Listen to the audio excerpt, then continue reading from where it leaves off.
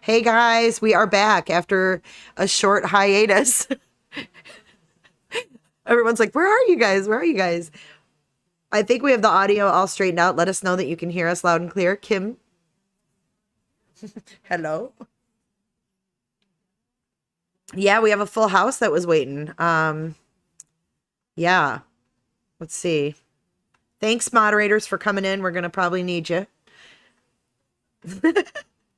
Prepper says, hey, Kim. Kim doesn't look at chat, just so you guys know. She just, oh my God, you would not be able to talk like you do, would you? That's how I felt when we got off. I was like, I closed my eyes and I was like, whoa, I got like vertigo.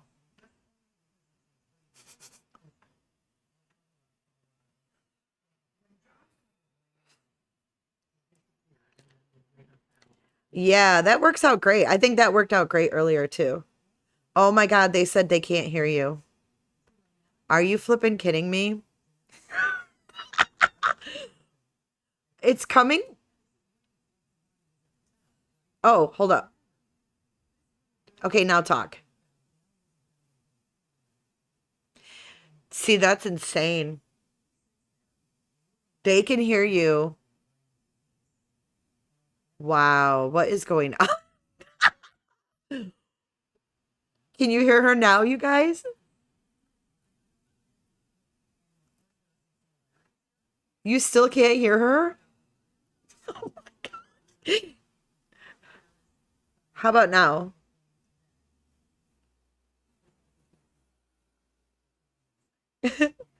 Still can't. Wow, that's messed up. Okay, hold up. Let me go do this again. Son of a gun. I can't believe it. You're coming through the OBS. I thought I fixed it. All right. Hold on. We're going to have audio in 2 seconds. I promise. Desert skies. Not again.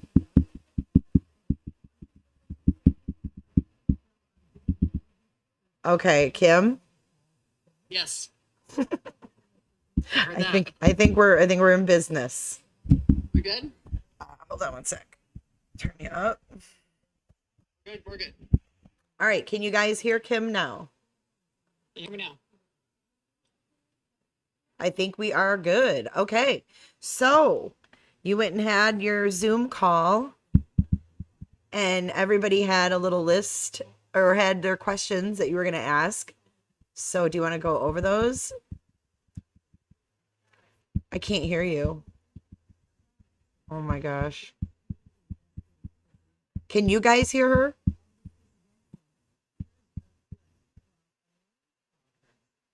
What's going on? Okay, I hear you now. Oh my God. Yeah? And can you hear me? I can hear you, yeah. Okay, we're good. We're good. We're good. Oh, that's funny. Okay, sorry about that. You'd think we'd have this down by now. Well, you would think so, but you know. Okay, we're good. We're good. Keeps interesting. All Okay, right, so everybody's good. everyone's good? Okay, Yeah. so I did just get off my Zoom call with Chris about a half hour ago. And when I was just talking to Jay before we got on here, she was saying, is it weird? You know, what does he think about? How did you ask me that about the questions I asked him? How did you read? Oh, yeah, like the purple mask, like asking him, "Hey, all these people online want to know why there is a purple mask sitting on the bed in the basement." He's got to be like, "How in the hell do all these people even know that there was a purple mask in my house?" Like it's got to be so weird to hear that. So I did ask him. That was, I think, the first question I asked him. I was like, okay, I have a few questions I need to ask you from chat. He's like, okay. And I was like, the purple mask. And he turns his head because so when we're on Zoom, because of COVID, he has to wear a mask over his face, over his mouth. And so he like turns his head like, are you kidding me? I know the things we want to know. It's gotta sound crazy to him. What are you saying? The volume for me sounds low, someone's saying. Really? I don't know. Can people hear me fine? I don't know. Hold on.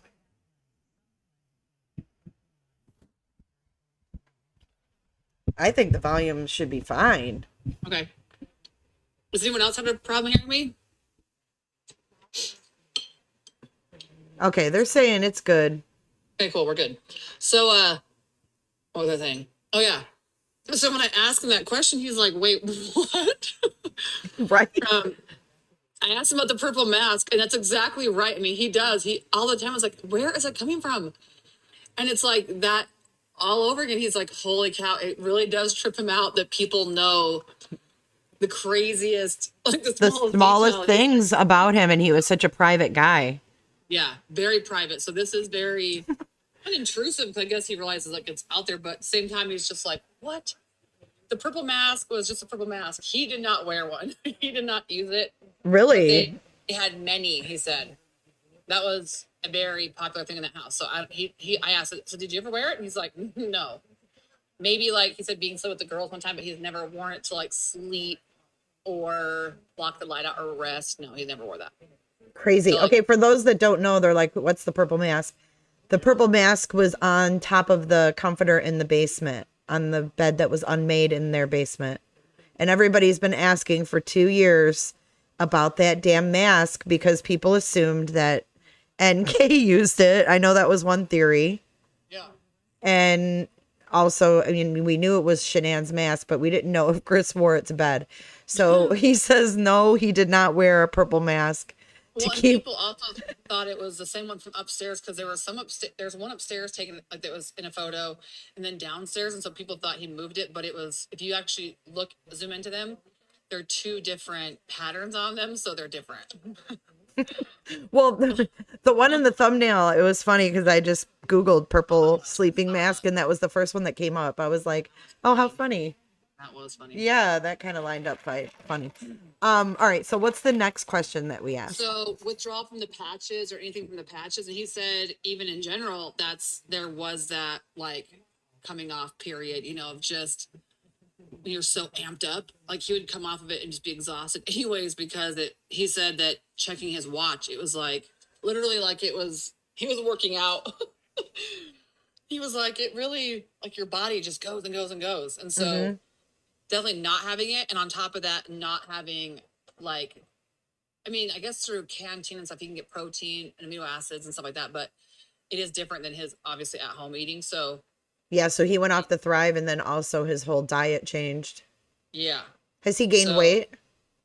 Actually, no, he looks good. I mean, like I said last time, his skin's, he's not as tan, obviously, because he's inside, but his hair is kind of long because he hasn't been able to cut it because of COVID. They're not doing that. So his hair's a little longer.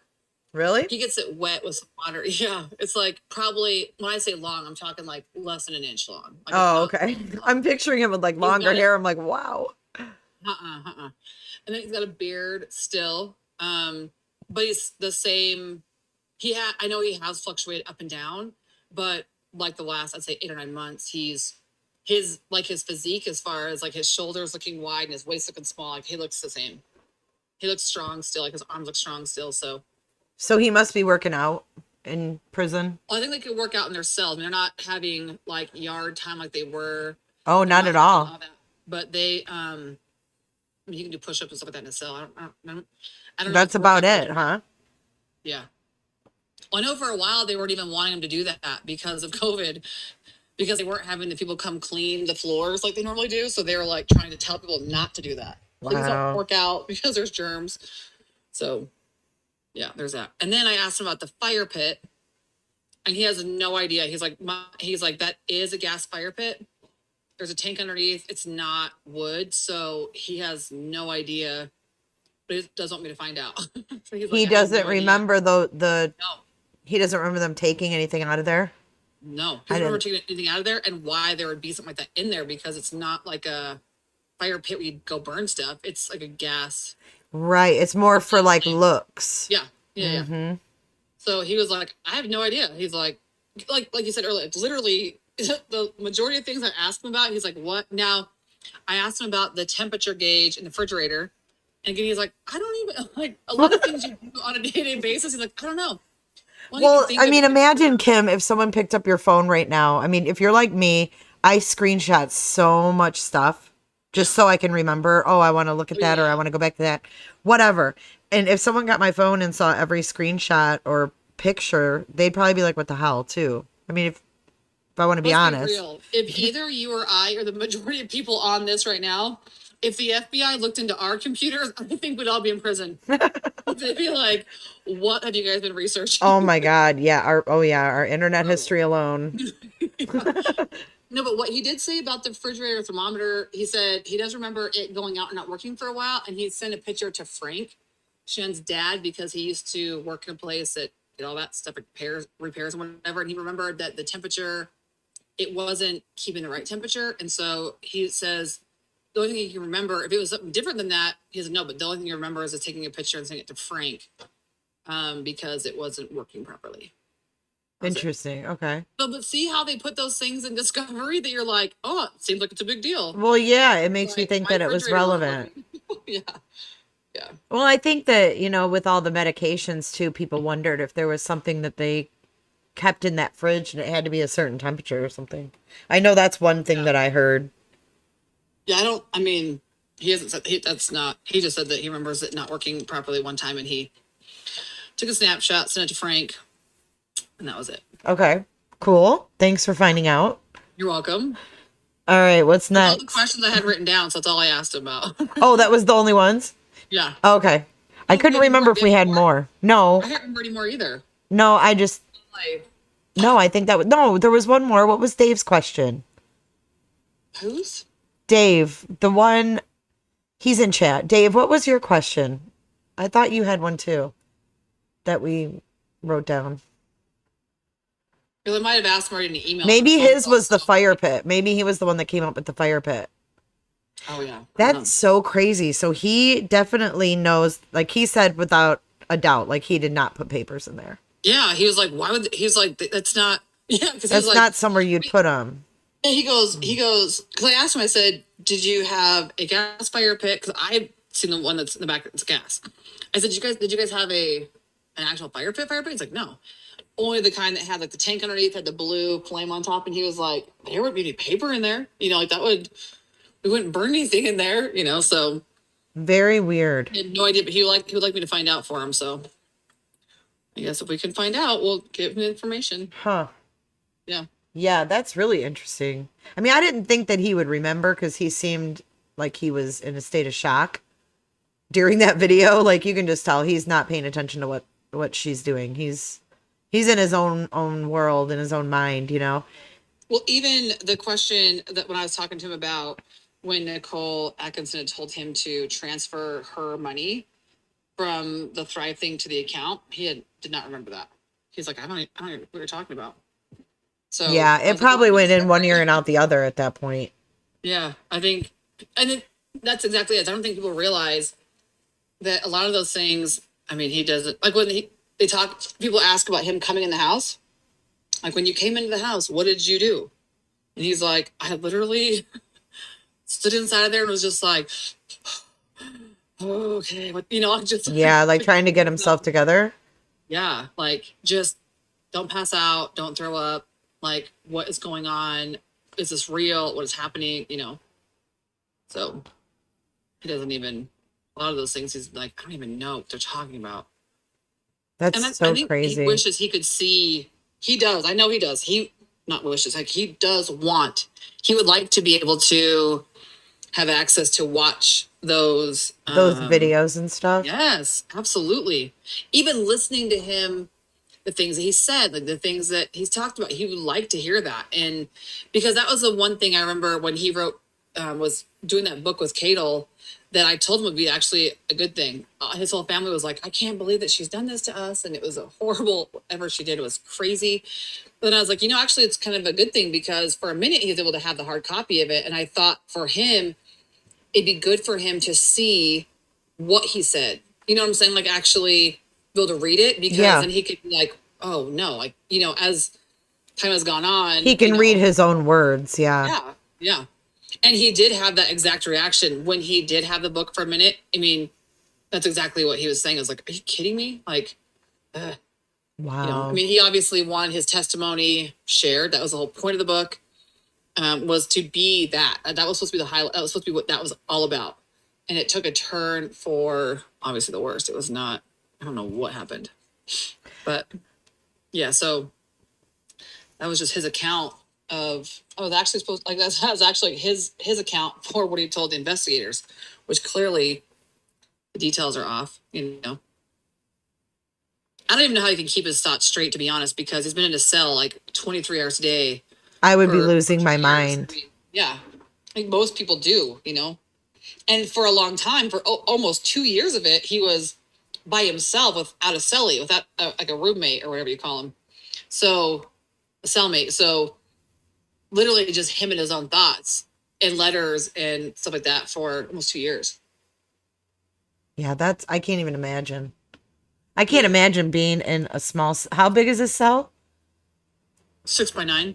6x9. That's like a freaking closet.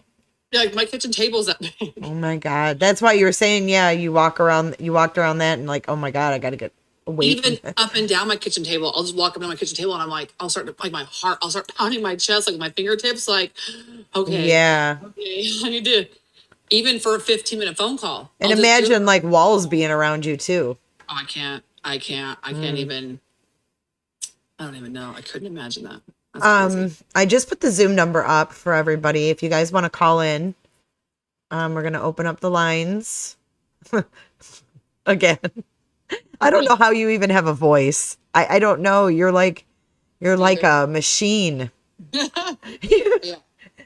Seriously. Oh, thanks, Red Raider. Yeah, Valerie, call in. The Zoom number's up and the password's up. Was there anything else that you guys talked about that you can share? Yeah, we were just talking about just this. I told him I was on with you guys for like 6 hours or 7 hours today. And he was talking about the channel and the mail that he's getting from people saying that they're happy he gets an opportunity to, you know, have his side heard, and he, you know, that they're thankful that he's wanting answers and wanting to share what he knows, because I think people, they didn't know, like, if Chris had all this information, or if the defense did, or if the Watts did, they didn't know. And I think as they're finding out that they haven't had it, you know, specifically after watching the court hearing, for people that are not like the sleuths of the Facebook world or for YouTube, you know, that literally have only heard about this case from TV, you know, then they see that very, like, that conversation that Gene Powers had in the courtroom about the Watts seeing all this evidence, them changing their minds. And I think that a lot of people that have written to Chris, you know, like, what did they see that changed their minds, and what evidence did they have, and what made your parents do that? And I mean, nothing. It wasn't real, you know. So I think that people are thankful for this, and so he's thankful for it. His dad told him last night that his dad did that little thing with me on my channel, spoke out, I guess, and that really touched him. Like, that was, he expects that from other people, but, you know, with his dad being a lot like him, that shocked him and it touched him, like, that his dad would do that for him. So I thought that was awesome. He didn't expect that. And he wasn't, you know, that was very touching to him, I guess. And then we talked about my dog for a second. My back door kept opening, but we had like just a random conversation, like little stuff like that. He was talking about how Thanksgiving at the prison went, and more of that, you know, since that's been done, everything's kind of calmed back down again over there. But just stuff like that. I was like, is there anything you want me to look into right now? Because that's, you know, as things come to his mind that he's got questions about as he goes through the discovery and, you know, looks over it so much, he'll have me look at certain things or look up certain things. And was there anything that he's interested in? Not this time. He's like, I feel like you probably have a lot of people asking questions that they want to ask me stuff. And I was like, yeah. And that's the thing is, he's like, thank you so much just for being that, you know, that mouthpiece for me out there. He's like, I know that I'm in here and I can't really do that.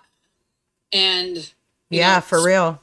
So he's like, just thanks for doing that. And, you know, just kind of, I was reading him some messages that I have gotten from people I don't share names because these conversations are recorded and I don't want to do that. So I do just say, hey, I got this message, and I'll read him the message. And he loves that. He loves hearing from people. It really. Does he think it's crazy that all of us would sit? I mean, did you tell him there's like 700 people for almost 7 hours Yes. to talk about his case? Yeah, he does not understand that.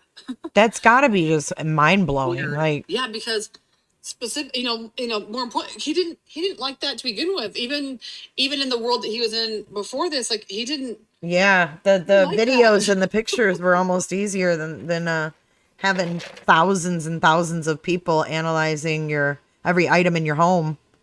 Well, that's the thing is, I think at least, even when I talked to him about when the article went out that those boxers with his name on it were in the guy's cell that he was helping out because he didn't have a lot of stuff. And he was like, are you kidding me? Like that just blows his mind. Like people are, number one, writing about that, but then two, talking about it. Like he's just like blows his mind. He's like, what? And I don't think, he knows that the magnitude of this case. Clearly he knows that, but I don't think he really comprehends it. I don't think, because I think he's just so simple-minded. He hears me say that. I don't think he really wrapped his mind around that. I know I couldn't. I don't. I think it's hard for anyone to imagine that. Like when I was telling him, like I have emails from England, from Australia, from all over, and he's just like, "How would they know?" And I'm like, Chris. Yeah. So he's starting to really understand, like you said, the magnitude of the case. Yeah, because he's heard it, but I think it blows him away. Like, he doesn't understand how someone like in New Zealand would email me. Like, how would they know? Mm-hmm. I'm like, well, I think a lot of people know, Chris. Yeah. Well, he hasn't experienced, he hasn't seen everything as it's been put out there, which is insane. He's heard about it, but like I said, even when we talk about it, I just don't. I think that there's still a level of, wow, like what? Like, what? Like, I still can't believe this happened type thing. Yeah, 100%. Yes, absolutely that, for sure, yeah. And I think that's how his family feels, too. Because they still live in, like, their super small town, and it's so, mom and pop area around there and simple. And so I think that even for them, it's shocking that people from all over the world write them or message them or are interested in this. And I can't imagine. I cannot imagine what that would feel like, Yeah. All right, we've got plenty of callers for you.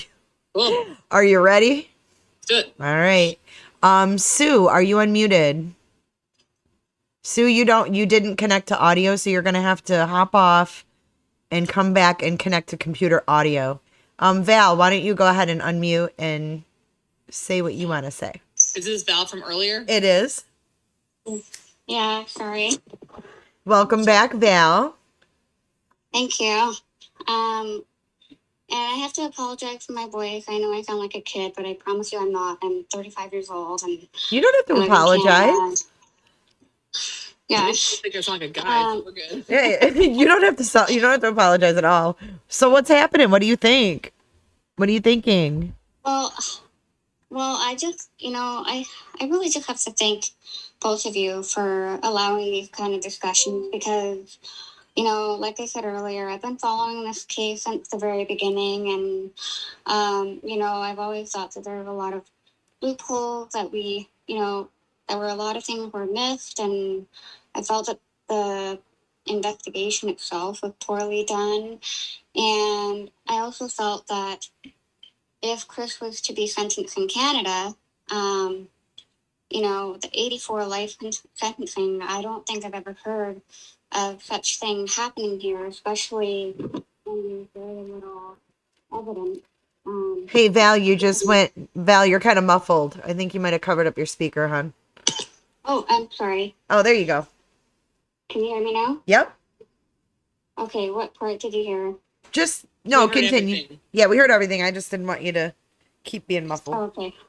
Yeah, I'm on my iPad, so.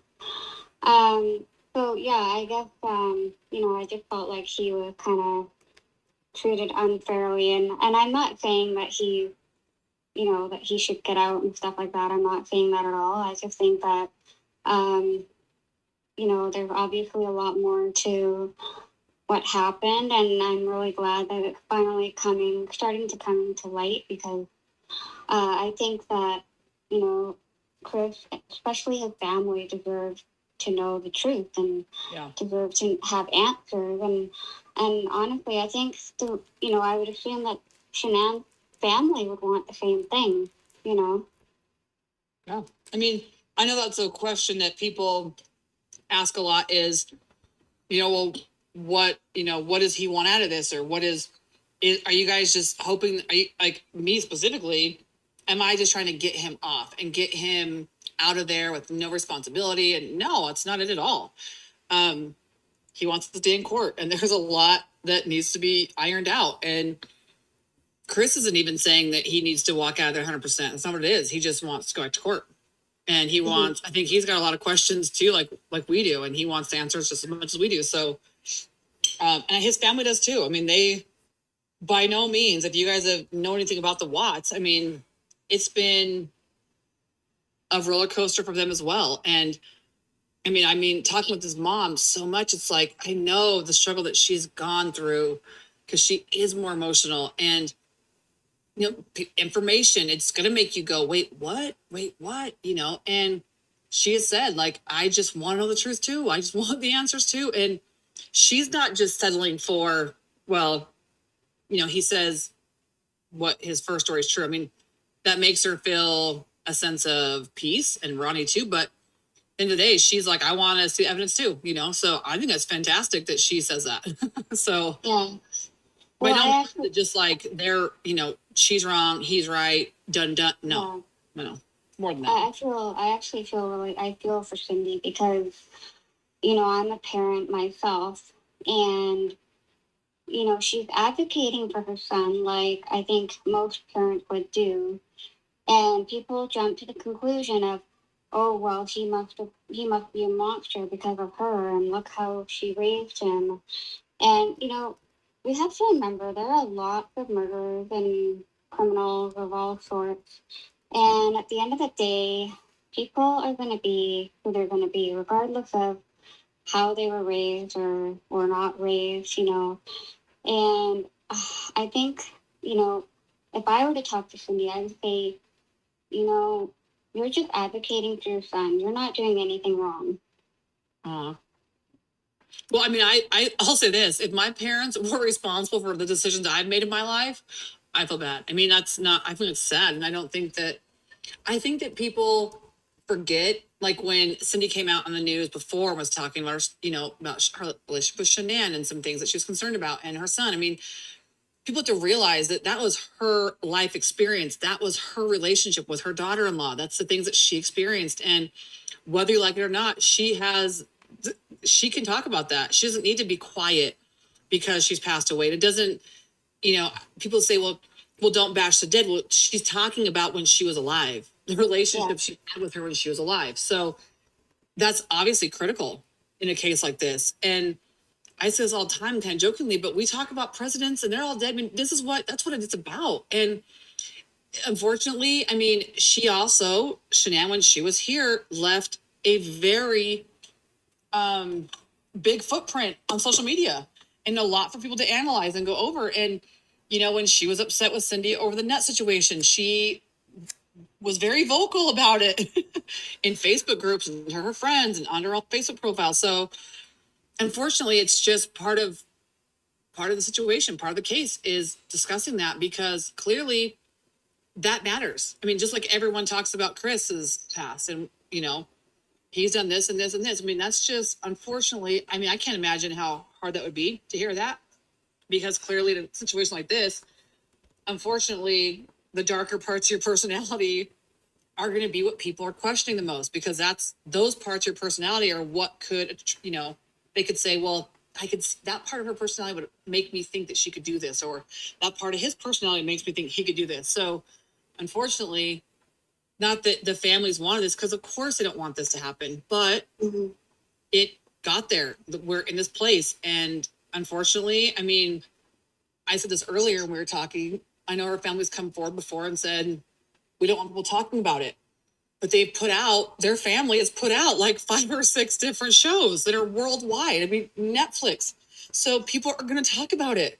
I guess my advice would be, if they didn't want people doing that, then I would probably not do that anymore. I don't know, but I think we're past that point. I think people are just going to keep talking now, because there is so much question, so much. It was just pushed through the system so fast, and nothing makes sense. And clearly there's a reason why people are interested. Clearly there's questions or concerns or whatever. So Yeah, there wouldn't be 900 people here.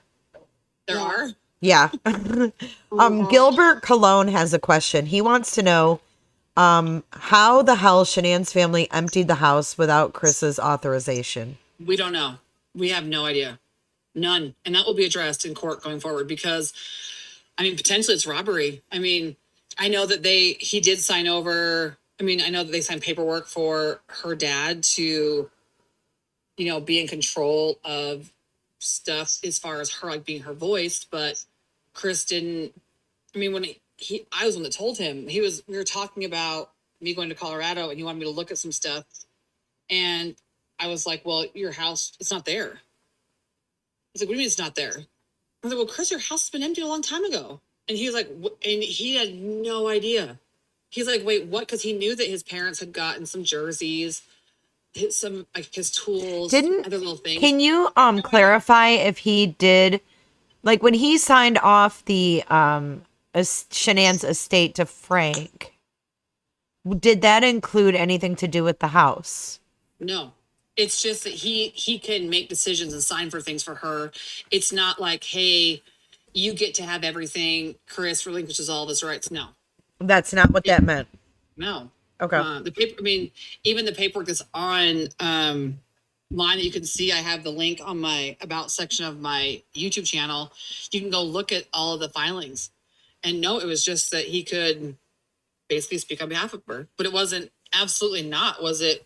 For them to go and empty the house. Clearly not even back in September 2018. Chris was like, that's a crime scene.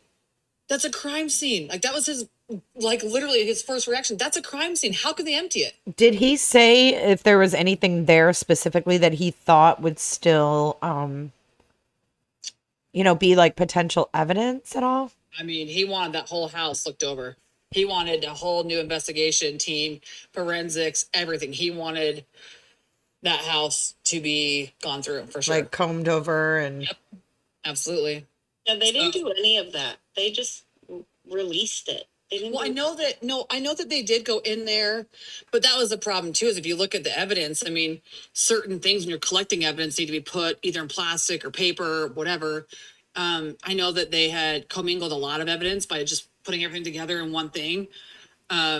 Which, when you're talking about a crime scene being at the house, I would think that, I know that, putting 5 or 6 blankets and pillows together in one bag, you're potentially putting hairs and fibers from one thing on something else. So you are supposed to label things individually and tag things individually and account for things individually. So, there was even some issues with that kind of stuff, to be honest. Yeah, they were just stuffing it all in garbage bags. Yeah. Well, from what I hear, they donated a lot of it, but it really wasn't. In all fairness, it wasn't their place to donate.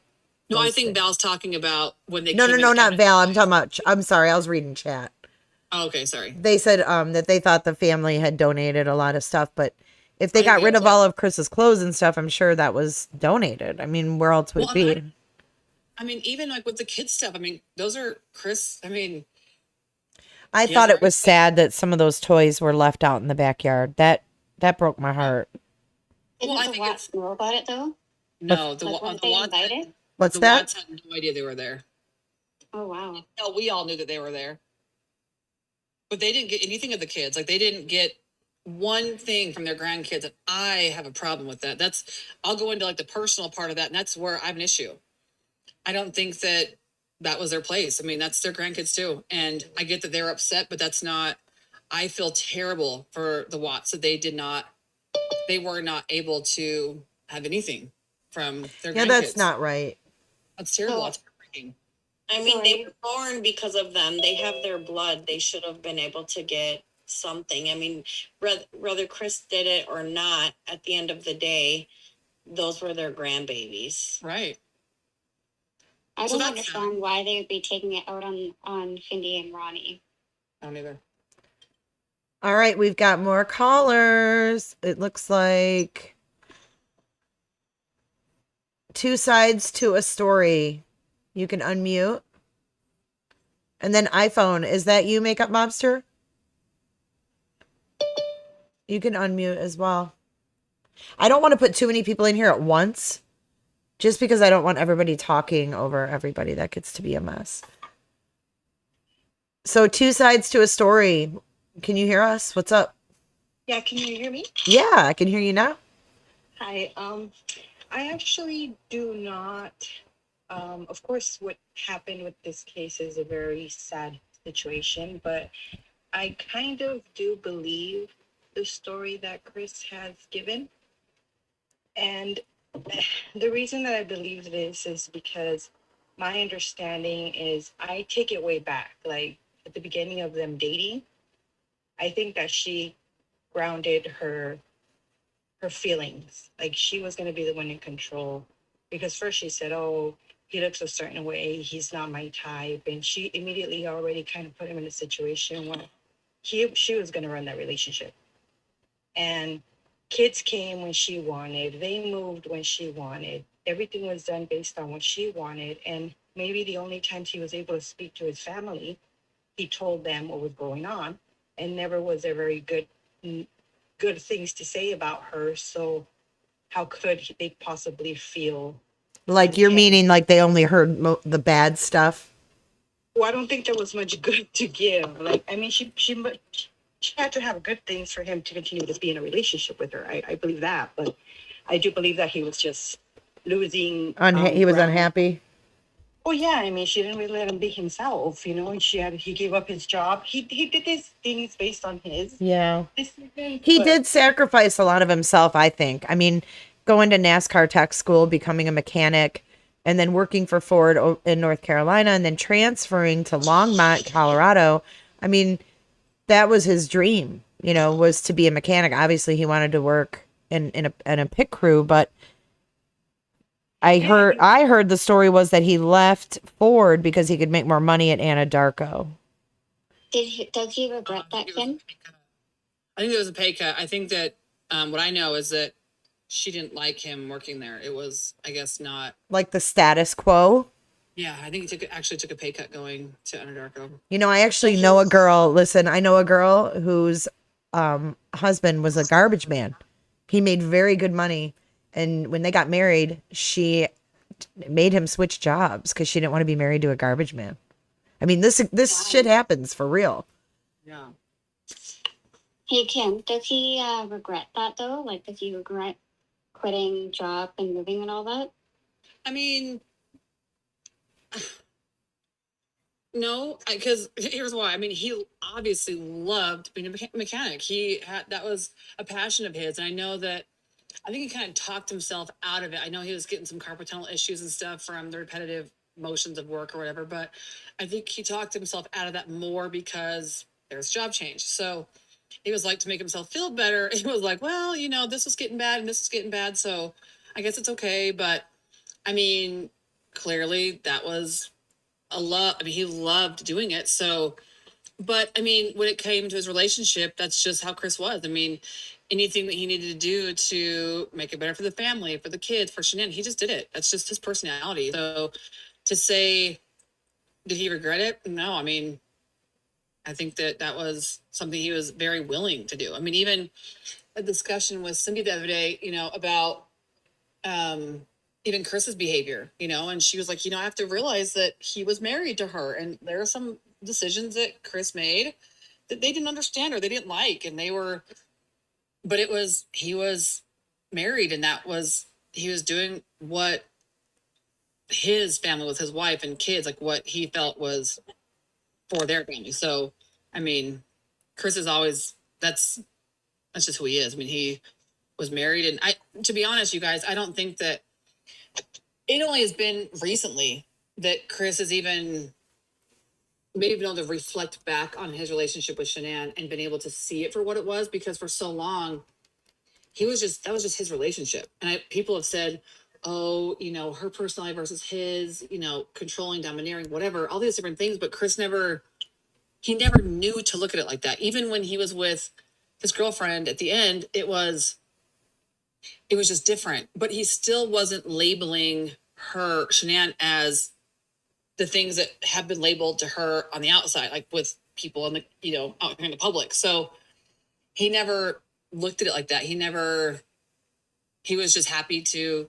do the things that she asked. And even like going on camera, he didn't like it, but she needed to do it for the business. And so he did it, and that's his personality. I don't think some of us go, well, you can recognize that easier and say, well, that's domineering or that's controlling or that's whatever. And I don't think he thought to look at it like that. And he didn't.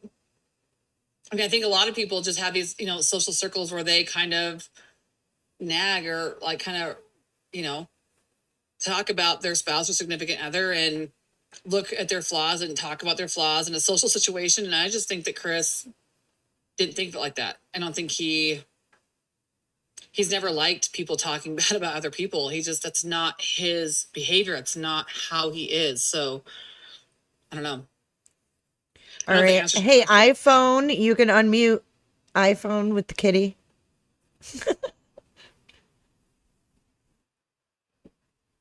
We can't hear you. No, you're muted.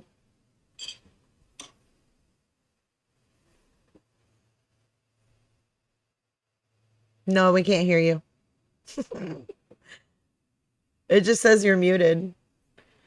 All right, let's see. Let her figure that out and we'll add a couple more.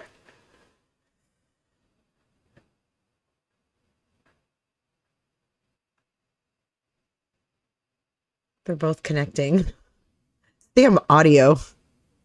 All right, Kelly Taylor.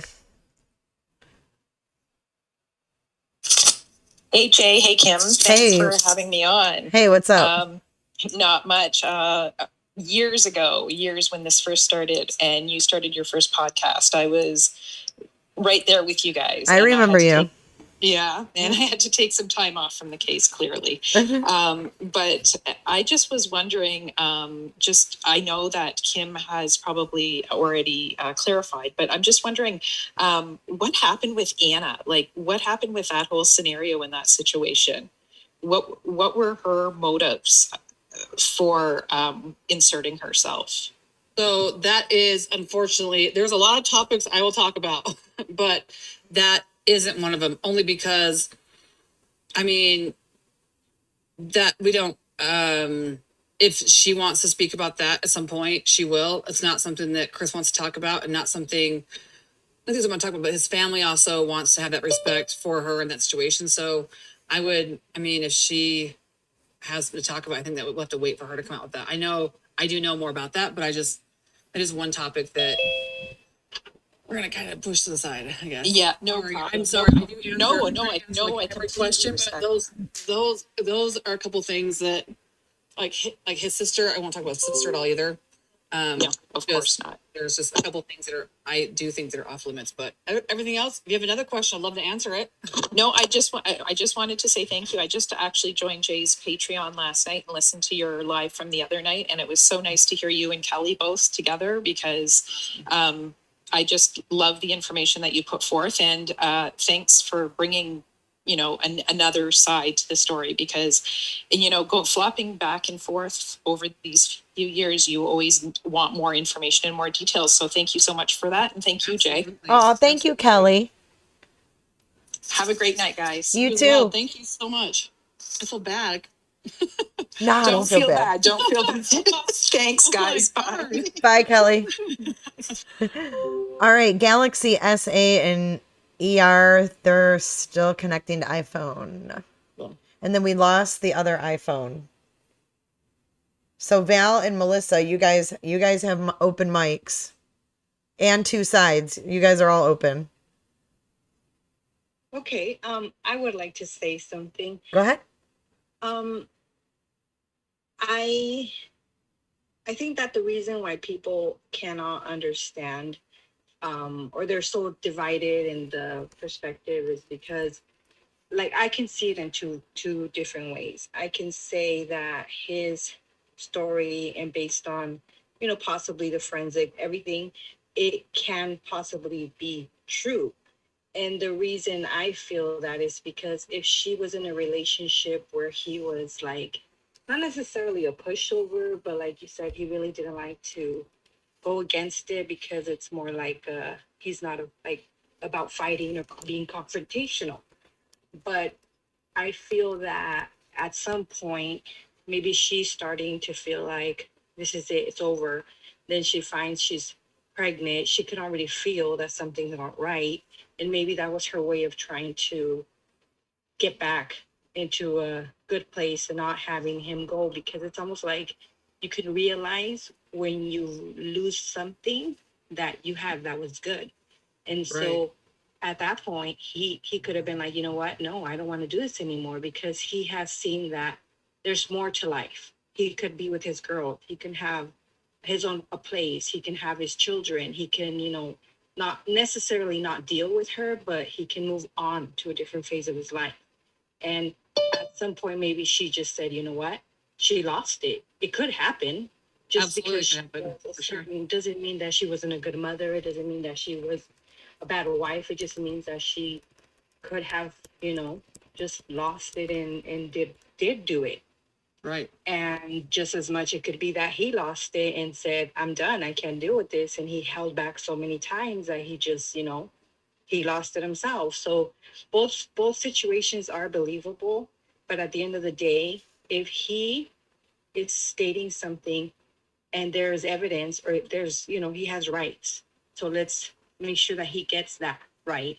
And whatever, you know, let the, like they say, let everything fall in its place, and let's see what happens. But you have to give him a chance. Well, I thank you for saying that, because that's very brave of you to come on here and to talk like that, because that's, I mean, I guess I feel the same way. I think that, you know, at the end of the day, there are laws and regulations and processes that are afforded to all of us, and he has every right, whether we like it or not, he has every right to, you know, exercise those rights, and he's choosing to do that now. So, I mean, I appreciate also your honesty about, you know, the possibility that it could have been her. I mean, because I think people just go, well, she was a good mom. Well, I would say Chris was a good dad, you know, and I think that they want to demonize him now because of the end result, but there's just so much more than that. And I think Chris just does. Chris wants evidence out. He wants all this stuff on the table. And like I said, it's not that he's saying, walk me out of here, I did nothing wrong. It's not what it is, you know? So I think he just wants to definitely have his day in court. And, you know, to his luck, that's how the law works. So he'll be able to have that, you know, hopefully. And I think in the beginning, he didn't have that. They pushed it so fast, the prosecution, and everybody just kind of brushing him under, and him not asking for a lawyer. I think he didn't realize like how deep he was in, because he's just so used to being submissive and kind of just go with the flow kind of guy, that, you know, to be told what to do, that he didn't ask for a lawyer. He didn't think to get up and get out of the room. And they just sealed his fate right from the get-go. Well, and to be honest, I mean, like, I don't know if you were here earlier for that conversation, but Yep. you know, the last court hearing he had, you know, he has a right to get up and say something. And he told his defense team that he wanted to read a couple scriptures, and address the court. And they told him no. His defense team said no, that Kate, the other attorney, had prepared a few sentences that she was going to read, and that's how it was going to go. So, I mean, even when you're told you have rights, even when like his family was there talking to him, his mom and dad, and they were told that was the conversation to have about the plea deal and all the different things but when his mom went to go talk about it, Chris looked over his shoulder and they said, if you continue this conversation, we will end everything. So I think that's the weird part, is that you're told you have these rights and you're afforded them, but clearly that wasn't Chris making that decision. That was his attorneys. And I mean, I guess that when you're told that, yeah, he just I mean, I don't think he knew to fight back, or he thought that he could, or I don't know. He didn't, you know, even his family in that moment, even them, they could have said, well, no, we're allowed to do this. And they could have been like, you know, and they weren't either. They were just like, okay, they didn't want to lose the opportunity for the family to have with Chris. And so they stopped talking about it, unfortunately. Did he ever say why he never asked for a lawyer? Has he ever said why he never? The only thing that he has said was if you guys go back to when he was in Colorado, they were talking about him, where the bodies were disposed of. And they were asking him, like, when were they going to be checked again? Is it something that, you know, people would ever come to the site and see or whatever? And he said yes. And he described that they'd be there soon, probably, and they would know. And I think Tammy was the one that said, well, what were you going to do then? Just sit at home like a sitting duck and wait for us to come get you? And he's like, I think he said something like, well, yeah, why do you think I'm here without an attorney or out without a lawyer? I think that even through the process, I don't know, maybe Chris is just simple-minded enough to believe that when he tells them things and he's being honest. I mean, he even apologized after he had talked to his dad and had told them what he did. And he apologized after that and said, sorry, he was lying earlier. So, I mean, I think that a part of him was thinking that the justice system works. And that's crazy that you laugh at that, but like that's exactly what it was. Like, you just think that the justice will prevail and that the right things will happen. And I don't know. I mean, I don't know. Is he worried that he's not going to be able to have his day in court, though? Like, is he worried about the judge shutting him down and whatnot? No, I think because there's so much as far as the 35C, because a lot goes into that. And so when Chris was being transferred after that hearing, I don't know if you guys know this, but like his mom had overnighted him a letter. And he was getting every other letter except for that one. And that one was like, son, we love you. Fight this. What is going on? Do not take a plea deal. And Chris never got it until he walked out of the court after sentencing and it was on his bed. And I mean, that's disturbing. But there's a lot of things like with Tammy Lee on my channel. I have 2 videos right now. They're up about her making comments. Number one, I think it was the day after, well, it was the 17th. So a couple of days after Chris was arrested, Tammy Lee, who's the lead investigator on this case, her husband went on Facebook and made a very public statement about the case, about who was behind bars and Tammy's role in that. And then Tammy, fortunately for the defense side, but unfortunately for her, she went on to make a very public statement, which I have those screenshots in a video on my channel. And you know what's really interesting, though, is that I feel like I saw a video somewhere, or it might have been a TV show, that she had said she felt like the investigation wasn't over. Do you remember hearing that? I mean, was that after Wisconsin or before Wisconsin? I think it was before. Well, I don't know if I heard those exact words, but I mean, what's baffling to me is them going to Wisconsin and saying publicly that now they believe Chris told the truth when clearly the evidence does not match the autopsy. But that's what, there's a lot of people that have read the discovery and have been here for the long haul, but then there's millions and millions and millions around the world who haven't, and they're speaking to those people. But ironically, even the people that have been around here for so long, when I question them and say, well, if you believe the second confession's true, what part of it? Well, all of it. I heard that it was the truth. Well, from who? The prosecution, like the investigators. Well, then explain, then does that mean that you believe that the autopsy is fake? Because if you believe that that is true, number one, my question always is why? If you think that he's such a liar, why are you putting all your eggs in that basket? Because to me, that's an emotional response. That's an emotional answer of you saying, oh, well, it clears Shan's name, so it must be true. But I like to base things like that based on the evidence, because people say there's not a lot of evidence. Well, there could be more, but there is enough to be able to prove forensically that that's not possible, what he said. So, hey, Kim, I have a question. People want to know in chat. It's a little off topic what you're talking about. It's about NK, the latest rumor that she's had a baby. Have you discussed this with Chris? Yes, there's no baby. Well, he doesn't know if there's a baby. He's never been told that there's a baby. He doesn't think there's a baby. He hasn't talked to her.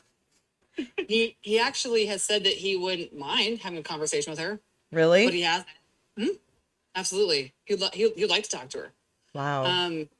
Well, because I think that she was lied to too. To be honest, I mean, they went in, especially if you look at her article in the Denver Post. I mean, they botched that pretty good to put across a very important narrative for the prosecution, and it wasn't true. I mean, I think that she was lied to just as much as everybody else was. I mean, that's exactly what they told her. They told her that Chris confessed to everything. Well, no, he didn't. It wasn't true. I mean, and so when Somebody needs to mute the YouTube, please. That's exactly what they told her. They told her that Chris. Thank you. But I'm sorry, I totally lost my train of thought. Where was That's that? okay. What was I We were talking about NK and the baby, and Oh, I mean, clearly they lied to her. They told her that Chris confessed to everything that wasn't true, and she even denies that to them. That's not possible, because how is that true? Like, I knew he was married. I knew he had kids. What was he gonna do? Just say that they're gone for good? And I would just be like, okay, of course not. So I think she even struggled with that, and that was, everyone's heard the whole. hang on, someone's at my door. I'll be right back. Cool. So, But go ahead. And Galaxy X8 has been waiting, just so you know. I'll be right back. Cool. So, I mean, I think that, he would like to have a conversation with her. He'd like to know how she's doing. We have talked, like, when her name change went out, and he's wondered, he feels bad because Anadarko, I think, was her dream job, and he felt bad that had come to an end because of this case. And he knows some things that she's gone through in her life, and he felt bad for the things that she's gone through. So, I mean, I don't know. I think that he says to me, I've asked him, everyone wants to know, was she involved? Well, to Chris's account, no, she wasn't. And hello? Oh, I'm so sorry. Oh my God, you're fine. And I've been trying to unmute for so long, and I've never used this, so it sent me to dial in a number, and I was listening on there, and I was trying to talk. And oh my gosh, no, you're good. You're good. I know you've been waiting a while. It came out of nowhere. Yeah, I was waiting for them to talk, and then I'm like, hello? Sorry, it just came out of nowhere. Okay. So I have a couple of questions. You're going to have to hear me out, okay? Because I've been following this case from the beginning, and I've been following all of the lives that you've been on, and I find them very interesting. And I personally believe he had nothing to do with it, but I don't believe he did it at all. But I also don't believe Shanann did it, only because Shanann cared too much what everyone thought of her. I'm not a shiner or one of those people. She cared so much, whatever, and her kids were her props. If anything, if he left her, she would have gotten more attention, per se. And don't come at me, everybody, because obviously nothing deserved to happen to her. It's horrible. Obviously, horrible. Right? I mean, we shouldn't even have to say that no one deserves to be murdered. I hate that I even have to say it. Right. But this is a case, so I just try to look at it objectively. And if you look at their personalities, I mean, she would have thrived off of this. You know what I'm saying? I mean, no pun intended, but she would have loved the attention from him leaving her, and then she could have had a success story out of it. And her kids, though I don't think she was very hands-on, I think she was a little distant or whatever, but that was her identity. So I can't imagine her doing this. And I'm sorry, I'm one of those people that just believes that NK was involved. And I understand that he hasn't said it, but I mean, look at him. He's sitting there in 2 years and pled guilty to protect someone who, by your account, killed his children. So why would he not sit in there and keep his mouth shut to protect NK, who he has said is the absolute love of his life? That's who he never loved anybody more. Why would he take the fall for Shanann, assuming she did this, and she's also passed away, so she would face absolutely no repercussions, and he struggled with 2 years to come out and say that? I can't imagine that he would not keep his mouth shut for NK. And I believe that, I mean, when Tammy Lee asked him, you know, what are in the lie detector, what are ways that he could, what are ways you could kill someone? His very first thing was hire someone. And that's why I believe the Jim comes in. And I think her father was involved in something. It was to protect her, hurry this case through, this, that, or the other. And why was Jim never even interviewed? Or, you know, I mean, we only have what we have to look at. We don't know what they have, obviously. But to me, I don't believe he did it. I believe he tries to protect everyone. He tries to follow whatever narrative. You know, it was Tammy Lee suggested she did it. She did it.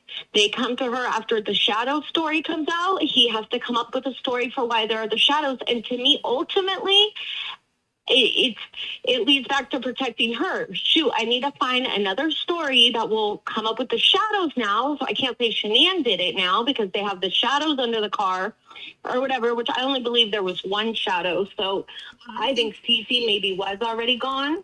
I think he mentioned. I mean, what do you think of that? Well, I know I like your point of view. So I'll say this: I can go through all your points and hash them out. I think that he actually. Yeah, sorry, I word vomit also. No, you're good. I like it. If I forget something, tell me and I'll talk about it. But I think that he actually mentioned the girls being alive before the shadow thing came out, because I believe that the prosecution ended up saying, "Oh yeah, well that story would account for the shadows." So I don't think that was. I don't know what the timeline per se what that was. As far as Nicole Kessinger, here's my point with that the prosecution didn't have a lot. And they did get all of her stuff. I agree. And so to me, since their case was pretty flimsy, to be honest, I feel like for sure, if they could have somehow pinned her something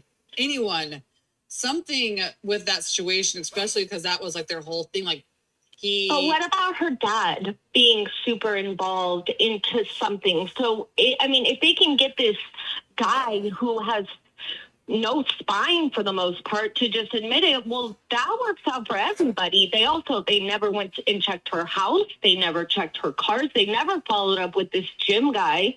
I mean, you see when they went to Wisconsin, they were like, you know, there were other pictures with the heavier set guy was that Jim. So they clearly didn't even know the guy. Why would you not? You know, and then just the fact that she pings there calling someone, you know what I'm saying? Why was she around there? I know you said he doesn't know what but I feel like he's so devoted to her and he figures if someone's going to do the rest of their life in prison, why should we all?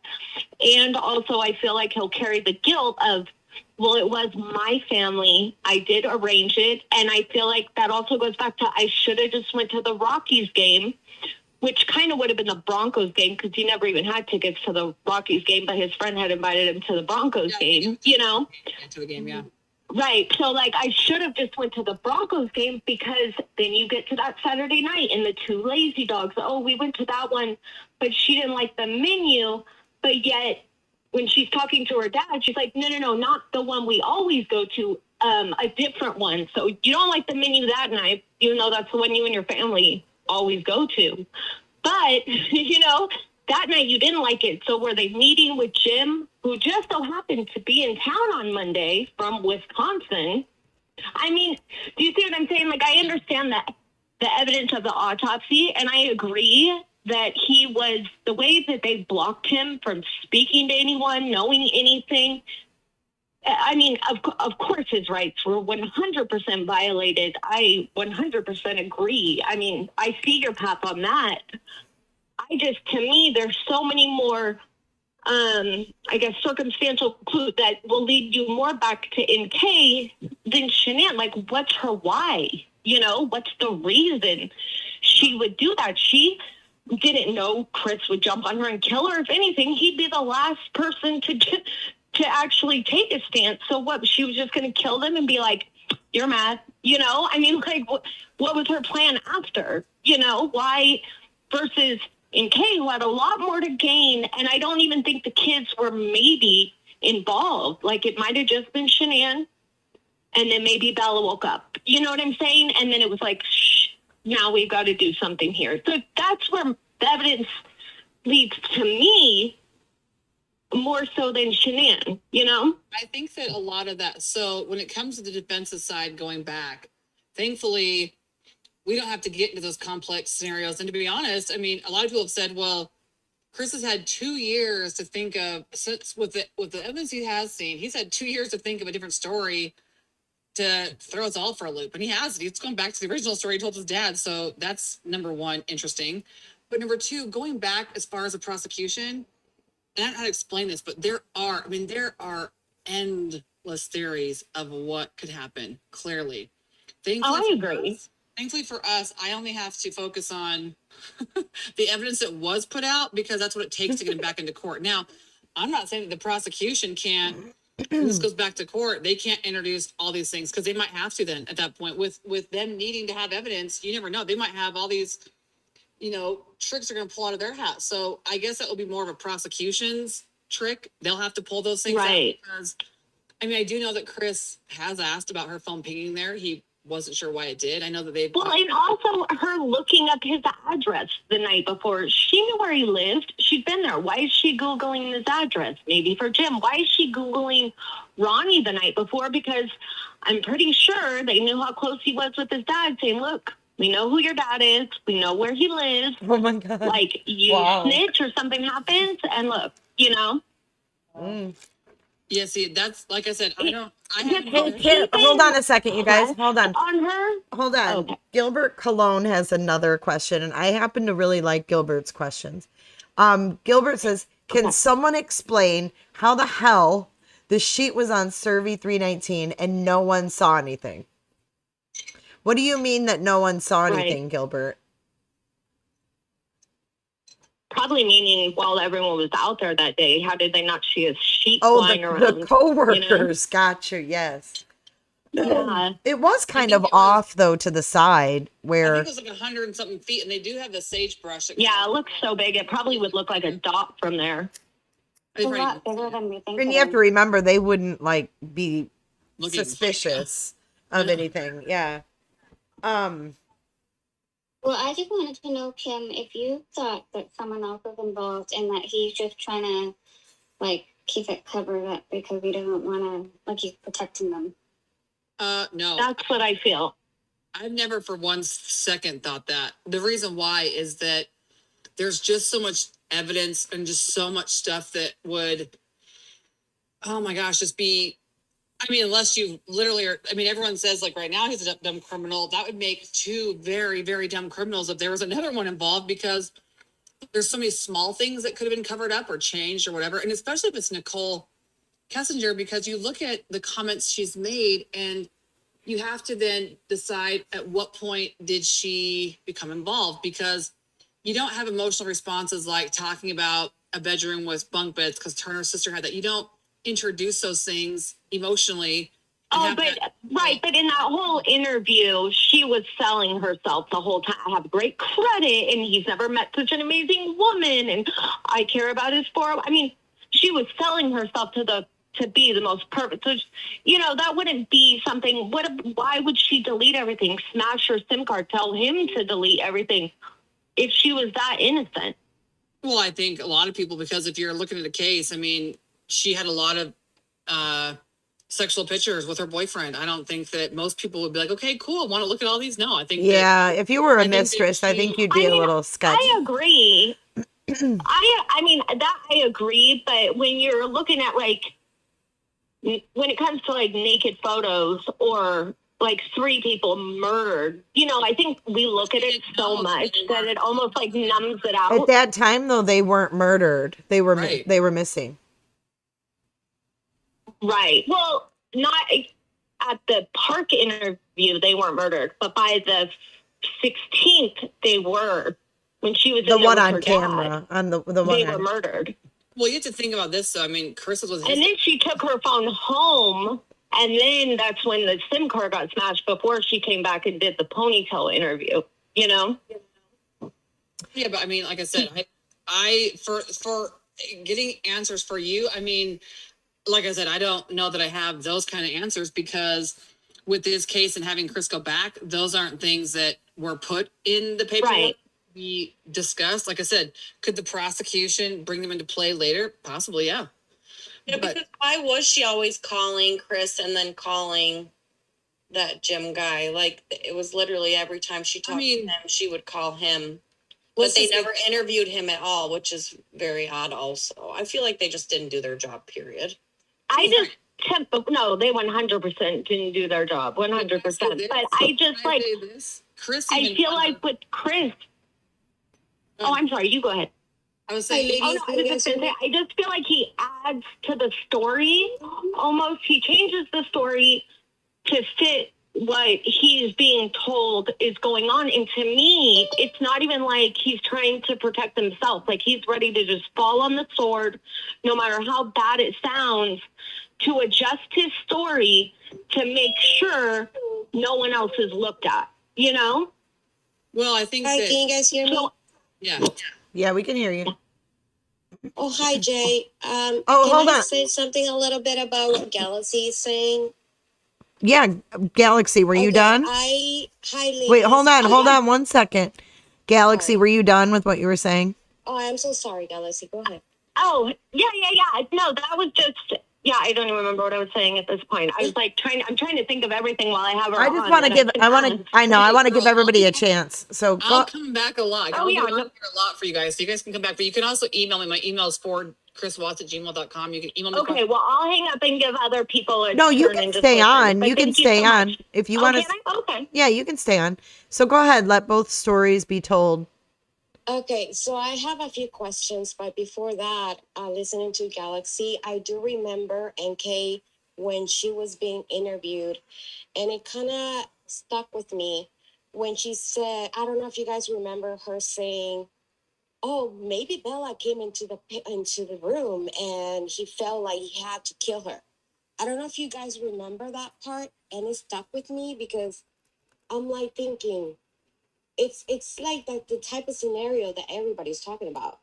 That Bella or that he even mentioned it. I don't know if you remember, he even said Bella came in one of his you know what I mean, like that Bella came in Wisconsin, he said that. Yeah, and then something like he had to kill her again or something like that. So, and then I remember NK mentioning that in one of the interviews. So that really stuck with me. So, what did she mention? When she was interviewed, NK said, "Well, maybe Bella came into the room and he felt like he had to kill them." Yeah, she did say that. Right, yeah. Well, and that stuck with me. And then I was like, "Say what?" How did you come up with that scenario? Let me tell you how this works with Chris too, is that with the Wisconsin scenario, I mean, number one, Chris was a pretty strong guy. I think that the likelihood of him trying to kill both of his daughters and not succeeding was slim to none. I think that that's weird to even say that, especially when he refers back in the Cato book of that's how their cause of death was smothering because of what he did at the house. And I'm like, well, they didn't really die all the way you said there. So I feel like there's a lot of things that when Chris was giving them their story that they weren't leaving until they had one, basically there's a lot of things that have been mentioned to him that I think honestly were just, he's heard it and he's added it to the story because like I said, a lot of those things don't add up. Even like him saying they put the Yankee blanket over her head and strangled her, the kids. Well, the Yankee blanket was at home. It was caught on the police camera. There's only one. It was there. There would have been fibers had it been that blanket, number one. But then he says he put his hands over their mouth and he strangled them. So there was also no marks of strangulation. Like I said, Chris is a pretty strong guy. I think that if he had his hands on his girls' necks for even a small length of time to strangle them, there's going to be bruising, not even just external, but internal. So, well, and that was one of my other questions is because, and that's why I also feel like he definitely didn't kill the girls. And there wasn't a plan because when he admitted to it, he said she strangled them. If he was there, he would have said she smothered them so I felt like he wasn't even around. It went from strangling to smothering. It's almost like he's guessing. But if he doesn't quite know He said he couldn't really tell how they were the killed. suit from behind, though. Yeah, have you seen my reenactment video? I have. Okay. So if you But with the girls, it was how were they choked? There wasn't the bruising. well, he says in the Wisconsin confession that he choked himself. So yeah, there wasn't the bruising. That's what I'm saying. It wasn't possible. But that's the thing. I think people have only heard maybe parts or have only stuck to parts that fit their emotional story, because when you look at the actual evidence and you look at his whole interview with his confession with his dad in Colorado, they specifically asked him multiple times. If anything, it was his dad saying strangled, smothered. I think that those words were used very interchangeably, because when they actually got down to brass tacks and were saying, did you see her hands? He says no. And when she asks, can you show me how you saw her hands? One hand, two hand, he says, I couldn't see. I was at her back. I only saw her from this angle. So he actually does very clearly say he did not physically see Shanann's hands. All he does do, I was able to separate the audio and the video from what they released and put them back in sync, because they weren't released in sync, which is, again, why. That's a prosecution, tactic. But when I put them back together and I was able to look at Chris's one by one account for that and match it with the autopsy, I mean, everyone goes, well, you got the evidence to match the autopsy. Well, that says something. If I could get the evidence, the internal forensic evidence to match what he says, that accounts for a lot. And unfortunately, his account for what happened in the Wisconsin confession does not match the autopsy. Neither does the story that he reiterated to Cato. So, I mean, yeah, like I said, I when it comes to someone else being involved, unfortunately, or I guess thankfully for me, as far as getting him back into court, I don't have to entertain all those things yet, because we don't have to deal with what was on the table. And I mean, the prosecution could have had a heyday and thrown in all those things, because they were throwing in whatever they could. I mean, so maybe that was their mistake for not doing that and giving everyone maybe some more. Well, I feel like if they had someone to take the rap, and like I said, I still feel like her dad he was way too authoritative. I don't know how it all went with her and the lack of investigation. I mean, I've heard about different things in Colorado, that they are very corrupt there in general, different cases. No. Like I said, I do believe, I'm sorry, I didn't want to cut you off, but I believe because her dad, her dad has a big, wasn't he like a supervisor or like some sort of authority at that multi-million-dollar, isn't that a multi-million-dollar company who probably have so many lawyers? And we're talking about the babies were put into oil tanks. That's a big liability, because first off, they should have cameras. Yeah, they should actually have cameras in those places. And that's why I feel like they just wanted it to go away. Yeah, for safety reasons, they should actually have cameras just to kind of monitor whoever goes in there, like if anything gets fixed or if anything, because in the first, the first thing that actually got stuck with me too is the fact, how is it that something got messed up and Chris said, okay, I'll go there on Monday. And how is it that they should actually have cameras to see how is it that it got messed up? Because there's a lot of scenarios right now that I heard that Chris maybe went on Friday and messed it up himself to have an excuse to go fix it. And that's how people came up with the whole premeditated thing. You know what I mean? Like, so the fact that they don't have cameras in those places, right? That's liability. Well, that also leads back to NK, who worked in the safety department, who would be monitoring all those spills and all of that. That's the thing I was thinking about too, because I have so many different things that I think of, and some of them they start turning into like conspiracy, like why was the garage door open when nobody was there? Yeah. When at the time frame that in A was at the doctor's office, there was alerts going off in the basement. So like, why was that? was that in Kay down there? You know, like, was she stick around for a little bit? What are you talking about? Alerts? There's garage. There's, you know how they have the bib in, and so when they open the doors to the basement, they have one at the top of the basement, just like they have one in the garage and the front door. There's alerts that the basement door was being opened while, yes, in case and her son were messing with stuff, obviously, but there was so there were those alerts that are accounted for, but she gives the time frame in there was alerts. I don't mean to cut you off, but there were 2 alerts right after he left the house. I believe he said one was at 5:27. Yeah, the garage door, but the garage door, and not only something. the garage door, but the basement door at the top of the stairs too. also. Kim, Yes. Kim, I have a question for Yeah, you. because the Maybe you should basement ask- Hold on. also- We're all talking over each other here. Oh, Oh, sorry. I'll No, stop. it's okay. It's okay. Yeah, the basement door went off, and the service door to the garage went off after he had the left. door was left Yeah. open. Now, I would think that the alert. So if he had propped the door open and went in and left it open, I think that it was an alert that it was left open. Meaning, I know even the garage door had an alert that it was left open. So, I mean, But the basement had an alert during it was during the time frame where NA was there, and then she left to go to Shanann's doctors, and in her interview, she gives that time frame. And it just so happens that during that time frame, the basement gives an alert.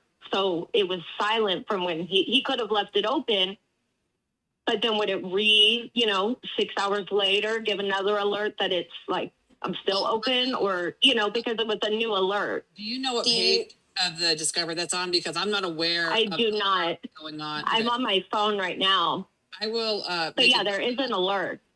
Yeah, because Kim, Well, he does also mention it, Kim, in his interview. He does tell Tammy Lee that there were 2 alerts, and he reads the times in his interview with her. In the morning though, I thought that was in the morning. Those, yeah, I only know about the morning one. I don't know about any from NA, except for when they said they lifted the door. I think it was at like 12:40 or something. Yeah. And he kept calling them, but there was alerts happening while she wasn't there. It was unless she was wrong about her times and they were messing with stuff or something, because I listened to the Patreon with Jay, and you guys were kind of alluding to maybe the sun went in, so that very well could have been it, and the times were off. But there's an alert for the basement while if you listen to her interview, she says the time frame of when she went to Shanann's doctors. Can I make a And so it's in that time frame. that's what's bothering me, you guys. The fact that Wait, hold on. the only thing. Oh, sorry. Go ahead, Kim. Okay, I'm gonna make a request. Because I'm going to be with Jay going over this a bunch, I would like to ask that anyone who has questions like this, if you're going to come and say, like there's an alert, can you please come with like a page number so we can look at it? Because to me, it's critical that everyone has the information so that it's not just, a misspeak or what. I want to be able to, I have have it in front of you. I'd like to be able to look at it, reference it, make a note of it. So just anyone. All right, well, let's do that. Let's table this, and then let's find that in the Discovery. And if you guys want to email it to Kim or email it to me. I would love it. I would love to know for sure what page, what you're talking about, because I will figure that out. Vivid, I couldn't do that right now, but yeah. Okay. That's just a request. That makes it easy for cool. About well, that's definitely a topic for the next live. We have Ray. Ray, do you want to unmute, or Clore? You guys have been waiting a little bit. Yeah, I have just a question. I just started in on this conversation. Uh-huh. I have a theory that I think my daughter and I are obsessed with this case. We live in Ohio, and there was a text where Chris asked Shanann if she had got on the plane. Well, once she got on the plane, he texted her and said, sorry, I fell asleep, da-da-da-da. Do you think that he might have killed them kids in between the text of her saying she was getting on the plane and him saying, "I'm sorry, I fell asleep"? No, because And then he was they're on the waiting- phone with NK. That was when he had that 111-minute phone call. Well, but besides that, let me give you some forensics about that. I could say no from a forensic standpoint, because if you go to their autopsy, they have what's called marbling. And that is, so if you want to get on the more technical side of this conversation, is when someone's passed away after a certain amount of time and they're laid in a position, they're going to have what's called pooling, where the blood is going to settle in parts of their body, and they're going to have blanching, like where the lowest parts or their heaviest parts of their body are touching. You're going to have white spots with blood around it. So they didn't have that. And having marbling is when because they were suspended in the oil, the liquid, they weren't sitting at a certain point for long enough for that to happen. It ended up just, there's this, it's just called marbling. It's on their autopsies. It's in their abdomens. And so that would 100% be able to tell you that that wasn't, basically for marbling to happen without having extra pool marks.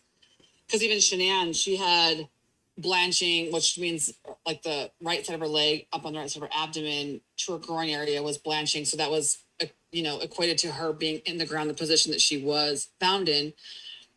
And that's going to give you a timeline of couldn't have been, 6 hours earlier, because then there would be a pool mark or even like a secondary pool mark. If she'd been someplace for a while and then moved again for a while, there's going to be certain amounts of time are going to go by that are going to allow us to kind of track a timeline, I guess, of being passed away. So the girls, it couldn't have been like 2 a.m. or even like before, because there would have been other indications in their autopsy that would show us, could account for that time frame, and they weren't. And also, I have another question. I've kind of been going through the discovery a little bit here and there, watching it on YouTube. Where is NA's interview in that? Has anybody read that? Because I haven't found that at all. Nicole Atkinson, I'll give you a tip. If you just do Control F, if you're in the discovery document, you just do Control F and type in Atkinson. It'll pull up every time Atkinson's mentioned, and you can just next. I don't remember ever reading hers either. I remember reading her son's. Yeah, but I haven't seen hers at all. Oh, no. Nicole, sorry. I don't know what I'm thinking of. I was thinking Kessinger. Yes, I haven't seen it either. It's not in there. Yeah. And I think that's weird that hers isn't in there. That is weird. I'm sure it's redacted. I'm sure that's something. I found something. It says Nicole Atkinson interview. It says Shanann's phone showed a Vivint alert at 12:42 hours for the garage door. Officer Conrad's narrative, Discover, page 51, document page 6. This information is not repeated in any other sections of the discovery, including Chris Watt's phone data review. We don't know who triggered the garage door alert at 12:42 hours. Well, here's the thing though. I think I thought her son, that's when he shook the garage door, actually. Because then Chris called and they said that they lied to him, and they said that they had left the house, but her GPS showed that she was at the house for about 10 more minutes. So that one, I believe, was actually contributed to her son shaking the garage door or something. I didn't hear anything about the son reopening the front door. Because it says then, it also says, although they did set off the alarm twice, one on the front door and the other the garage door between 1200 and 12:30, they were at the doctor's office at 12:42. Well, it's not true, because I can pull up her GPS right here, and it doesn't say that she was at the doctor. I'm just saying that's what it says on here. I don't know. Now, let me say this. I do know, based upon their timelines, that when they're initially giving an account for this, I don't know how accurate some of it is, because some of their times are between 4 and 5 or this and this. It's a little bit different, but we can pull up her GPS, and I could tell you real quick. Hold on a second. GPS, if you guys have looked at Nicole Atkinson's GPS, it's like I'm on page 14. Are you going to share screen again? Hold on. Is it possible that Nicole Atkinson went into the house? I think it's a strong possibility. I believe so too. Yeah. Well, but the baby, the slash was on though. So if she was inside the house, if she went inside the house, how did she put the baby slash on? So I don't think she went inside the house. Chris did Yeah, say but she went through the garage because I remember her saying Oh. that she had access to the house. So, and then I thought it was convenient how her son found the phone in the couch. Yes, that I thought that was convenient too, and it was pretty quickly. Yeah. Yeah. There's a lot of things about Nicole Atkinson that bother me a lot, because the fact that she went in there before calling, that she went to the house, she tried to go into the house before calling the police. Because the first thing, if you're worried about your friend, you're your friend. Because I was listening to you guys about Shanann probably going to Lazy Dog and having drinks, and probably and I was gonna say NK, God. And Nicole Atkinson was concerned that she was probably passed out because she was drunk the night before. So I'm thinking, if you're worried about your friend, that something happened, and something happened that she might have drank the night before, the first thing you want to do is call an ambulance before you Right. go into the house. You know what I mean? You call an ambulance and say, you know what, I'm on my way to my friend's house right now because she's not answering my text, she's not answering my calls. Please go over there. We gotta check. Then you go to the house. Then you see if the car is there. Then but the fact that she went there, she tried to open the door, she sees things, she sees the car, she tried to open the garage, and then she calls Chris, and then towards the what if actually Shanann was actually passed out? All this time she could have called the ambulance before she actually got to the house. So I don't know what you think about that.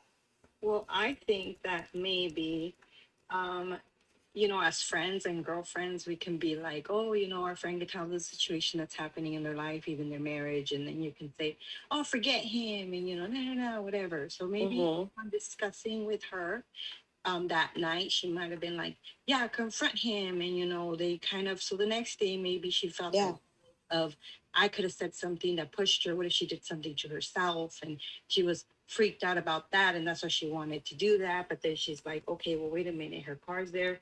Maybe something did happen to her, or maybe she's just so emotional. She, because she did love him. There's no doubt about that.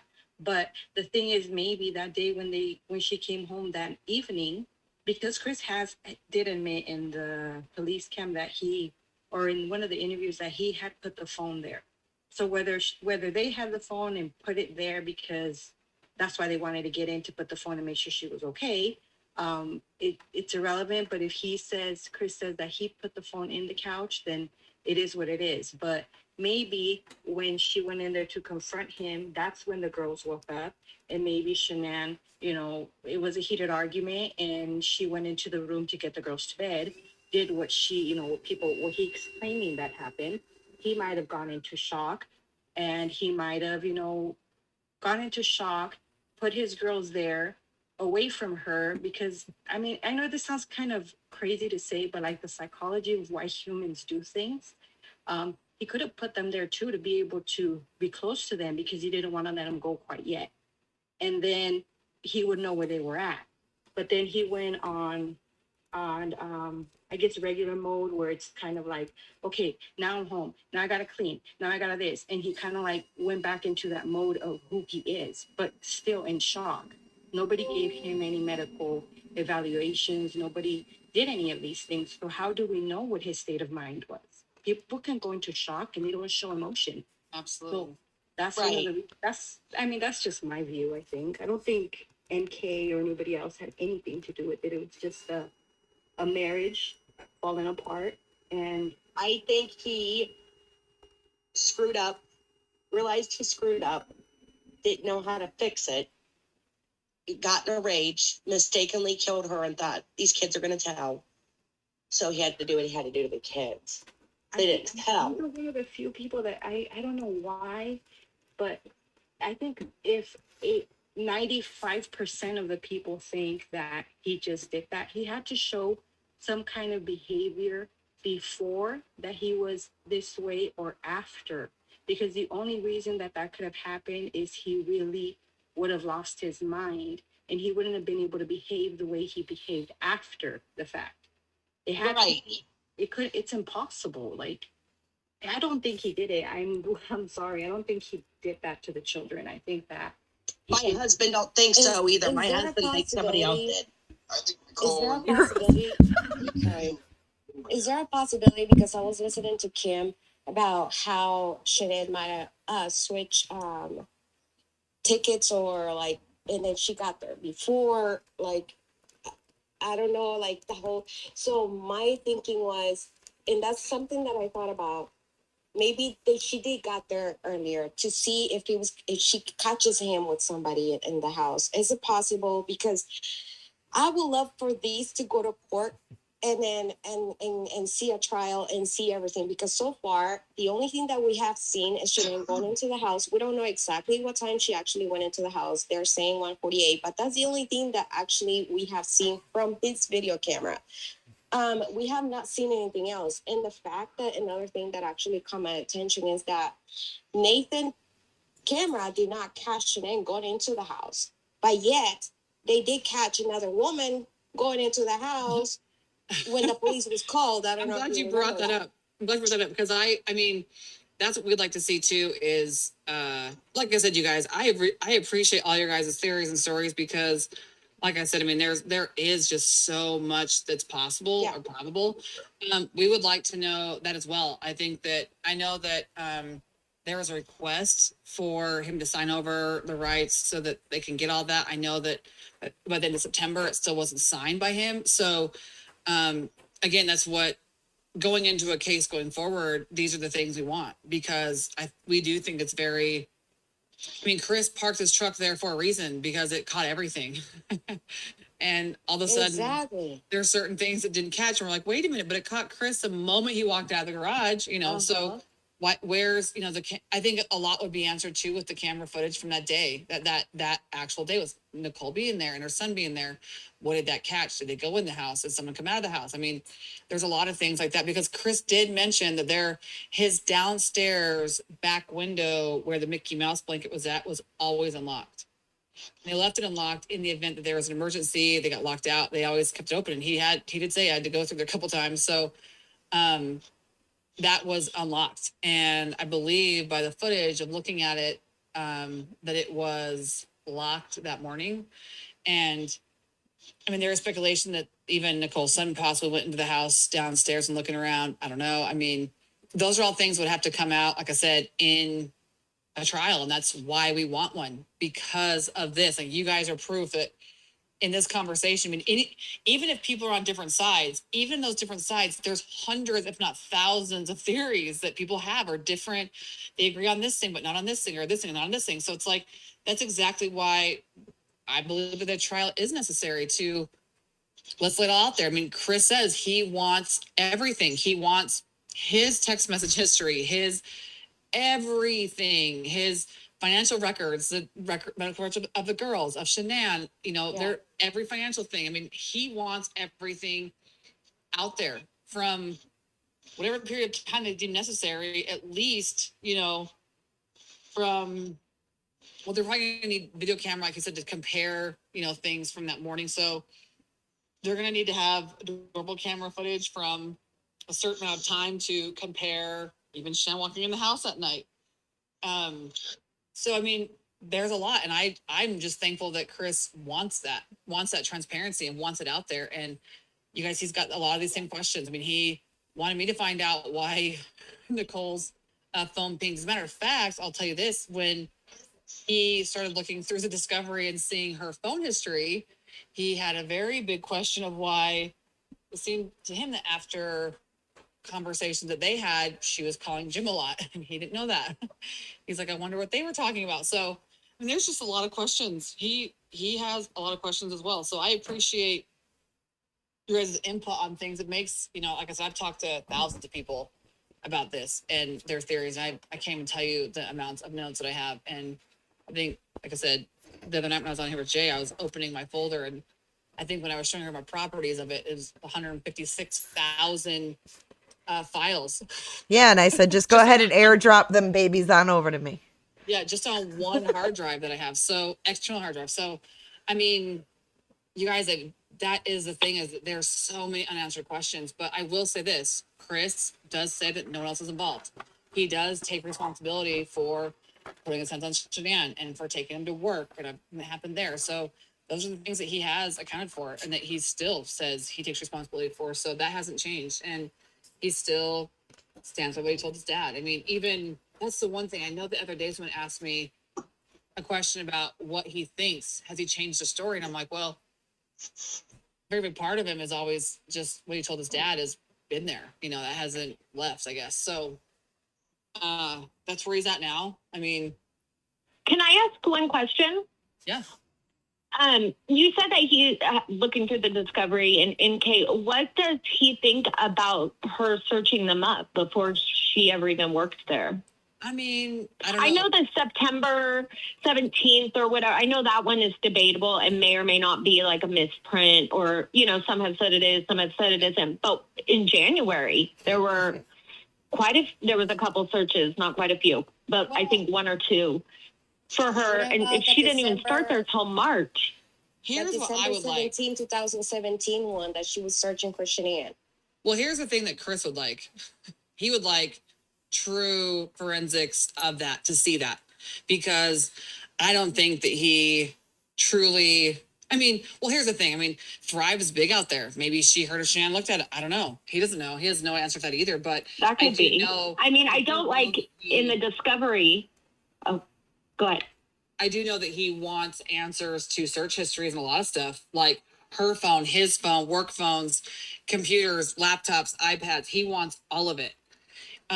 Because like conveniently the search for those two, one for what was the medication? I'm like my brain is going to mush right now. Not Loratabs. What was it? Oh, Was it Oxy? Oxycontin? Yes. So they clearly they found a search for it, but they didn't put all of that with it. They just strategically placed it in that area when obviously if they found it, there should be more information about what they found, and they didn't put that there. So I'm not going to say. Well, it's the same they did with Nicole. They say, oh, she searched for, September and then in January. And then there were many, many more searches, but didn't put the date. So everyone can debate whether she really knew Shanann was pregnant or not, because I mean, we can all be pretty sure when we say she was probably searching her up every single day of the summer, but there's no proof to that because they didn't add every single date. And let's be real. I mean, clearly there's so much left out. And they Was there Oxycontin on Shanann's autopsy? Excuse me? Was there Oxycontin on Shanann's autopsy? No, there wasn't. Nothing found. So, I mean, I think that's let's be real. If the prosecution's going to go to the lengths to separate and change the audio and the video, so it's strategically change. I mean, honestly, if you guys go and put the one that I put side by side, where I actually matched it up. If you watch that and then you watch side by side what they released when they had it scrambled, there is, I mean, even when they're asking, and that's the trick that people don't realize that they were playing with you guys, is when they ask in that clip that I did, it's like a 5-minute clip. If you watch what they did when they ask, Tammy specifically asks, how did you see Shanann's hands? And what you see is Chris holding his hands up. But let me tell you something, you go watch when I put them together, and that's what he's saying his hands were like on Shanann. So, I mean, it is critical that people understand that the mind game that they're trying to play, and they did it well. And a lot of people falling for it. But like I said, that's why Chris wants to go back to court, because those games aren't necessary. If you know the truth and you have evidence of the truth, then why? Why those little small tactics? Why all this bull? If you had all the proof, why not? And it's discovery time and you have to release it. Why the games? Like, why do that? So did they ever go to him and urge him, not just his defense, the DA, or were they urging him to plead out, or not threatening him, but basically was he ever told you're never gonna they're never gonna believe you anyway, why drag this out or anything? Because I feel like he's like a child, you can scare them into anything. Well, they did. So I've always wondered, they blocked him from his family, they blocked him from anyone on the outside world, 100%. Basically. Yeah. And they did come to Chris 1 week after him being in jail and started talking about a plea deal. And I mean, even his family, when the defense came out to the house, they said, oh, well, the prosecution says they have all this evidence. And they said, what? And they said, we don't know. We haven't seen it. And they told her or his family when they were there the night before court, they talked about it in court, that they met with the Watts and showed them all this evidence. Well, that's not true. It's a lie. They showed them nothing, which is why we have to look into Jean Powers, who I helped them actually figure out, who she was and get her. I was part of all those phone calls. And there was something very wrong about what she did. And we feel like there's got to be some tie to the prosecution, to Tammy, possibly. I mean, she got up in front of the courtroom and completely lied. But ironically, her lie validates the prosecution.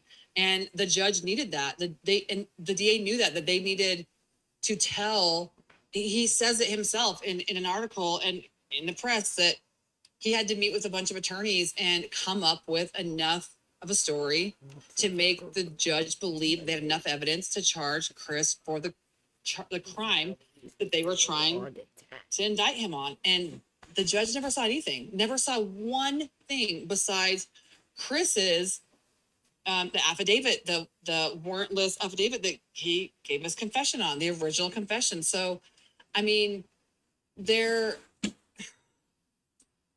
a lot. Oh yeah. I mean, I just always wondered that, because there was just they didn't have enough evidence for a trial. The process, they didn't. In the beginning, everyone already split in half. It was half team Shanann, half team Chris, and it was, what I'm saying? And I think even what a lot of people do that are team Shanann, they aren't even, I think you can even cut those in half and agree that they don't think Chris did it because they believe Kay did it, or Jim, like me.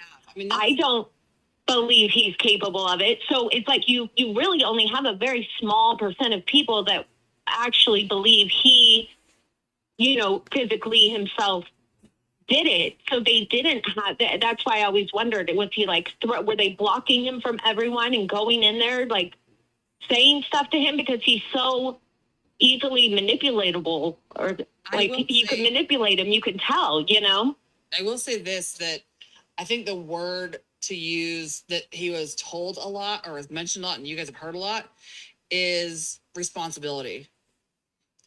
You're responsible for this. Right. Take responsibility for this. And so that is a word that Chris has repeated. I needed to take responsibility for this. Had I not had that affair, this wouldn't have happened. And I'm like, wait a minute. That's so peculiar. He's saying the affair, because I would say if you hadn't emerged your family, this wouldn't have happened, if that's what he did. So a lot of it is him saying he's got to take responsibility to not put everyone through this hurt, that he needs to be, like I said earlier, so I don't know if you missed that, but when his parents were meeting with the assistant DA the night before the court hearing, one of the people in there was saying to Cindy, your son is so good. You raised a great boy. He's taking responsibility, so none of us have to go through a trial. And that was odd. Like, what do you mean taking responsibility? Like, that's weird. So I think that was definitely told to him that he was responsible. I mean, we've heard it. And they've said, had he not had the affair, had he instead worked on his marriage, this wouldn't have happened, And so do you think it's possible? Sorry. I just had a question. Do you think it's possible that NK may have just given him that idea in his head? What idea? Of like, hurting your family? No. I don't, and I don't think Chris does either. And he never felt like that. I know that, I'll say this as far as the best way I can explain it. Chris didn't need to hurt his family. I mean, he told his family he was ecstatic to be able to take his daughters to the races. He wanted to take them camping. Those are things that he'd experienced with his girlfriend, and he loved it. That reminded him of his childhood. And he told his family in great detail how excited he was to be able to do that with his children, that he was able to give them kind of a taste of how his childhood was. He was excited about that. So, and like I said before, I mean, these emotional responses from Nicole, or his girlfriend, was, she was looking for an apartment, and the consideration she was looking at different places was making sure it was within a certain distance of Shanann, that it was important because of her childhood of coming from divorced parents, that they were close in proximity to each other. So they was available for them. And his schedule was being changed so he could accommodate a 50-50 schedule, and looking for places that had, a playground for the girls. So it's really, oh man, it's just, like I said, the evidence as far as that goes, we haven't seen it. It's never been brought to our attention. We've never seen text message. We've never, there's nothing that's ever made us have to even consider that, because it's not been there. Now, like I said, can the prosecution introduce things later? Maybe, but that's just not something that's been introduced so far. And even with the things that she was bringing herself to the table, is number one is they didn't know about her at the beginning. She came forward. So if she was trying to get away with it and they were a part of it, why would she come forward? I mean, I didn't forward because someone had some evidence of an email communication they had, suspecting they had a relationship. as far as we know, she just came forward, period. So first, they said I thought that they said that they went through the emails at the work, and the head guy, I don't know his name, he contacted them and said, I think there might have been something going on based on those earlier emails. Right. What I'm saying, as far as Nicole, she came forward on her own. I couldn't even listen to her interview. I couldn't even listen to them. I tried. Hey, Kim, I have a couple of questions for you. Has Chris mentioned anything about Shanann's clothes when she came into the house? The t-shirt with the letter love in it. Has he mentioned if he's the one that got rid of them, or did they take those clothes? Because I have asked him. That's a great question. I've asked him about that. I asked him specifically if he changed her clothes. He said no, that what he knew her to be in that night is what she was buried in. So he had no idea of an outfit change. That is a question, because her family did, when they were there in Colorado, took her suitcase home, and that was peculiar. And that's a concern, because potentially, obviously, there was a shirt change. And that's a question I think that we've had with Nicole Atkinson. If she was with Shanann, by her account, she was 24/7 from that morning in the lobby at the hotel to having dinner, to getting the flight and coming home. I mean, if I was sitting next to Jay on an airplane and I spilled a drink and made an outfit change, I think Jay would know that. And it was never brought to anyone's attention that there was an outfit change, because what they presented as what she was wearing was what she was wearing in Arizona. And clearly when she walked in the house, it was different. Now, they do not have, to our knowledge, have never found that shirt, the love shirt. And like I said, Chris did not say that he said he didn't change it. He had no idea what I was talking about when we mentioned it to him. So that's a concern. I mean, clearly, if there was a change of a shirt, could there have been, if Shanann went and got in that suitcase, was, Bella had an injury to her upper lip. Was there blood? Could she have changed it for that reason if she was the person responsible for that, and would there have been something with saliva or blood on the suitcase? Because those things are important, especially if they're doing DNA evidence on a shirt that she was not wearing. That's a problem. Why didn't they come forward and say, why didn't Nicole come forward and say, no, she changed her shirt? When they're supplying, clearly she's missing. And so they want the most accurate information. They need to tell, like, this is the last thing she was seen in, they're supposed to give very specific details. Why didn't they step up and say, nope, she was wearing a different shirt, she changed, because all of her friends say they're with her. Even the taxi cab charge, there's a charge that I said it different the other day on a thing, and someone tried to clock me on it. I said they didn't account for the taxi cab. They go, yes, they did, it's in Discovery. Well, duh, if I'm talking about taxi, we know this in Discovery. I meant, like, her friends, like, they never said, like, Shanann left our side for a half hour, she took a taxi. They all say that they were with her 24/7. And so where did that come from? So there's certain things like that we want to know, we want to have answers to. To our knowledge, based on the evidence, based on the discovery we've all seen, it was never put into evidence that we know of. That shirt, it's not, who knows where it's at? And like I said, I asked Chris if he changed her clothes. He said no. I know what he was talking about. He did say that he threw away his clothes. So, I mean, like I said, we have those same questions, and that's where it's an issue with her family coming in and taking stuff from the home, because they did not have permission to take those things. And by law, that's Chris's wife and that's their stuff, and they hadn't signed anything over yet. I mean, when they'd taken that from the house, Chris had not yet signed a piece of paper, even saying that they were in charge of certain things for Shanann. It wasn't, you can have everything of hers. So there was a concern about that with them coming, her family coming to the house September 26th and conveniently emptying all of Shanann's stuff and all the girl stuff out 5 days before the autopsy was revealed or was released to the public, you know. So there's a lot of concerns about behavior like that, because why? And they didn't even tell anyone that they took the suitcase. Of all things, they took a suitcase. Are you working with Chris Watts right now? Is that how you? I was on a Zoom with him literally like right before he started this call. I was on the phone. I was on a Zoom call with him for a half hour. I talk with Chris every day. Yeah. I have a question. Do you really? That's pretty awesome. Yeah. I talked to him. Kim, I have a question. At what point did Shanann tell Chris, hey, I haven't paid the mortgage for the past couple of months? And because that probably got him probably heated. The fact that he didn't know any of that, like that the mortgage was not paid. He's never, even when they filed bankruptcy, he had no idea until they filed it. He was like, wait, what?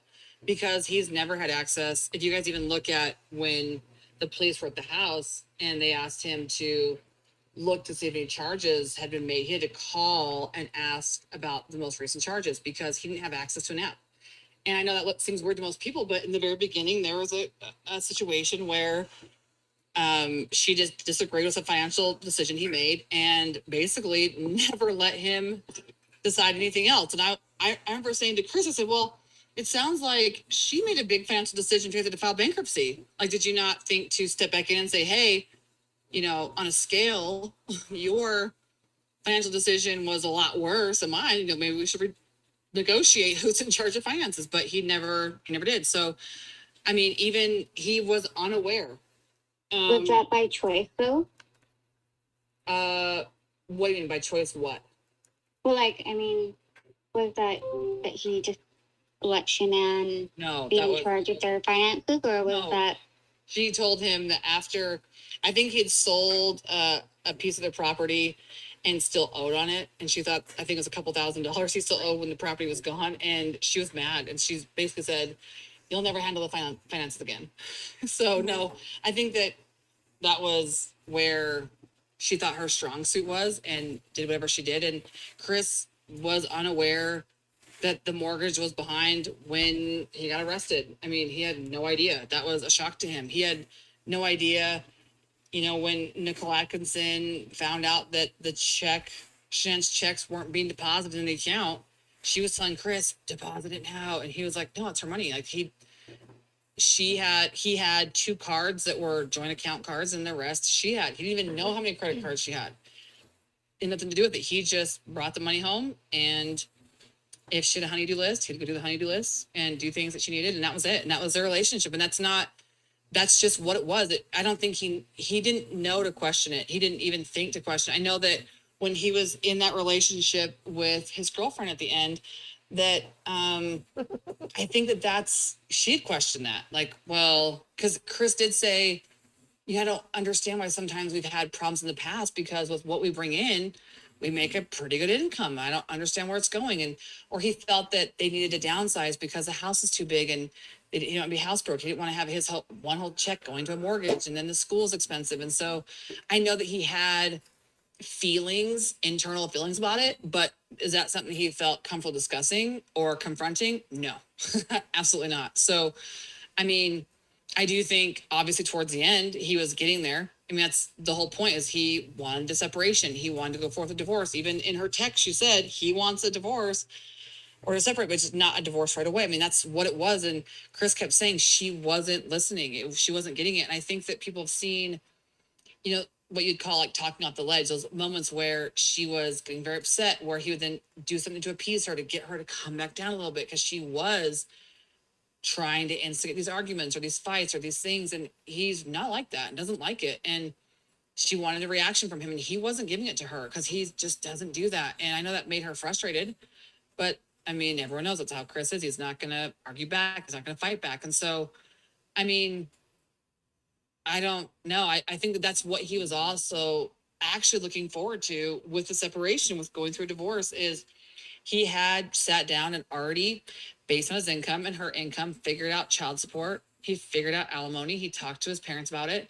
He figured out his work schedule. He changed his work schedule starting September 1st to account for a 50-50 schedule, 8 days on, 6 days off. He talked to his boss and told his boss, hey, my wife and I are going through a separation and going towards a divorce.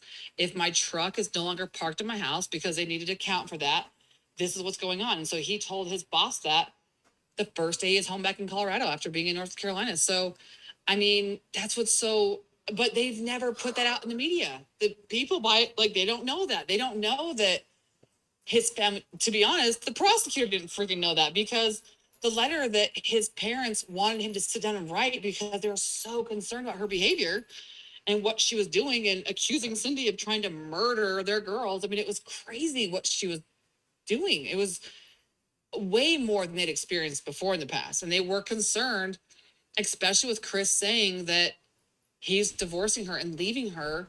Now, they didn't know when he was there that there was a girlfriend. He didn't mention it. They knew that he was texting someone a lot and seemed very happy. So I think that they figured, but they didn't, it wasn't ever actually disclosed. So, I mean, I think he was looking forward to being able to do those things and to downsize. I mean, I know that Nicole, his girlfriend, had said, "You want a 3-bedroom?" And he was like, "No, Chris plays it safe. He doesn't need all these extravagant things. He's very, very simple."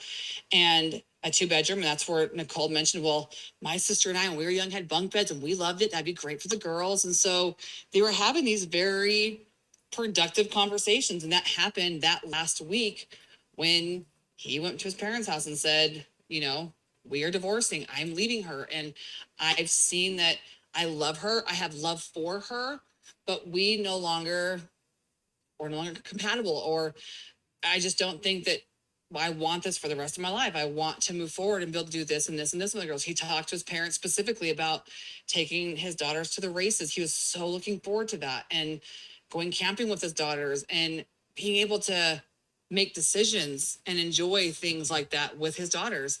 And to be honest, I think that actually excited him, because, his wife wasn't per se liking to do that, but then his girlfriend liked to do that. So she was a female who liked to participate in those kinds of things. And he was excited that his daughters would be able to experience that on their time with him. So, I mean, I don't know. I think that's why, for me, knowing all of that, I mean, we specifically I had some different, like, Dateline and those guys here at my house. And one of them is who, with another reporter I've talked in great lengths with, they were there at the hearing, and she said, hey, there's rumor about this letter, and we wanted that documented. We wanted that that was so critical to us to have, because we knew that they weren't investigating. And that, is honestly a important piece. If his family is so concerned about her behavior, and you guys see it in the text messages, and remember, these aren't all of her text messages. These are the ones that are supposed to make her look innocent and look good. But if you look at them, she is sad. She is mad. She is angry. She is confused. She's scared. She's probably panicking. And I mean, So, did Shanann know? Did Shanann know that they were breaking up? oh yeah, absolutely. 100%. And that's what's been, even her, Amanda Thayer, one of her really good friends, said, she told me a week before, when she was still in North Carolina, she talked to her and said they were getting divorced. They were separating. Her mom's employees clearly were on a news segment where they were saying, oh yeah, there's a separation. They were getting separated. She had talked to multiple friends. You see in the text message, she says to her friend, I believe it's Addie, that she says he wants a divorce, but just doesn't want to do it right now. He wants to separate. That's what the reason why I'm asking is because I remember I saw a picture that he had thrown, or somebody had thrown, a book in the garbage, possibly saving your marriage. Yeah, I think that I did. She was said to have sent that to him. Clearly, if he wants a separation, he did. He threw it away. Tell me he threw it away. I think that it was said that she was reading it, but I think that sometimes, I know that she had said in some of her messages to her friends, like, wow, maybe I should have, done this differently. And he said that he couldn't even hang a picture on the wall without being in trouble. I mean, I think that when she got to that point, when Chris showed up in North Carolina, he was no longer wearing the lupus bracelet. He was different to her, wasn't per se probably waiting on her hand and foot. So there clearly was a difference in him. And it's not, it's just because he wanted a divorce. He wanted to move on. And, if you want a divorce, you're not going to be sitting there and reading a book about it. I mean, I think that she underestimated, because for the first 5 weeks that she was in North Carolina, where is all that conversation at? How was she feeling for those first 5 weeks? What was she doing? Because like Chris said, he wasn't coming home every night. She had access on her phone. Chris didn't even have it on his phone until Shanann was calling and freaking out about some false alarms from the garage that were going off, and was demanding that she he call Vivint right now before she freaks out. And so he got on the phone with the Vivint guy was asking him about what alerts he was seeing, and he was like, I don't see any. I don't have the thing on my phone. So he downloaded it then. But that was why she was in North Carolina. I mean, that's how long he didn't have the app for. And so she wasn't blowing up his phone those first 5 weeks.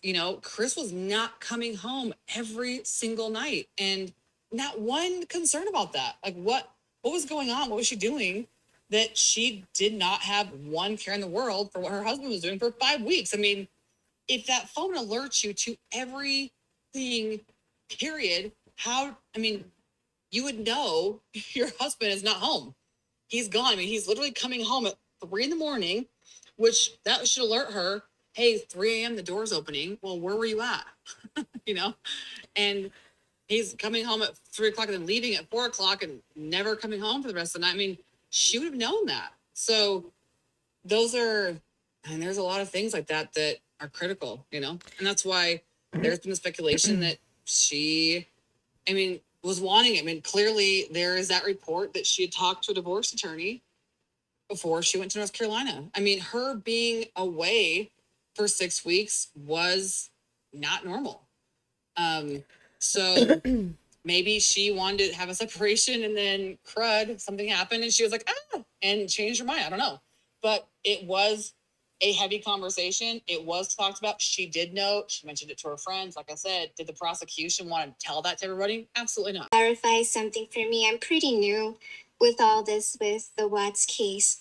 And I had understood from one of the YouTubers that upon the plea bargain or the deal that Chris's lawyers presented, it said that he requested that the autopsies be sealed as part of the deal. Is that correct?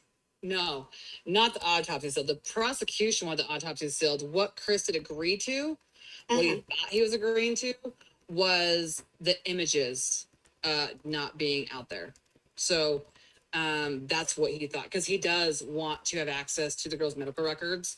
He wants complete transparency with Shanann's medical records, with his medical records. So no, I think that I believe that there was something that said that he wanted the medical records sealed, and potentially they sealed the girl's total medical records. But that he wants them opened. He wants that transparent. He actually said to me specifically, when I've talked to him about the medical stuff before in the past, because he did have a concern about how Shanann made medical decisions with the girls. She pretty much made the bulk of the decisions. Chris just went along with it. And his exact words were that the girls spent more time at the doctors or in the hospitals than they did at school. And it was concerning to him. So he does absolutely want medical records of the girls, of Shanann and himself, to be 100% transparent and on the table. Well, what were his thoughts on that? Like, has he ever said to you that I thought my girls were healthy? I didn't see anything wrong with them? I actually, not to be too graphic, but I specifically asked him about the thermometer temperature situation, because it was asked of me so many times, because of the pictures that were online of his daughters acting out having their temperature taken rectally, they're acting out on their dolls. And I asked Chris specifically about that. Was that something that they did? And he said she checked their temperatures like that daily. And that was a concern because he said to her, well, the doctors don't do it like that. And all he said was Shanann said that was a more accurate temperature. But it was a daily thing, and that was concerning to him. It made him feel uncomfortable. But like I said, I mean, I guess as a parent, some people think it's okay to do that, I guess. And that was her. That's what she He was wanted to like, do. she's the mom or whatever. Yeah. So, I asked Chris if he's done that, and he said when they were small, maybe a time or two, he said he did not feel comfortable with that. So it wasn't something that he. Yeah, it might be a more accurate temperature, but doing it daily is Well, not. he didn't see the need for it. He's like, it's not like your fever was. I mean, why? If it was a certain degree that was alarming, you go to the doctor. You know, you don't. It's not Right, like if it's a degree or two off, I mean. Yeah. All right, I have a question. I have a question from someone from chat. Yes. Kate wants to know if his boss knew about the separation and that it was the reason for his schedule change. Why didn't he say that in the interview? Everyone told investigators they hadn't heard of any issues out of the norm. Right. Well, he did mention, I believe it in the discovery, it is talked about the truck being moved.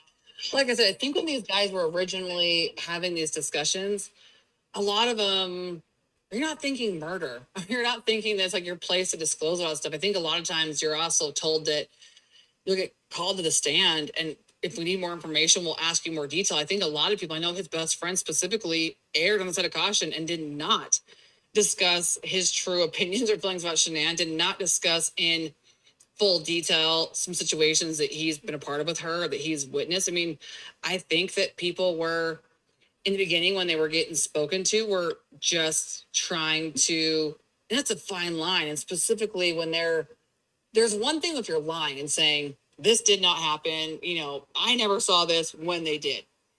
Or when they're not being asked it specifically and they're just like, well, just kind of trying to be more cordial about it, because Chris was not a person that, aired his dirty laundry. He didn't do that. He didn't participate in those types of conversations. A lot of people do socially, and it's normal. And most people do. They'll sit with their girlfriends or their guy friends and kind of complain about their wives or, their husbands. And Chris just didn't do that. He didn't like that. He still doesn't like that. These conversations that everyone has about this, he doesn't like. It's not in his lane. And so, I don't know. I mean, I don't know. So Hey, makeup mobster.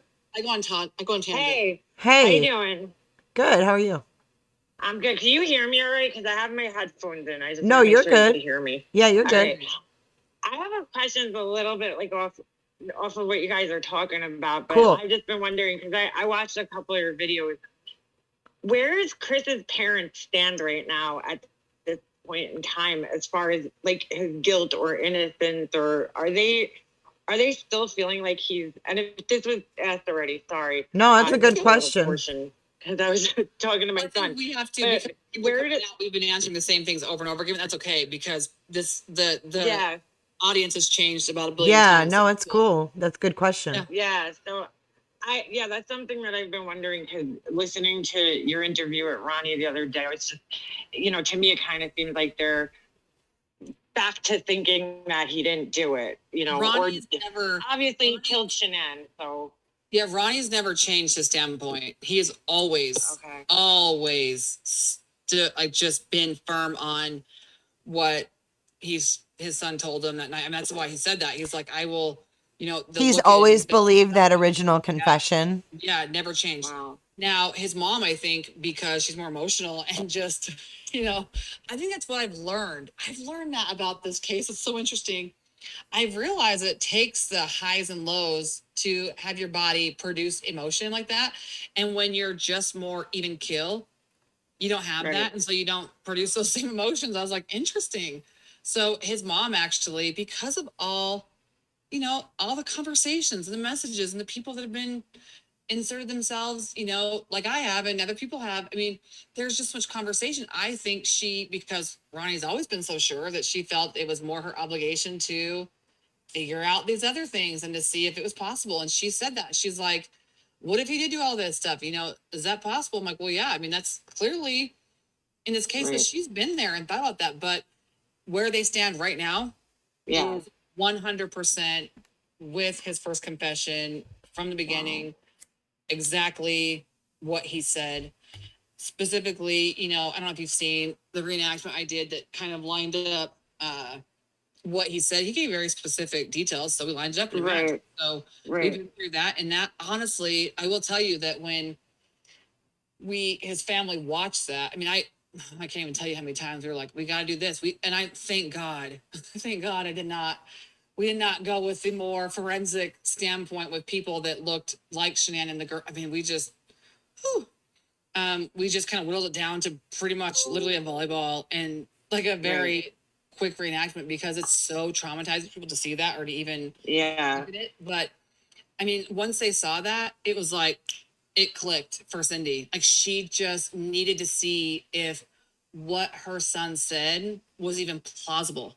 Could it fit? Is it possible? And when she saw that, I mean, just the sound in her, I mean, I'll never forget that. Just that,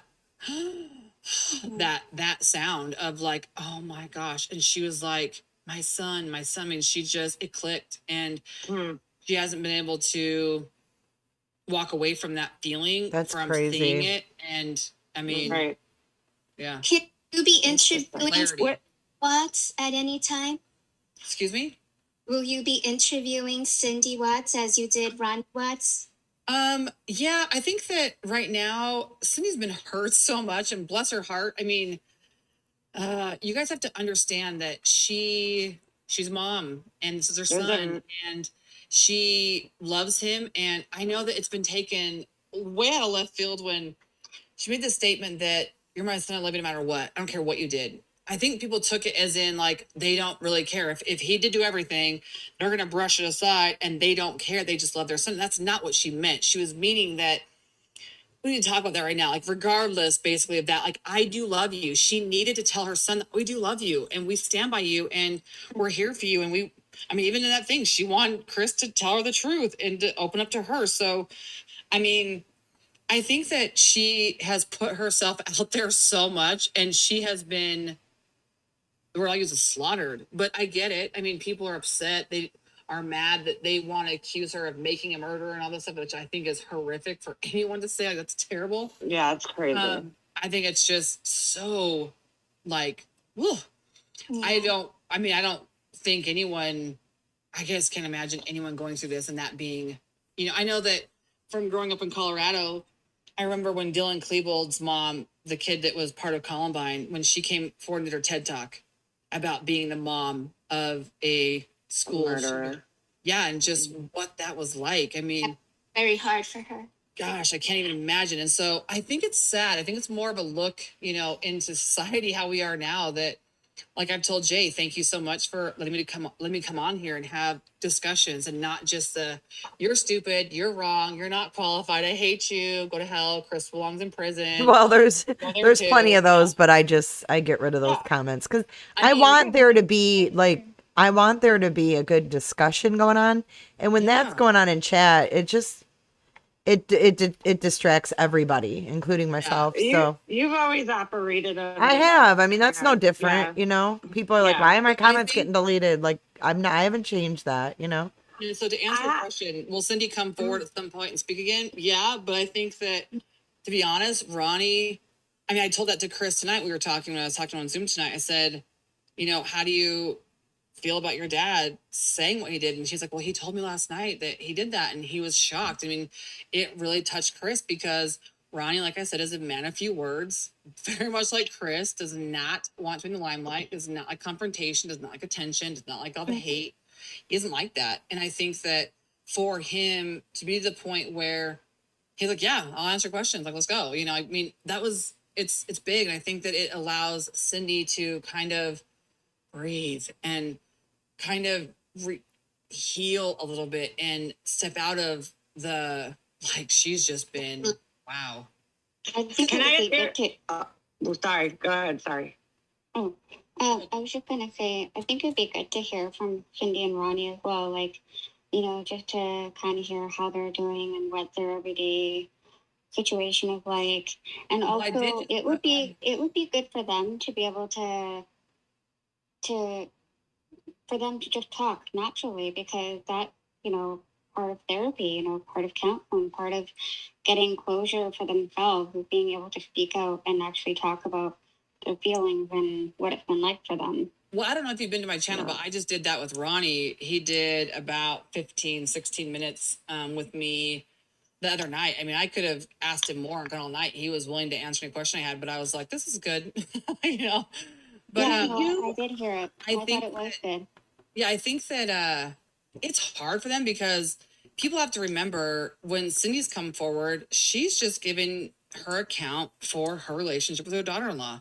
And unfortunately, there was points of contention. Was it always like that? No, Cindy says it wasn't. She loves Shanann, and they're sad that this has happened. They're not like, yay, she's gone. No, of course, that's horrible. They do not think that. But Cindy has talked about their relationship, and she's been honest. And clearly, if you see Shanann's Facebook, when the nut thing happened, she was accusing Cindy of trying to murder her grandkids. So clearly there was a history of contention. So to point the finger only at Cindy and say, oh my God, you're evil. What?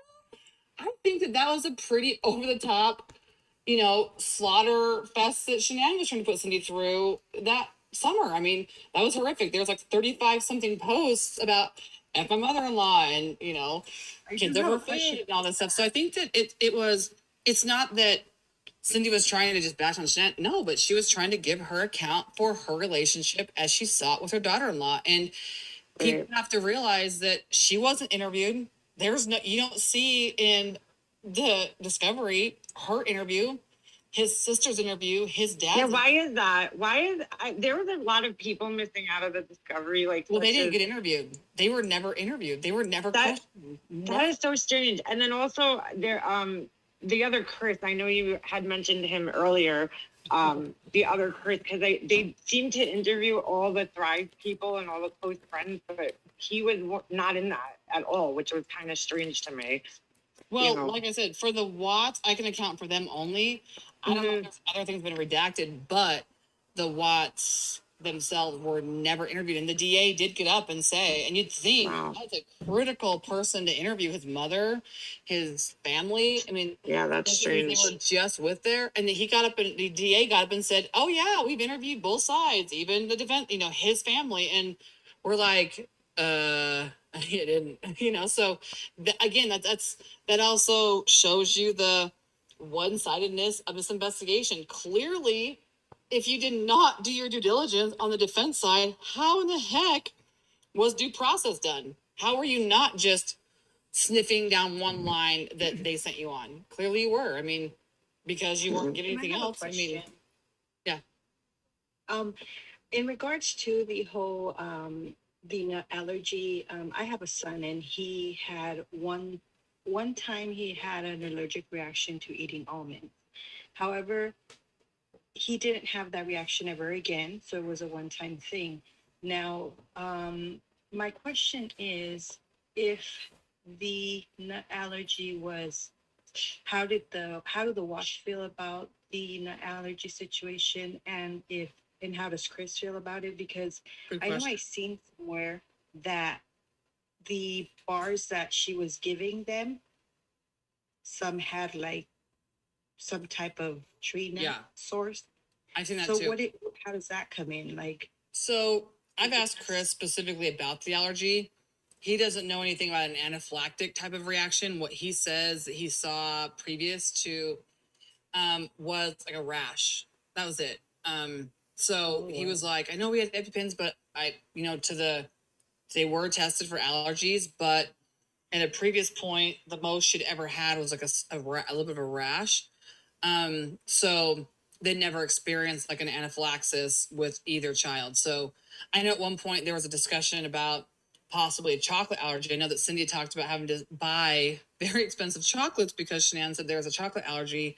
However, one time when the girls were there, then they got into some Hershey's Kisses and they came running in and Cindy was like, oh. And then Chris looked at her and they just kind of shrugged and said, well, I guess they don't have a chocolate allergy. So, Didn't Chris but- ever question that though? Like maybe Shanann being like a hypochondriac or having that not what is that? the word Edie hypochondriac. Blanchard. Do I you don't think remember I don't think he went that far as far as hypochondriac. I do know that he was not as concerned as she was about certain things, especially with the way, elective different procedures on the kids or whatever. He wasn't, I mean, he let her make decisions, but I don't think that's not something that he was like, we need to do this, so he just went along with it. But I do know that with the allergy thing specifically, I mean, he's always in the relationship with his wife, sided with his wife. When she said, don't do this, don't talk to them, he didn't. I think that it was concerning to him. I think that's part of the process of him looking at how things were handled. And let me tell you this, let's take it even while he's been in prison. The ability to look back and really talk about and put words to actions or words to situations that have happened, because he wasn't used to, like we all say, that was controlling, that was manipulative, that was this. We said it easily. Well, Chris didn't think like that. That's not in his vocabulary to put those labels on people, especially his wife. And so he didn't look at her like that, didn't label her like that, and frankly, never even thought to question her like that. He just went along with it because she thought it was important. And so he said, okay. But with the nut allergy at the house, that's what was very concerning, because of the lengths that Shanann went to online through social media. I mean, Shanann had been there for 3 days the weekend before. And then the nut day was the third day of the second set of 3 days that Shanann was at the house. I know that they put out in the media that it was kind of like Shanann was there for that day and they were careless and didn't care. And no, she'd already been there for 2 days. That was the third day that she was there, the second weekend in a row. So, and when Shanann was there the first weekend, Cindy went and took her shopping with the kids and spent almost $400 on groceries the kids could have. And Cindy always did that. When it was Easter, she talked about these specific candy bars that she had to buy that were super expensive because they were the only ones they could have. I mean, they weren't careless as far as that goes. There was ice cream in the house that day that the girls could have had. It wasn't like, oh, I can't believe that only they have this. Well, they went shopping. There was stuff that was in the freezer for the kids. So that's what I think was scary for them, and what resulted in that letter that they sat and asked Chris to write, because of, I mean, she was screaming at Cindy saying, you're trying to murder my kids. Like that like blew their minds. Like, wait, what? I can see you saying like, hey, they can't have that. But when you're accusing your mother-in-law of murder, when you're on these different things online on Facebook, I mean, that was the one thing that Shanann did. I mean, was how she decided to handle things, is she had the very, I'll use these words, passive aggressive ways of talking about things online. I mean, she just drove her point home by these posts. And I mean, that made the Watts back off and not, they didn't go to the birthday party. They wanted to, but they didn't. You have to realize that was a very, very intense interaction the last time they were with her. You're being accused of trying to murder children. I mean, that's not showing up to birthday parties. Seems like you're not supposed to be. I mean, why would you even think that you should go? You're accused of trying to kill these kids. Like, that's hello. That's and that was from Shanann. So it's like, it wasn't like hurtful for the grandma, that grandma shouldn't have to hear those things coming out of them. I mean, she's opening her home. She's catering to their needs. She's being respectful. She's, and it's unfortunate that it got to that point. Right. Well, I mean, I think that even Cindy says that, like, it is sad. I mean, even the weekend before, they had a neighbor pass away. Cindy, she was saying, like, are you going to go home now, basically? And Shanann, I guess, was going to stay at the house a little bit longer. She talked about leaving because it was her dad that was going to come get her, but then got super upset that she was gone so long. I mean, I think, but then came back the next weekend like nothing happened. And so I think that they wanted, I mean, Cindy said that they had a night that she was there, that they had a very like bonding night. She was like, wow, Shanann actually opened herself up and we had a great conversation and it was emotional and they were bonding over their mothers. And things that Cindy could relate with, because the things that she was talking about, Cindy had experienced more things with her mother, and they were having a good night. And so I know that there was a post that her brother had said something about, well, she didn't act like that to me. Like, there was pistachios in my closet and she didn't freak out like that to me. And so I think that that's why they were so concerned that summer, because some of her behavior, I mean, they'd already had previously, like there was some confrontation about certain things, but it was just a different level. And it's one thing, I think that's why it was good the discovery came out, because when Cindy was talking out about this, like, oh my gosh, she's just being so hateful about her daughter-in-law. And then the discovery came out and some people were like, oh, okay, cool. Well, when they started seeing Shanann, how she was handling things, or people started releasing the behind, like the friend side of the Facebook of these messages, and people were releasing Shanann's comments in these groups, and F my mother-in-law and F this, and over my dead body, they're not going back there again. So I think that to some people, they recognize, like, okay, well, it seems like that relationship was two-sided. I was just wondering, like, have Shanann's family and Watt, like, ever had a relationship before the murder? I mean, they've been around certain things together. I know that Shanann's parents were living with Chris and Shanann for a period of time, and their family would come out. I mean, I know that they had seen Frank at the grave one time and had an exchange with him. But I mean, they weren't hanging out every weekend together by any means. And I don't know. I mean, it wasn't, they don't live necessarily that close to each other, but they were together at some points and around each other. And my word is tolerate each other, had times together, but I don't think that they were best friends, and they weren't bitter enemies, and they don't, like, right now, they don't have a relationship right now.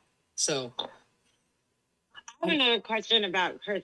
Sorry, I didn't mean to interrupt, but did Chris, or has he ever gotten to really have a conversation with his parents about that night and about what happened? Because, I know he's in prison, so it was like he got taken right into, jail and then went through everything. He never really got out. And I know that they monitor the phone calls there and they look at your mail and everything like that. So there's really no such thing as privacy when you're having conversations with people. So does he have like honest and open conversations with his parents about what happened, or it's just kind of all, left in the air to? No, I mean, even me, like Chris and I talk about the case. I think we talk about more than he talks about his parents or his family. I mean, I think that in the beginning, it was kind of said, well, I will tell you this. I don't know if you heard this, but his defense team told Chris when he was being transferred to the jail that when you're ready to file 35C, let us know. We won't be offended when you get to jail. They told him that? Yes. Isn't that interesting? See, all right. Okay, well, yeah, I mean, that's a sign of a bad attorney, I would think, because they shouldn't be saying that. But when his, I don't know, do you watch? Well, do you watch Scott Reich? I've heard of him a couple times. I'm not by any means like a connoisseur of Scott Rice. No. No, me neither. I've only watched, some of his videos. I mean, I've been subscribed to him for a long time, but I haven't watched every video. But he's a defense attorney in Colorado, and according to him, there's no chance in hell. There's not a snowball's chance in hell that he's ever going to get so much as another trial or anything. Like when he talks about it. I'm glad you bring that up. I just actually commented on a live the other night because someone had told me about that specific video. Now, I'll tell you why my opinion is that, and I would actually love to have a conversation with Scott, because I think before the Tammy Lee stuff came out, a lot of attorneys said, there's just no way. But then realize that a lot of those people, they're only seeing also what's being released in the media or the discovery, and they don't know all the other things. But when Tammy Lee stuff came out, I don't know if you see my channel, but I have 2 videos on Tammy Lee. Actually, the third one coming out. No, who are you referring to? The officer, the investigator, Tammy? Yeah, Tammy Lee. So she was the lead investigator of this case, and I'll give you anyone who's in here hasn't seen my videos or doesn't know about this. So Tammy Lee, thankfully for the defense side, so what happened was in December 7th, 2019, there was an Oxygen like series that was released with her, the investigator as a DA, and there's an article that they did with the show. And like I said, you can go to my channel and it links it to it so you can see it. But she said that when Shanann was missing and she started going through Shannon's Facebook, she immediately felt an emotional connection to the victims, specifically Shanann. She related to her, and she's also Italian, so they had this little bond, and she understood Shanann. And then she goes on to say that when she was interrogating Chris, that she started to feel disgust toward him for the things that he was saying, or even trying to imply that Shanann was guilty, and that she felt protective of Shanann. Now, that is, people have said, well, she's human, she can think that. Yeah, but you don't talk about it. And you can't, when you're especially a lead investigator, you can't carry that into your work. And the problem with that was so then we were able to backtrack and look back at previous situations. And when Chris had confessed, there's a point where she says, Chris, so you're okay with us going out there and telling him that Shanann did this? The media. And he's like, yeah, I didn't hurt my girls. And then she says it again more, aggressively, like, you're okay with us going out there and doing this? And he said, yeah. But then that night, right before Chris was booked into jail, her family was told that Chris confessed to everything. And the media was told that 2 high-ranking officials working on this case have now said that Chris has confessed to killing his whole family. That's what was breaking news. Well, that wasn't true. But Tammy could not stomach putting that out there. And that's, number one, there's rules of conduct and procedures that can't happen. His defense team brought that to the court, saying there's this article and this article and this article saying that these things have been released. And that goes against Chris's right to a fair trial and Chris's right to, due process and whatever. And then she keeps going on to say, she needed to go to Wisconsin. She had to hear herself specifically say, from Chris's mouth. This is in another article that I have. I'll be linking all this. Well, I think I actually have that in my videos I've already done, but I'll be doing a third one that kind of puts it all together. But she was saying that she had to go. She had to hear him clear her name. But the most damaging thing that she did was, after Chris was arrested, a day and a half later, her husband goes online, social media, to his Facebook account, and the messages are in my video. And he goes on to talk about Chris being guilty. And Tammy sits across from Monsters, and he goes on to talk about this case and her work on it. And unfortunately, Tammy decided to comment on it. And those screenshots are there too, of her saying that she was so happy that they were able to close this case and get him behind bars, and, had a very one-sided opinion of that. And it was basically done. And unfortunately, in cases like this, you can't do that. That's not how that works, especially being a lead investigator. You cannot pigeonhole yourself into one direction like that. I think that happens a lot, though, in a lot of investigations. I mean, I watch a lot of crime shows, and you'll hear the investigators saying that they felt some type of connection with the victim. I mean, yeah. I think that's kind of normal. Right, but here's the problem with that. Does she still have her job, though? Because I would think showing that on social media would... I believe they both resigned. Coder and her, I believe, both resigned from from their positions, as far as I know. I do know that going forward, it'll be part of the case for sure. Because, yes, I mean, in other cases that happen, sure. People say that. Wait, who resigned? There is a constitutional right that Chris has that prevents that behavior from happening. His defense team clearly went to the courts and said these Colorado Constitution amendments and the U.S. constitutional amendments, these numbers and these rules of conduct were broken, and they wanted an investigation. And so, I'm sorry, just backing up, her husband, you're saying her husband, but her husband's not really, he's a civilian, so he's not really bonded to any type of code of conduct as far as not commenting on the case. You know what Right, I'm but saying? she I mean, replied. She replied. Oh, all right. She replied. Like I said, you can go to my video and you can watch it on my channel. She Okay. replied. No, I'm just saying, yeah. Well, but here's a problem though.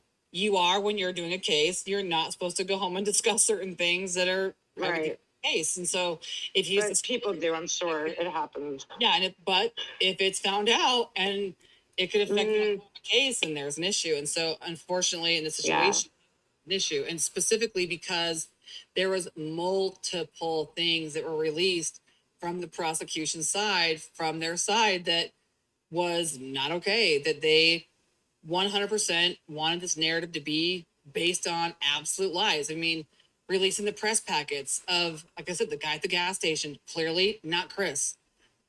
Chris did not grow a beard. I call it a miracle grow a beard, did not grow a beard in an hour, changed his physique, and that wasn't him. They had his GPS. It wasn't Chris, but they put it in his press packets long after they knew it wasn't Chris. I mean, there's so many things like these relationships. They knew that they were fake. Well, typically when you make a false statement completely, that's a crime. Like that's a very serious crime and hindering an investigation. I mean, they didn't charge one person for these things, and those were critical because they wanted this narrative that Chris was this person who had participated in all these extramarital affairs, and some of them were very horrific, and they let it run. And you can't do that. I mean, there's literally laws that prevent that. So, I mean, are there things that get leaked? Sure.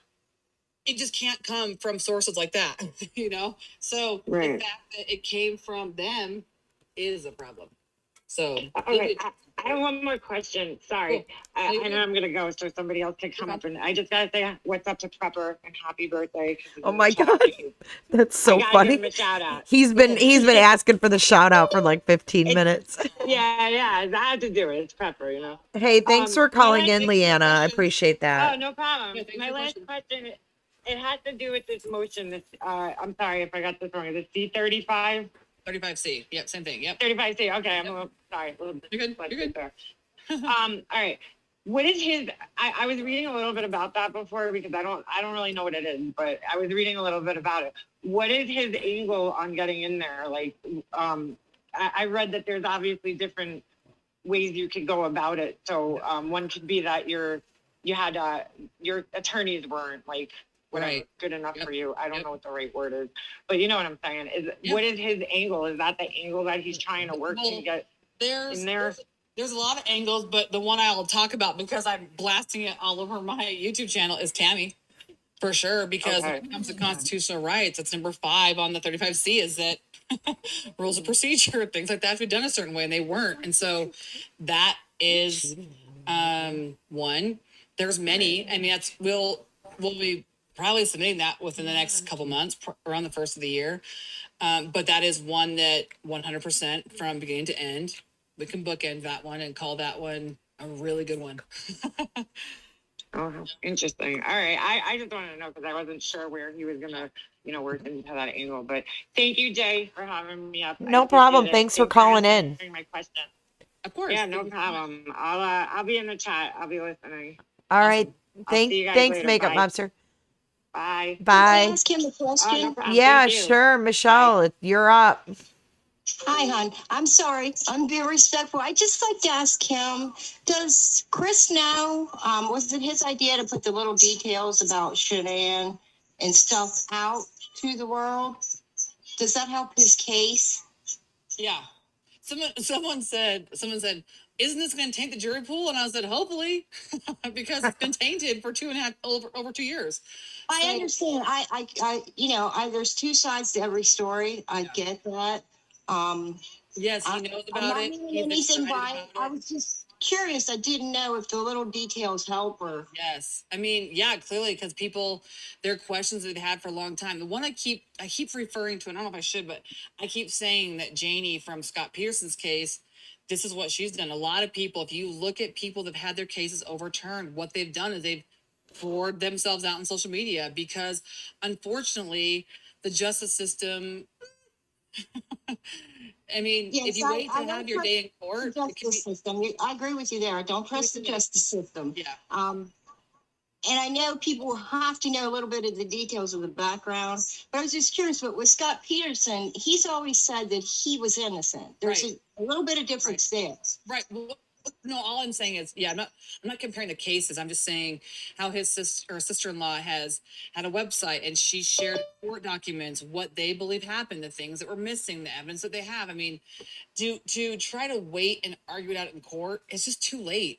And to be honest, we wish we'd have done this 2 years ago, because maybe there would have been more culpability as far as the law enforcement and doing things the right way and talking to Chris, and a lot of things have been done differently, but now we know. And to be honest, I've said this to my family, if I were to ever be in a situation that put me in prison, please, please, please start this process immediately. Because, I mean, people are only as good as the pressure on them too, I think sometimes. I mean, can they slack off and get, kind of complacent in their jobs? And yeah, absolutely. And I think that I agree with you on two things that you said.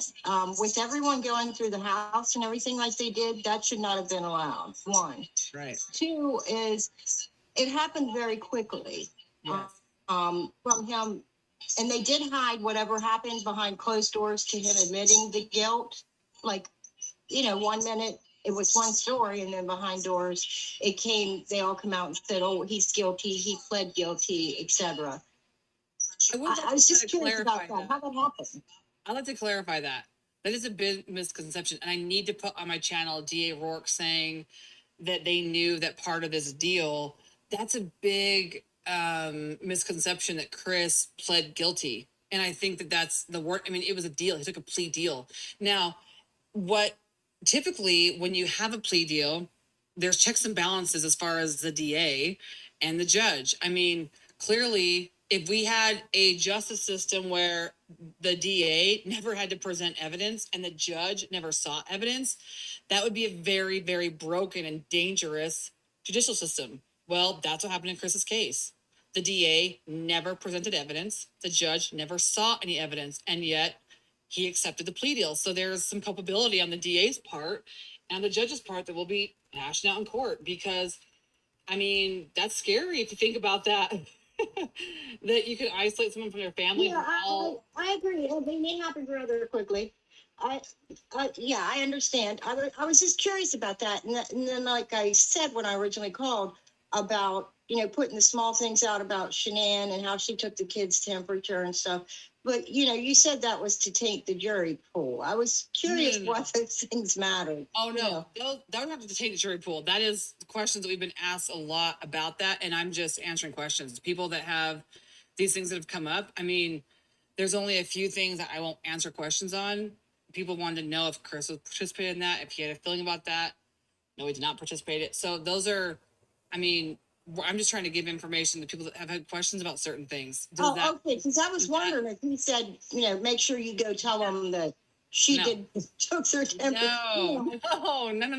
He's just said if you have questions, anything that's a question besides a couple of things I mentioned earlier, he just wants answers to, because I think that's people have questions. They wonder, if certain things, because of the way things were handled. I mean, a lot of that could come into play later, potentially because of personalities and because of, I don't know. But he's just said, if you have a question, the answer to, answer it. And those are questions because I've been asked. Okay, I won't take any more of your time. I appreciate you speaking to me. And thank you, Jay. Thank you for calling in. Oh, no, you're welcome. And thank you, guys. All right, we have a new caller, May. I'm adding her right now. I just want to say, hi, Kim. I just have one more thing to say before I go, and then I want to thank Jay for having me. Absolutely. There's so many things, but and I'm sure that the C-35, I haven't looked it up yet or anything, but is that an appeal, or is that a chance that he's gonna go and get a trial, or is that? It's not an appeal. It's not an appeal, but it is a document and a procedure that's afforded in his situation to, as evidence comes to light that he didn't have access to, or ineffective counsel, a lot of different things. It is the paper required to get you back into court, and that's the one that Chris will be using and filling out to get back in front of the judge, to get back into court. It's a different than appeal, because an appeal goes through a longer process. This kind of basically puts you in the front of the line and gets you in. So, yeah. Okay. And then one more thing, and I promise it's the last one. You're okay. That whole, it kind of stuck with me too. The BAC, that blood alcohol level that Shanann had on the autopsy.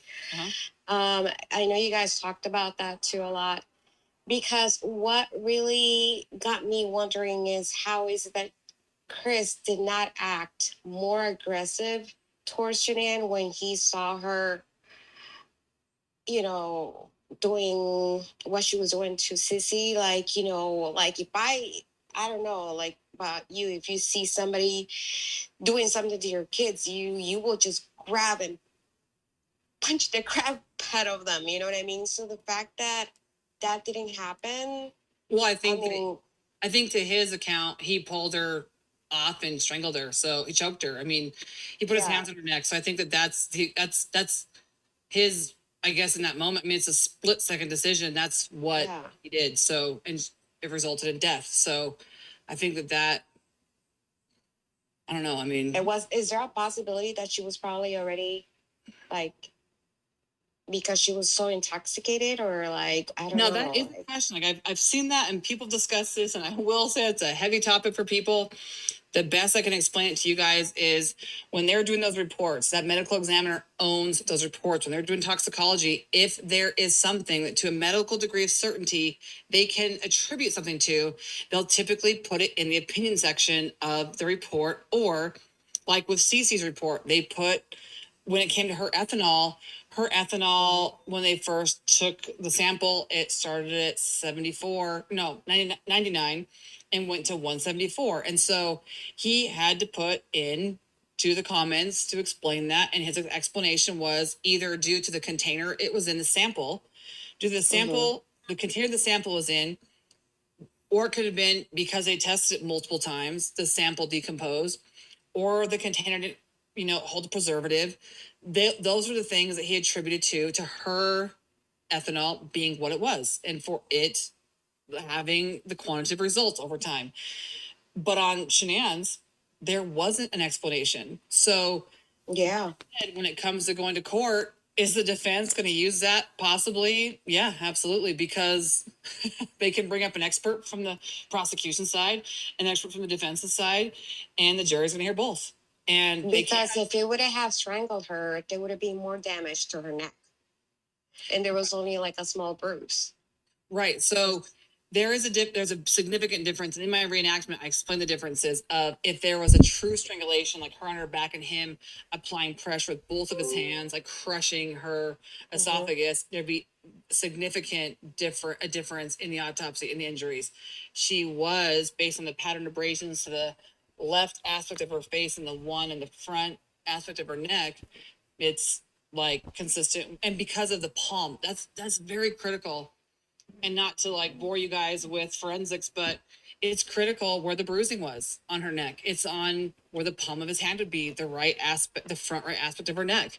If he even say strangled her from the front with just one hand like that, because of the pressure and the angle, you're going to have a line not of the pocket of his palm, but more of where his finger is attached to the palm of his hand. And that would have been more along the esophagus. So, I mean, there's literally under the layers of tissue, as you get into that and you dissect it in an autopsy, it really paints a picture for what happened. And with her, and I'll say thankfully, she didn't suffer a horrific strangulation. The evidence doesn't show it. The bruising doesn't show it. And that's a blessing, because that's a horrific way to pass away.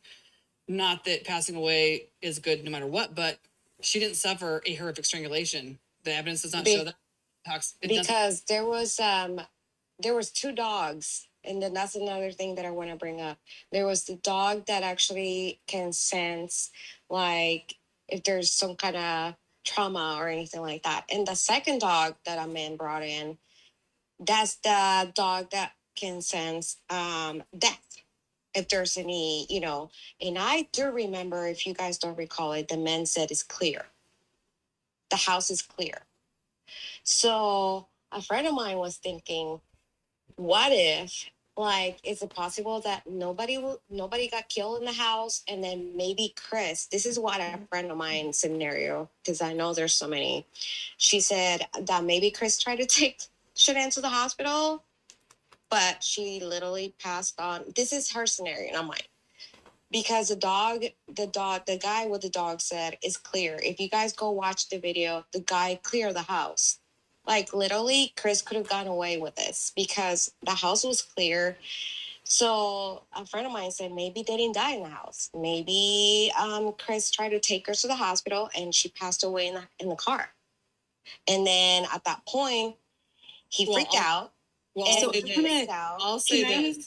I'll say this. Chris still says that what he told his dad, as far as the kids being passed away in the house, and Shen also, that's what he says happened. And I know that when you look at Discovery page 553, when it's talking about them bringing in searches of the residence with the cadaver and bloodhound dogs, that the second dog, they said that there was a possible hit on Chris's work truck parked in the front of the residence, but it's not conclusive enough due to the close proximity of the residence.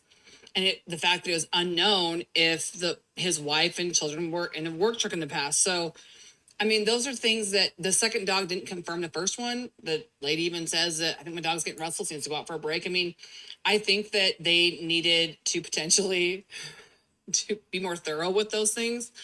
The truck was there. They probably needed to have the dogs in there. I don't know if they did that later on. And it's just not, it's part of the redactions of the discovery. We don't know. I mean, those things will come to light later. But I think that's the point, is that there's just either there's a larger amount of things redacted that we don't know. But then that leads me to say the DA, I mean, got up very confidently to the judge in front of the court, in front of everybody, and gave a very specific account for the evidence that they supposedly had to indict Chris with the charges that they did. And for them to then, after he's indicted on those charges and convicted, does a plea deal and sentenced for those charges, I think it's very disturbing that, less than a year later, the DA can say that the crime scene changed. If they're now saying that the crime scene was not at the home and now the crime scene is at the work site, well, that's terrifying. So can I in on a couple of, can I touch in and just go backtrack a little bit, because I don't want to lose place. So let both stories be told. Had mentioned the ethanol levels mentioned in the autopsy report in Shanann's blood. The ethanol, yeah. Yeah. So I wanted to touch on that really quick. So it's my understanding, and please enlighten me if I'm completely off base here, that the ethanol is a natural sort of decomposition byproduct. Yes, that essentially happens. And so that's why that was registered. The way that it was in the autopsy report, that it actually wasn't indicative of actual alcohol consumption. So, but in terms of Shanann, even Scott Reich, I forgot, he even said it's blood alcohol consumption. Like BAC, they describe it as BAC for Shanann. So blood alcohol consumption. So that, how does that happen as a form of decompose? How do you say that word? Decompose. You're good. Yeah.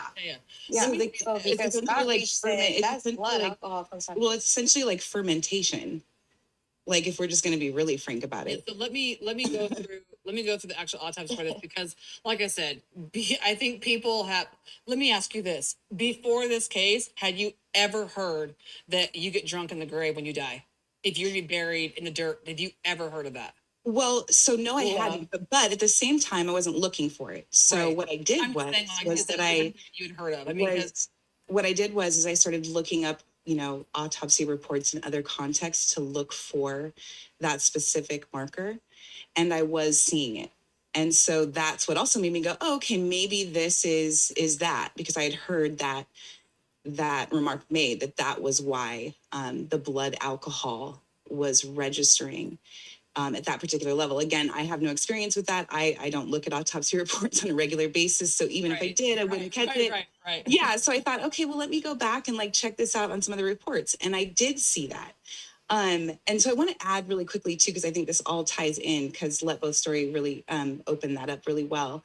Just around also the dogs not hitting on the trauma or the what had happened in the house. And I wonder, the death that had happened in the house. So this also kind of ties into some of the strange things that I've heard coming from Sherilyn Cadle talking about, she was positive that, Shanann was drugged and she was given oxycodone that night, and that this was going to come out in this new book that she was going to be putting out here very shortly.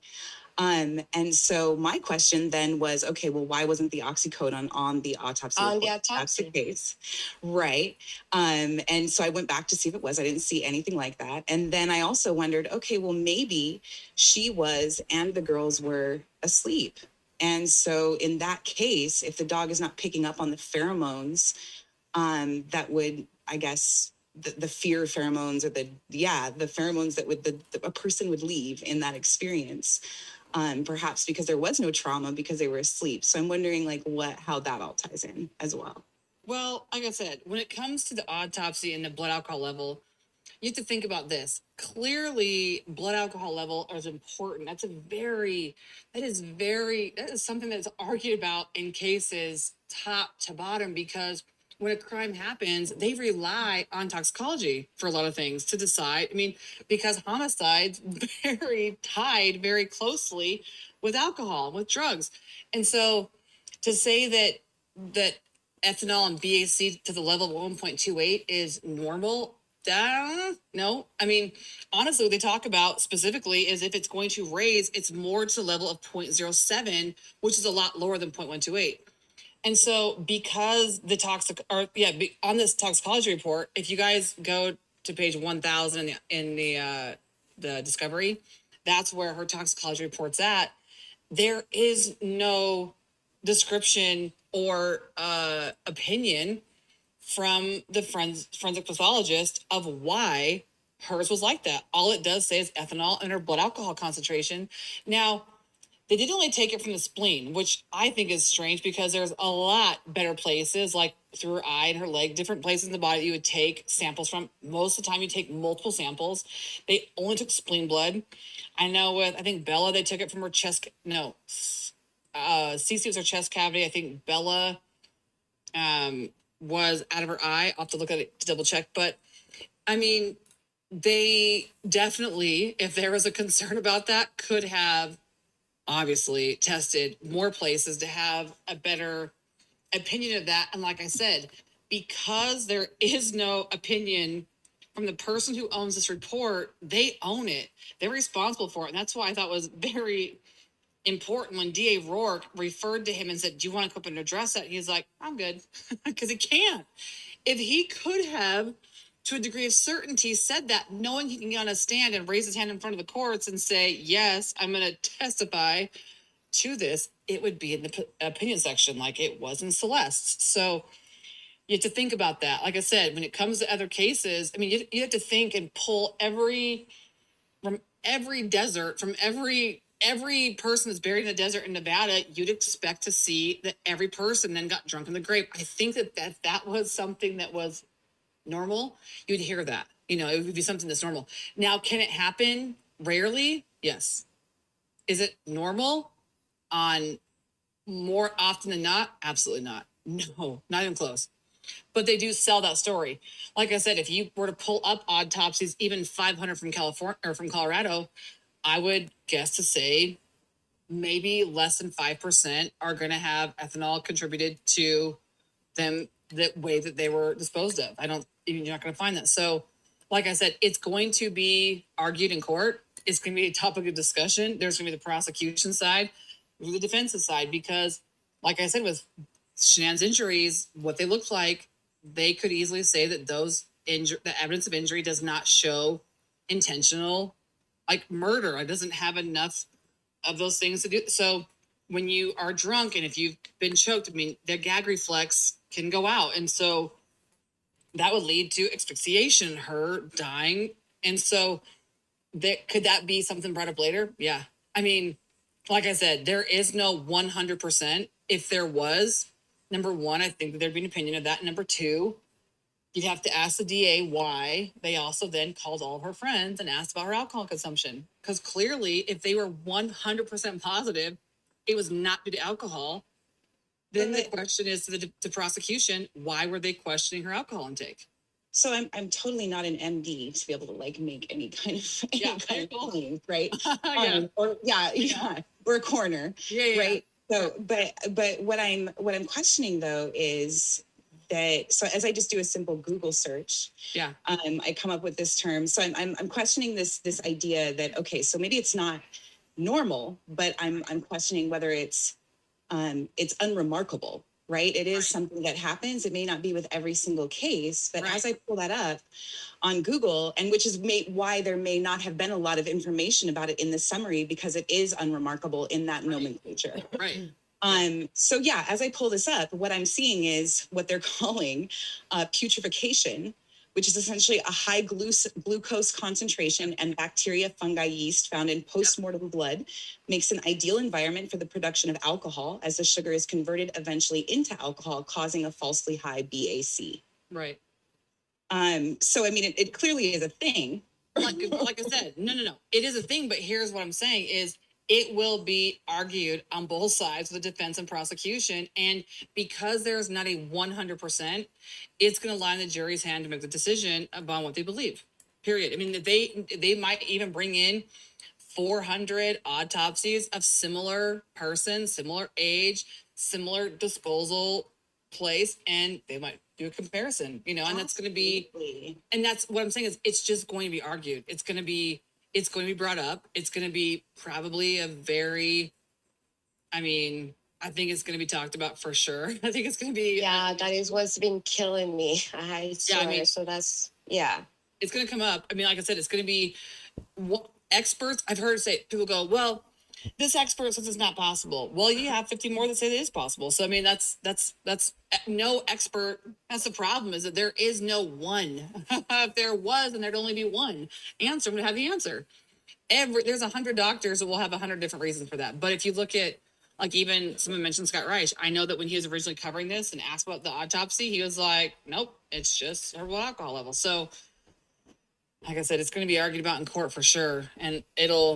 And fortunately, it'll just fall in the hands of the jury to make that decision if they believe, based upon the arguments from the prosecution and the defense, who had a better argument and who had a better story and who had better proof and how it felt, what it means in this case. So, yeah. So, it might mean nothing. It might mean, they might say, like I said, I think the only reason why it will come into play is if they end up using or having to argue about Shan's injuries and the cause of death with her. Is it possible or even probable that Chris putting his hands on her and stopping after a couple seconds when he says it was fast, is there a possibility that she wasn't dead all the way yet and her alcohol level plus that decompressed her system enough that her gag reflex wasn't working and she suffocated, she asphyxiated. And where are the clothes? Why the mystery about the clothes? Where are they? Where are the shirt that she was wearing that night?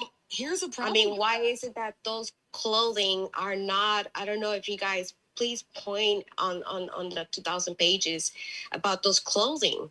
If they do any DNA. That's the problem, is that, Chris didn't know that there was an outfit change. And so we've had the same question, is her friends were with her in Arizona, and the picture that they said, they showed, because obviously if there's someone missing, they're going to ask in every investigation, what's the last thing you knew she was wearing? And so because why will Chris throw those clothes away? What will be the reason? He says he didn't. He didn't punch her. He didn't, so why would he throw those clothes away? He didn't throw her clothes. He didn't throw her. Right. That's what I'm saying. That's the reason probably why they're hiding that, because it's we want to know what happened to those clothes. Why is it that? Well, you have to think about this though. think about this though. If her friends never accounted for an outfit change and Chris never thought that there was an outfit change, they didn't know they were looking for it because the shirt that they thought she was wearing in Arizona was in her suitcase.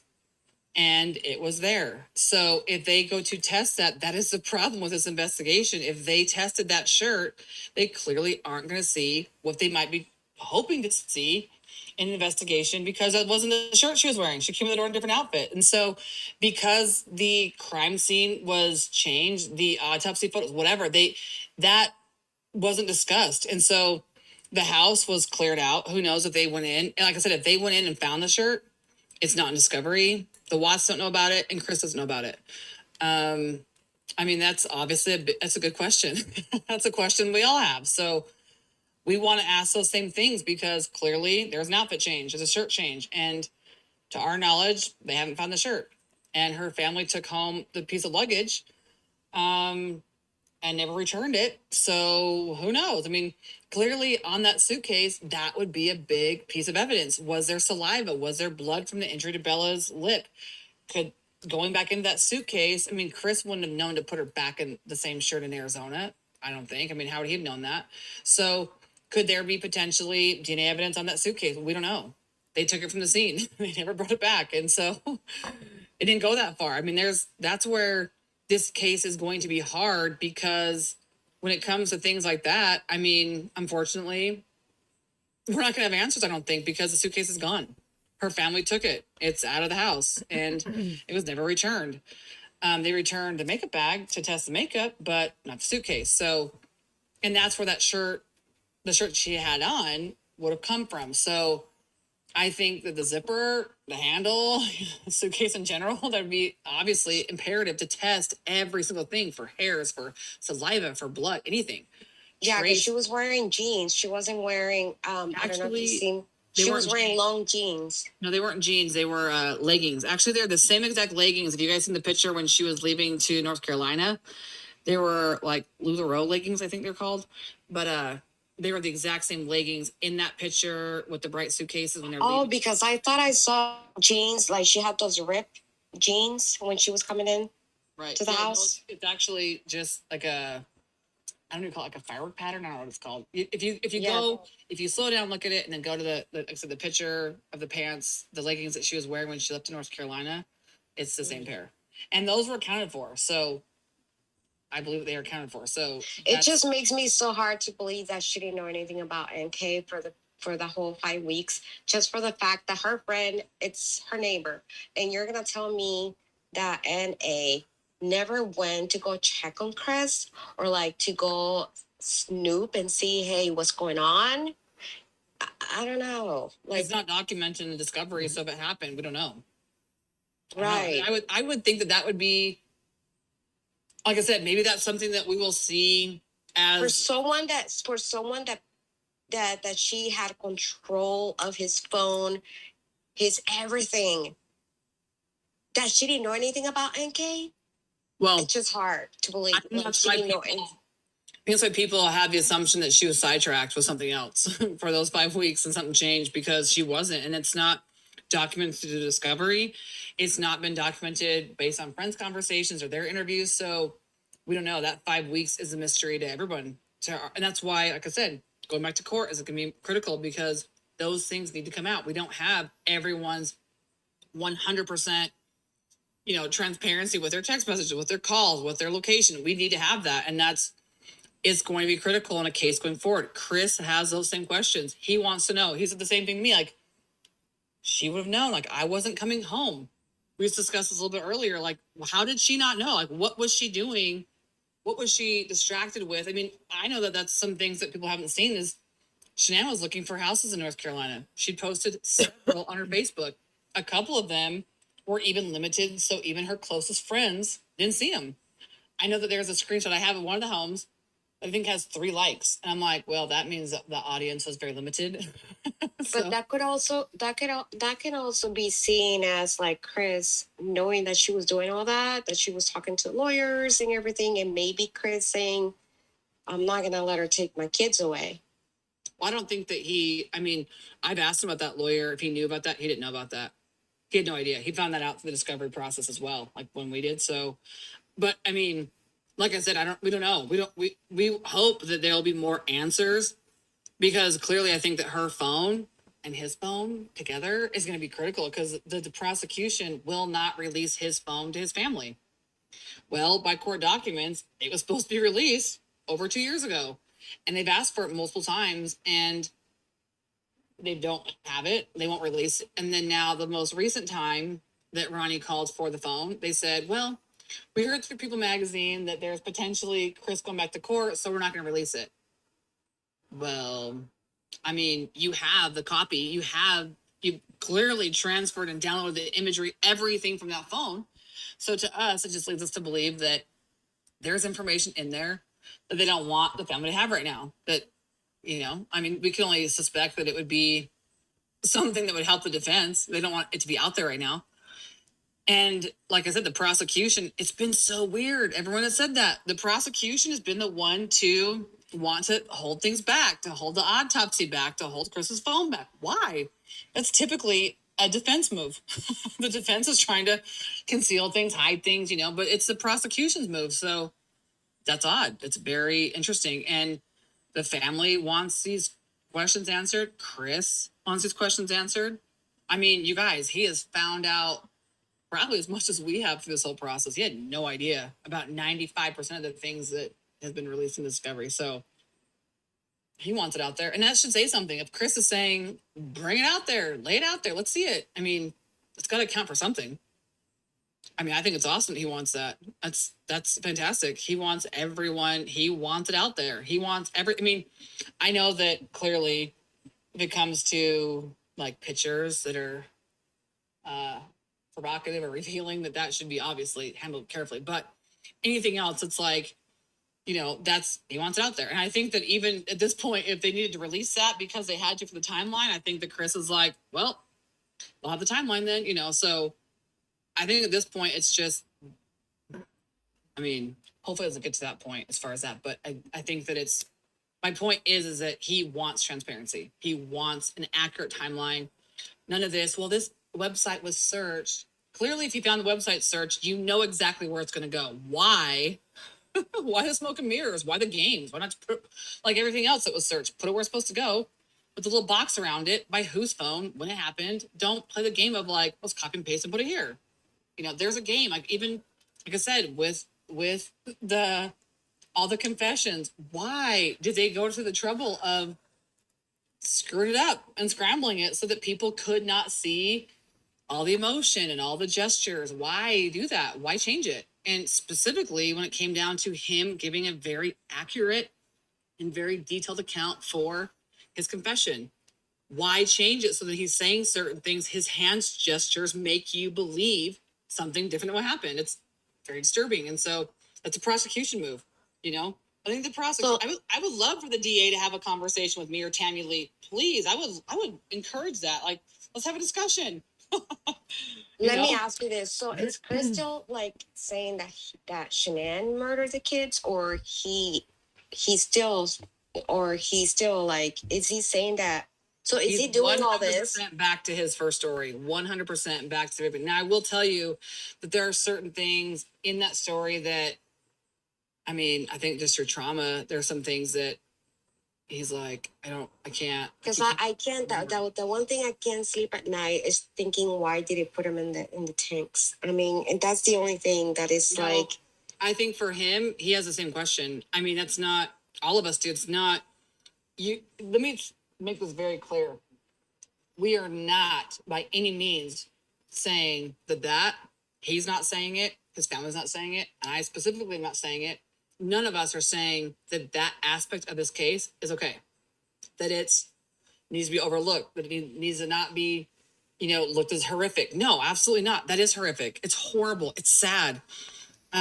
Chris, by his accounts, went to work, was panicked, and had them in his truck until the point of people coming, and it was hurried. He got angry over the situation, was mad, and broke the rake after he was covering Shanann up. And to what he told his dad, he couldn't put them with her because of what she did. So And like I said, I look forward to those parts that the DA has chosen to mute and redact. I look forward to that coming out because that's critical. I mean, now let me say this. You want to know why that's so important? Because the DA had a blow with Chris. He got up in front of the court. You guys can go back and listen to it. And it's crucial that he says this. He goes up and he says, even in death, he wanted to make sure that they weren't together, even in death. And he was trying to talk about, he's making the dig more about the girls being in separate tanks.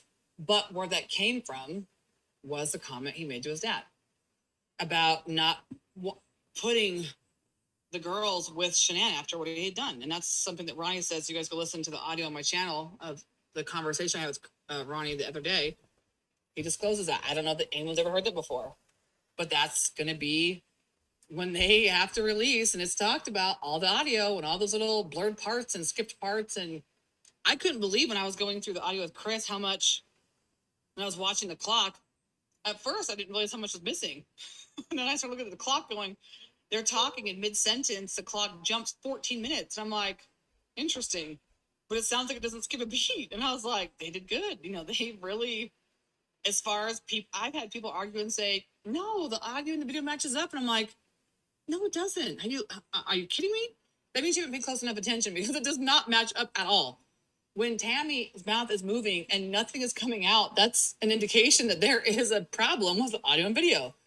So, I mean, there's just a lot, you guys, that, like I said, the Watts have questions about. And the way the case is handled, there's questions.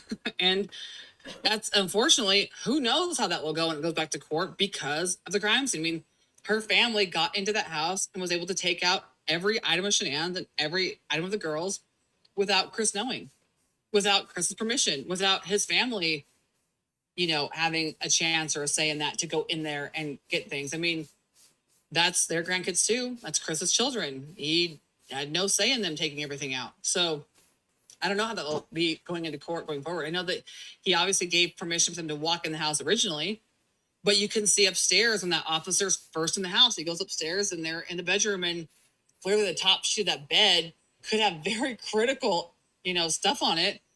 And that officer's picking up with a bare hand the sheet, moves it, I think 4 times, picking it up, putting it down, picking it up, moving it, putting it down. And you have no idea what kind of evidence could be on there.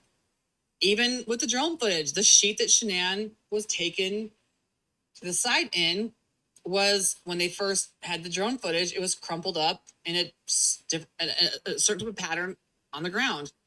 And then within a few minutes, the drone is back in that direction and it shows the sheet's been pulled out to take a different picture. Well, that's the sheet that Shanann was wrapped in. You have no idea what, you know, fibers, hairs. There should be a certain level of precaution when that's happening. You see them going up on top when they're walking up at the tanks. You see the person open the tank, look in, close it again. You have no idea what, I mean, they weren't there yet to take pictures and to document these things. You have no idea what evidence could be on that hatch that they just let fall into that tank or blow in the wind. I mean, there's just so many different things that they weren't very cautious about that, I mean, it's going to be an issue. It's going to be talked about in court. It's going to be a problem. Yeah, because it's hard to believe that she actually murdered the kids too, if she was already looking for a place and talking to lawyers and, you know, going through all that. And so it is kind of hard to also believe that she actually did it if she was doing all that. But Chris did the same thing. I mean, Chris was looking for places. Same. I mean, it's, Yeah. like I said, hopefully going back to court, there will be, I mean, there's got to be something. Like I said, I felt like people say, well, with your reenactment, you just took a story and matched with the evidence. Do you think maybe that she caught him in action downstairs with NK? No, like I said, and that's when she went crazy, probably, and just say, I'm sorry, I don't want to say that. I'm sorry, because she's not in this world anymore, so I don't want to say that. With all my respect, but she probably just went like, you know, like she lost it. Like she probably caught him in action, and she just probably said, "You're not gonna see the kids again," and they got Well, into an argument. And the nice thing for me is that with me, with the family, working with Chris and these guys, I mean, I think going back into court, thankfully, that gives us an area of things we have to focus on. And all we have to focus on is what got him there. And then once we get back to court is getting through discovery and figuring out what they have and what, going through the whole process, which is going to be, I will say this, I think it's detrimental due process, the right to a speedy trial. I question that now. I'm like, there's so much that comes out over time. To think that these big cases are settled, in 21 days or 35 days or 65 days, that they have these, speed processes. I'll tell you what, from what I've learned from this case, I would never want to exercise my right to a speedy trial ever. I'd want to take every last second I could to gather every piece of evidence that was available. So hopefully when it comes to all these different theories, I don't have to go there because, I mean, we can't even figure out what the evidence that is there, what's there. So to say, is this possible for all this? I don't know. I mean, there's endless possibilities. Every person I talk to has got a different theory. So you've just unfortunately got to stick with what is there and what's been said. And the story we do have is that matches the evidence, that matches the DNA, is Chris's first story. Unfortunately, his second confession with the detectives doesn't. His recount of that to Cadle doesn't. So, I mean, on the defensive side, and it won't be fair if like they also show NK's messages, Right. whereabouts, everything, Absolutely. about NK.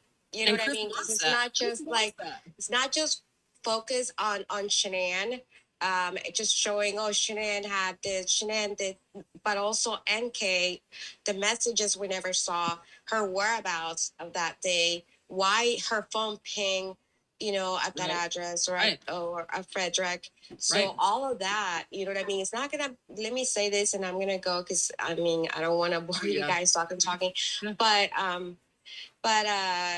this is not gonna bring the kids back. I know that. It is sad to say that they're not gonna come back. This is not gonna bring them back. But I think it'll answer so many questions and it'll give peace to the families to know what really happened and to see all the evidence that we have not yet seen. There's so many, like the videos from the other neighbor, the red truck or the red car that we saw pulling out like right behind Chris's truck.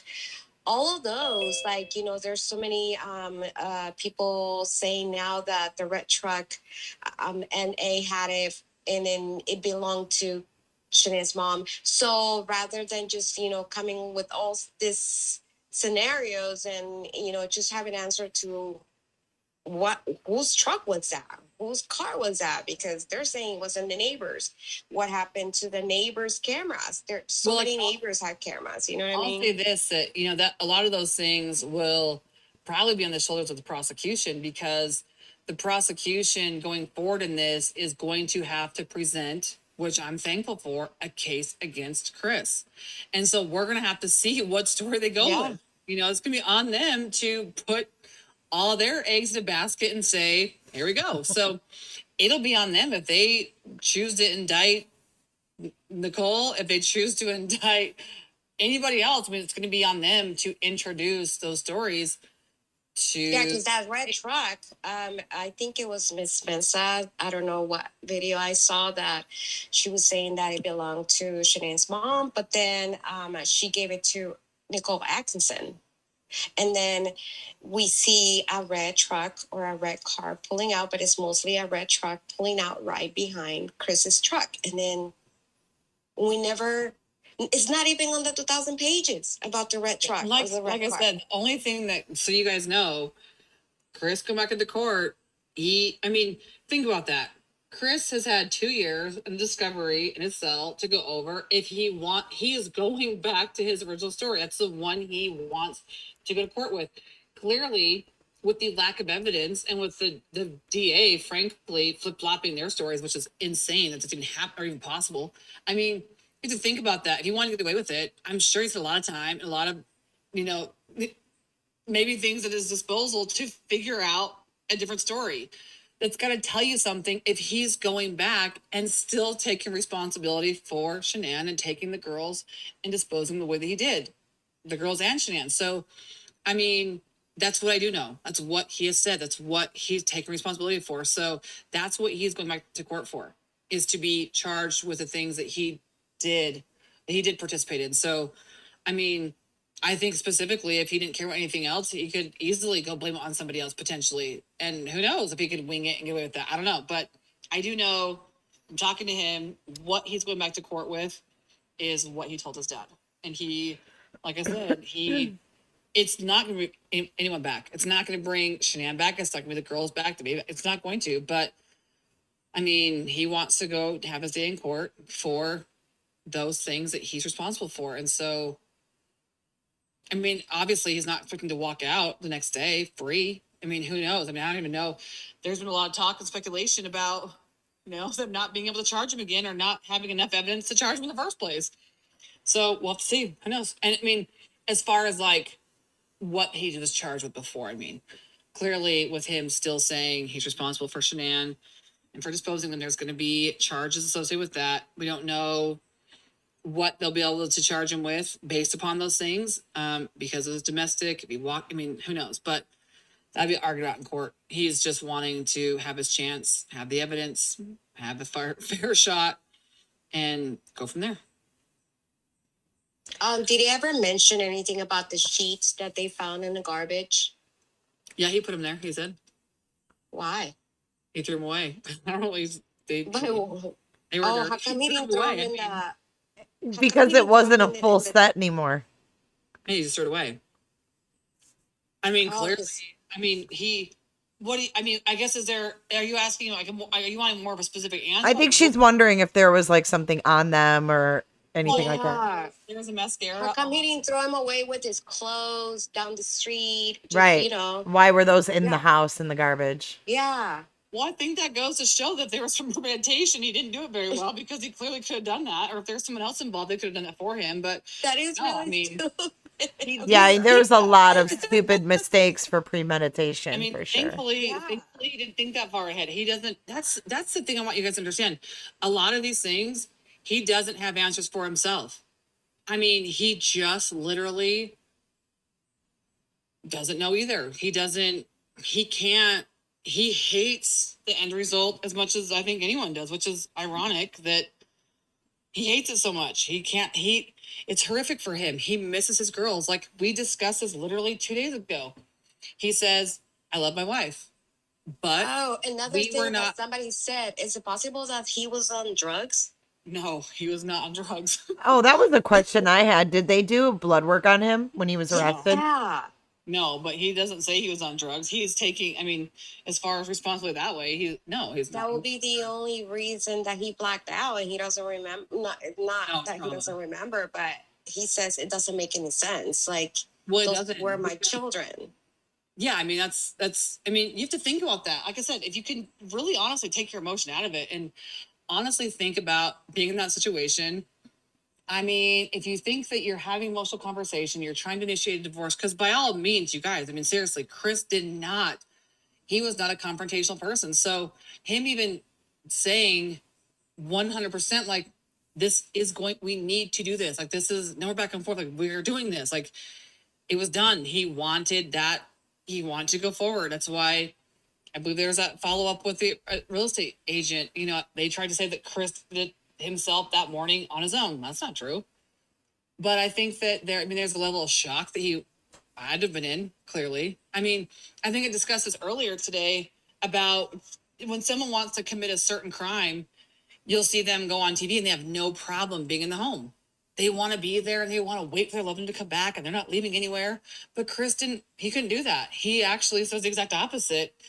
It was like a ghost town and he couldn't stay there another night and he felt sick there. I mean, so there's just so many things like that no, I mean, like I said, to make this simple for everybody, the things I do know, he says Nicole Kessinger was not involved. He would like to also know why her phone pinged there. Now, he has told me that they had met up before in the past to have relations before work. And I know that, that they had the discussion that night before that things would be different. Shannon coming home. Hey, Kim, what happened to those pages that they're missing from the 2000 pages? I think it's like 52, 32. Does Chris knows about that? Does he know what's in it? No, He's absolutely never not. even seen there's it. more than that. There's more than 52.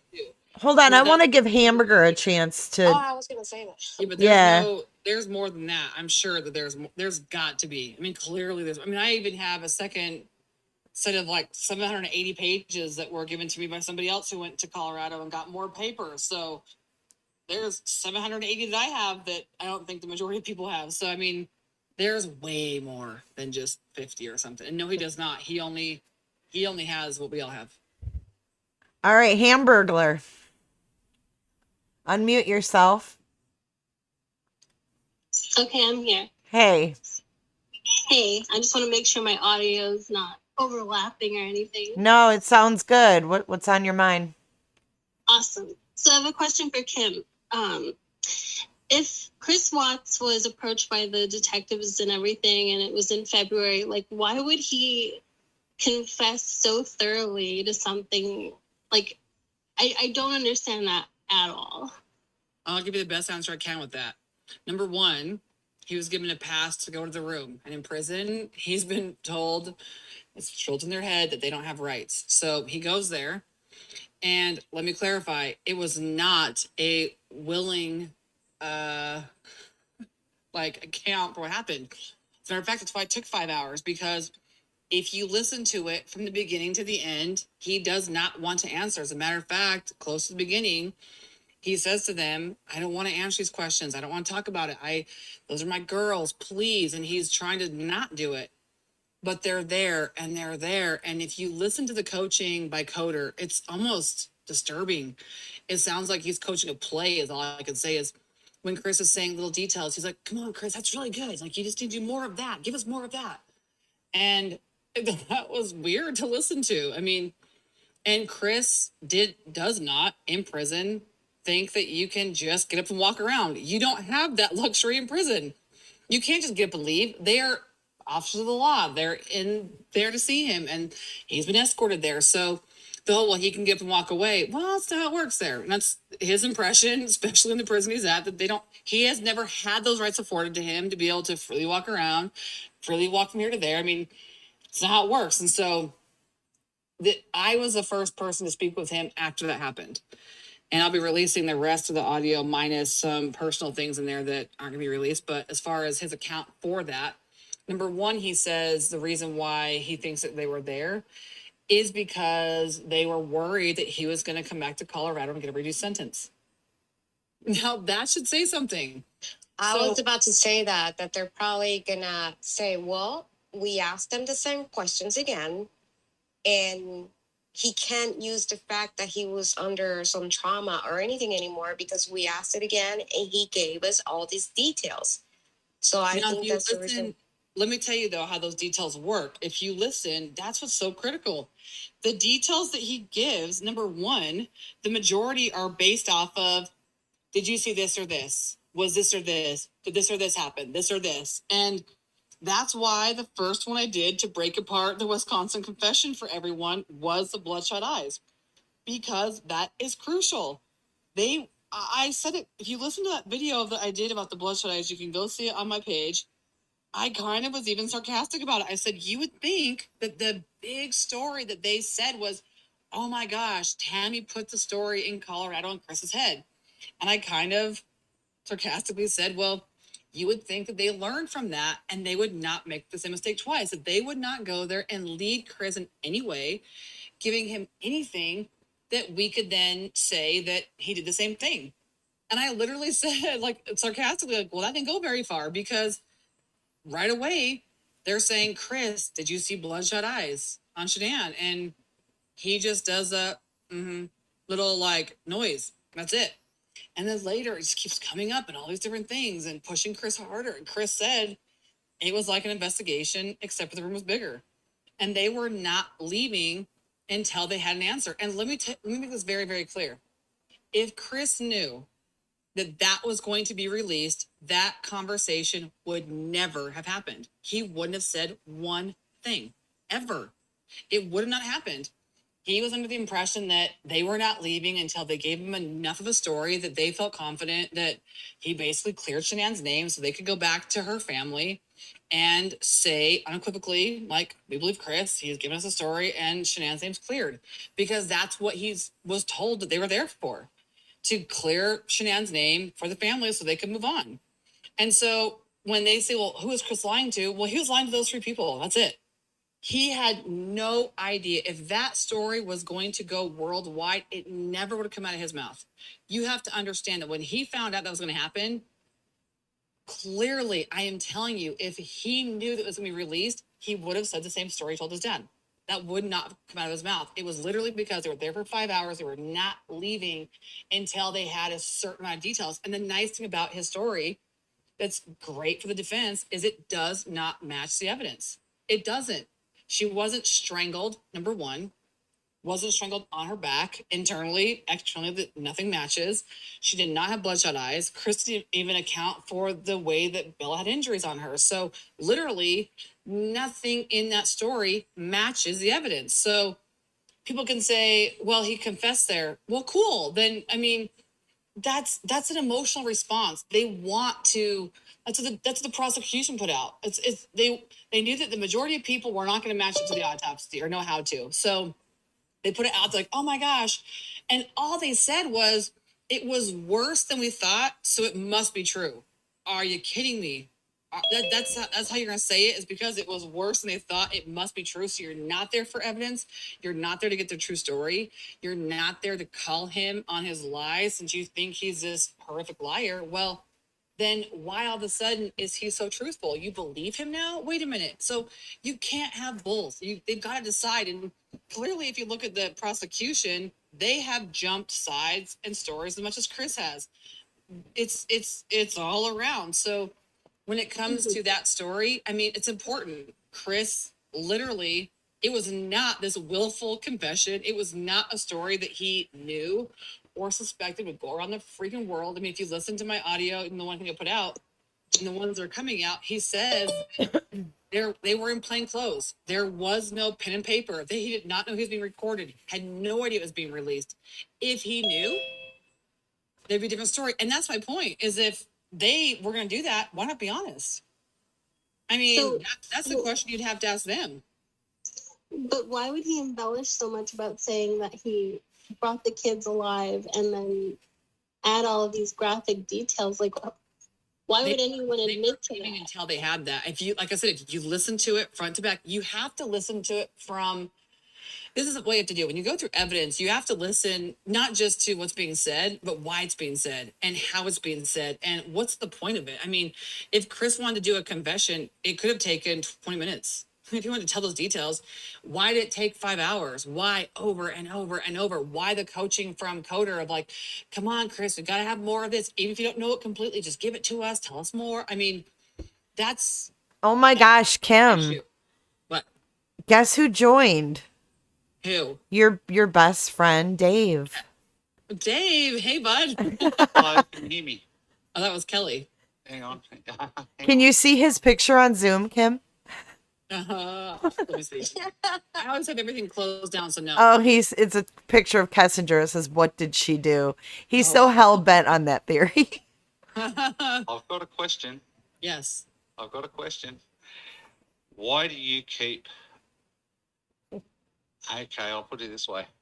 Every time Nicole Kessinger's brought up to you by people, and she's been brought up plenty of times today, I've been listening somehow. No. And you just palm her off. You just, you seriously just backhand her away, and nobody, like, and you don't answer the question properly. There are a lot of things that you're doing that's dodgy. Let me tell you why. Because when Chris is going back to court, there's no need to talk about Nicole because she wasn't indicted. There is if she was in the house. Huh? There is if she was in the house when all right, but here Shanann came home. And that's, you don't want to hear that. You do not want to hear the possibility of that. Listen to what I'm saying. That's a prosecution move. When it's the defense and we need to get him back into court, you unfortunately do not have to bring in all these what ifs and these theories. All we have to do is go into court with the constitutional rights that were not afforded to Chris and get into court. That will be up to the prosecution if they want to do that. Let me tell you something. If Throw I her under the bus. Why wouldn't he just throw her straight under the bus? He's got every opportunity to do it.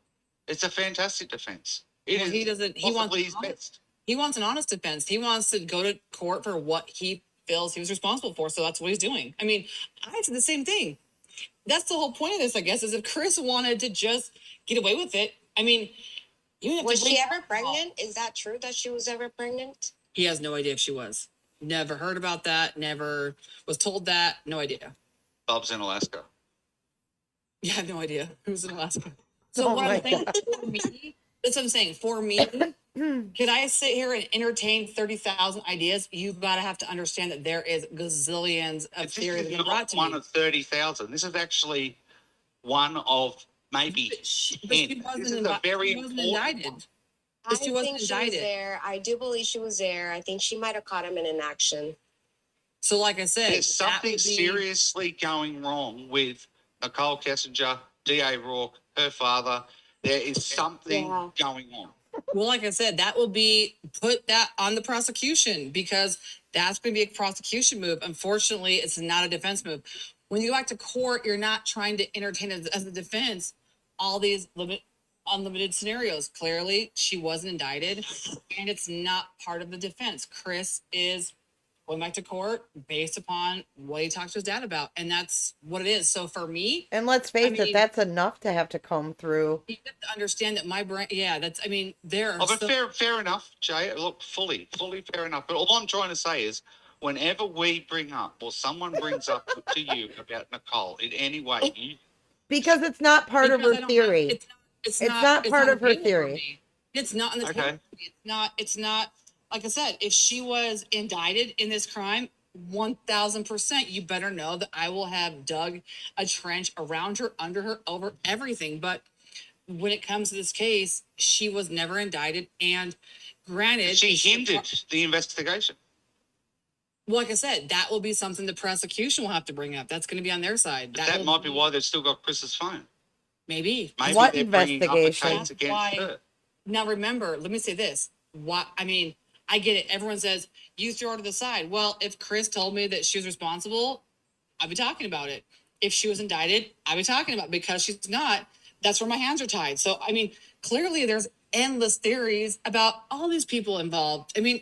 Shoot, I could be 150 years old still going through theories, but I don't have to do that, thank goodness. I don't have to go through all that. When it comes to getting Chris back into court, we thankfully only have to deal with what's on the table. And trust me, it's been 2 years of craziness. But like I said, when Chris goes back to court, make no mistake, just because it's not the defense's side to introduce her into the case doesn't mean that he doesn't want all that on the table, because he does. He wants her phone records. Like I said, he even told me he wasn't very happy seeing on her call log that every time she spoke to Chris, right after, there's a phone call to Jim. She was like, what's that about? And I was like, oh, I don't know, So, but he wants her text messages, her phone call logs, her pings, Chris's, everyone's. He wants it all out there. So clearly. But why wouldn't I'm in Australia, okay? So I understand your laws very well over there, but I don't understand why the prosecution won't let anyone know what Nicole Kessinger did for 8 hours. Thank you. We don't know either. We would like that too. Chris would like that, to be honest. He does. He wants to know why she was in Frederick. He asked me to find out. So he wants that stuff released. He wants all of that to come to light. And I pray that through this process, it will happen. He wants it to happen himself. And if he has a say in it, it'll be out there. You guys, what if she was just there? What if she was just driving by to be nosy? Was what? Was Nicole Kessinger ever given a plea deal? No, she was treated as a victim. Does anybody have May's phone number? No, she was treated as a victim. Oh my God, prepper. No, she was treated as a victim, like the Rusicks were from the beginning. The Watts weren't, and Chris wasn't, but she was, and the Rusicks were. So, like I said, this is my impression.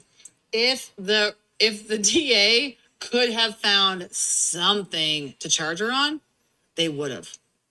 I believe 100%. That would have been the headline. They would have loved that. They tried to use her in a sense they kind of screwed her over, honestly, in the Denver Post article, twisting her words and trying to make it look worse for Chris. So, and I think that they could have used her more. For sure they would have. Because it would at least give them a leg to stand on. The DA had nothing. Clearly had nothing. Have you thought that maybe she recorded Chris in the action?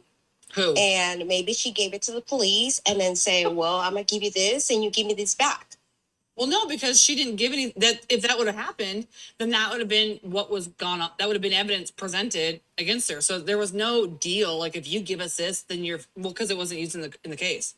So typically, because there are, I mean, absolutely, there are times that people, you know, there's deals where they provide evidence and they use it in the case and then they're given a deal, but that didn't happen. I mean, wait. You know what? I just thought about something. If that was the case, that maybe she gave them something from her phone, and that's probably the reason. That's probably the reason why they didn't show her messages or anything that is about her phone. Because let me tell you my opinion. Then we'll have to show whatever video she showed him. Let me tell you my opinion of that. I don't think that they went that far. You want to know why? The Brady violation. If you guys know what the Brady rule is that the prosecution comes across something that could potentially help the defense, they have to disclose it. I actually think the same reason why they violations happen all the time. Yes, the same reason why I don't think that they talked to Chris's family, because they were terrified if they came across anything that could point them in a direction other than where they were going. That was gonna be an issue. I mean, but they didn't have anywhere to go because they actually decided this is it. We're now going to work around this one initial confession, okay? And then they decided to tack on the kids, you know, without any evidence. So they basically stopped the investigation. Completely. 100%. On the 16th or thereabouts of August. That was the end of. Well, no, they did more than that after the 16th. Yeah, they did, but they didn't actually look for any other possible scenarios. I know they didn't. That's the problem. That's the point with Chris going back to court, is that there was only Tammy Lee was very dead set on. I hate to use that word. Sorry, I didn't mean to say it like that, but she was very locked in on Chris being guilty of all because he wanted to go be with his mistress. So, I mean, like I said, I don't have answers to that. The reason why I don't talk about it, because there's nothing to talk about for me. I mean, if she was clearly a part of this, if Chris had said she's part of this, if he said she had a role in this, if the DA had indicted her, then yeah, that would be a discussion. But like I said, even this girl who's been speaking here, she's thrown out like 30 what ifs. Well, with her, I could be lost in the what ifs for 500 days. I mean, that's my point, is that there are so many what ifs. My part with Chris, with his family, literally is based upon what has been presented. We need to get into court off of that, and then we'll go from there. And so we only have to focus on what he was indicted for, what evidence they supposedly had, what's in the discovery, and getting back into court based upon some of the mistakes that they made on their side that allows Chris to go back. And then once we get there, who knows? I mean, the DA might have to make up all kinds of junk to get charges to stick this time. You have no idea what they can pull out. But all this extra evidence that's now out here, some of this would have to be submitted. It would have to be allowed to be used by someone. I mean, absolutely. And we're hoping that there'll be more. I mean, clearly, since it folded so fast, there were unanswered questions. So I don't doubt that going to court, they will be under a microscope. There will be no, Chris, don't speak to your family. That's not going to happen. Those things, Chris and his family have learned the hard way, but they've learned. And those types of things won't be in the future. And that's why even looking and talking with attorneys, that some attorneys have the whole, like, don't talk to anybody. No, we're going to have an attorney who is going to be open and honest and transparent to the process. The attorney's meant to work for you, sort of. Right. Unless the public defender, because he gets paid by the same office. Right. Well, I think that's a very important point, because even like I said before, like Chris wanting to read some scriptures in court when he was sentenced, they said no. Well, time is money. You're told that you have these rights, the right to speak. He does by law have the right to speak.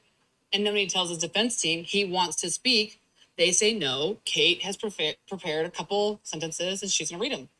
So he didn't have that ability to exercise that right. And I guess, all he knew is what he knew, but now he knows different now. And so I think that even now, it's been made very clear to him, especially from the people inside the prison, that what those investigators did was not normal. It's never happened in their prison before. Even the phone call back, it's not typical protocol. We are in the process of wanting to get the warden's emails and the secretary's emails to find out what communication happened between the prison and the investigators that allowed that, what kind of rules or things were bent to get that, that whole situation to transpire. You should be able to get them from the FOIA. 100%.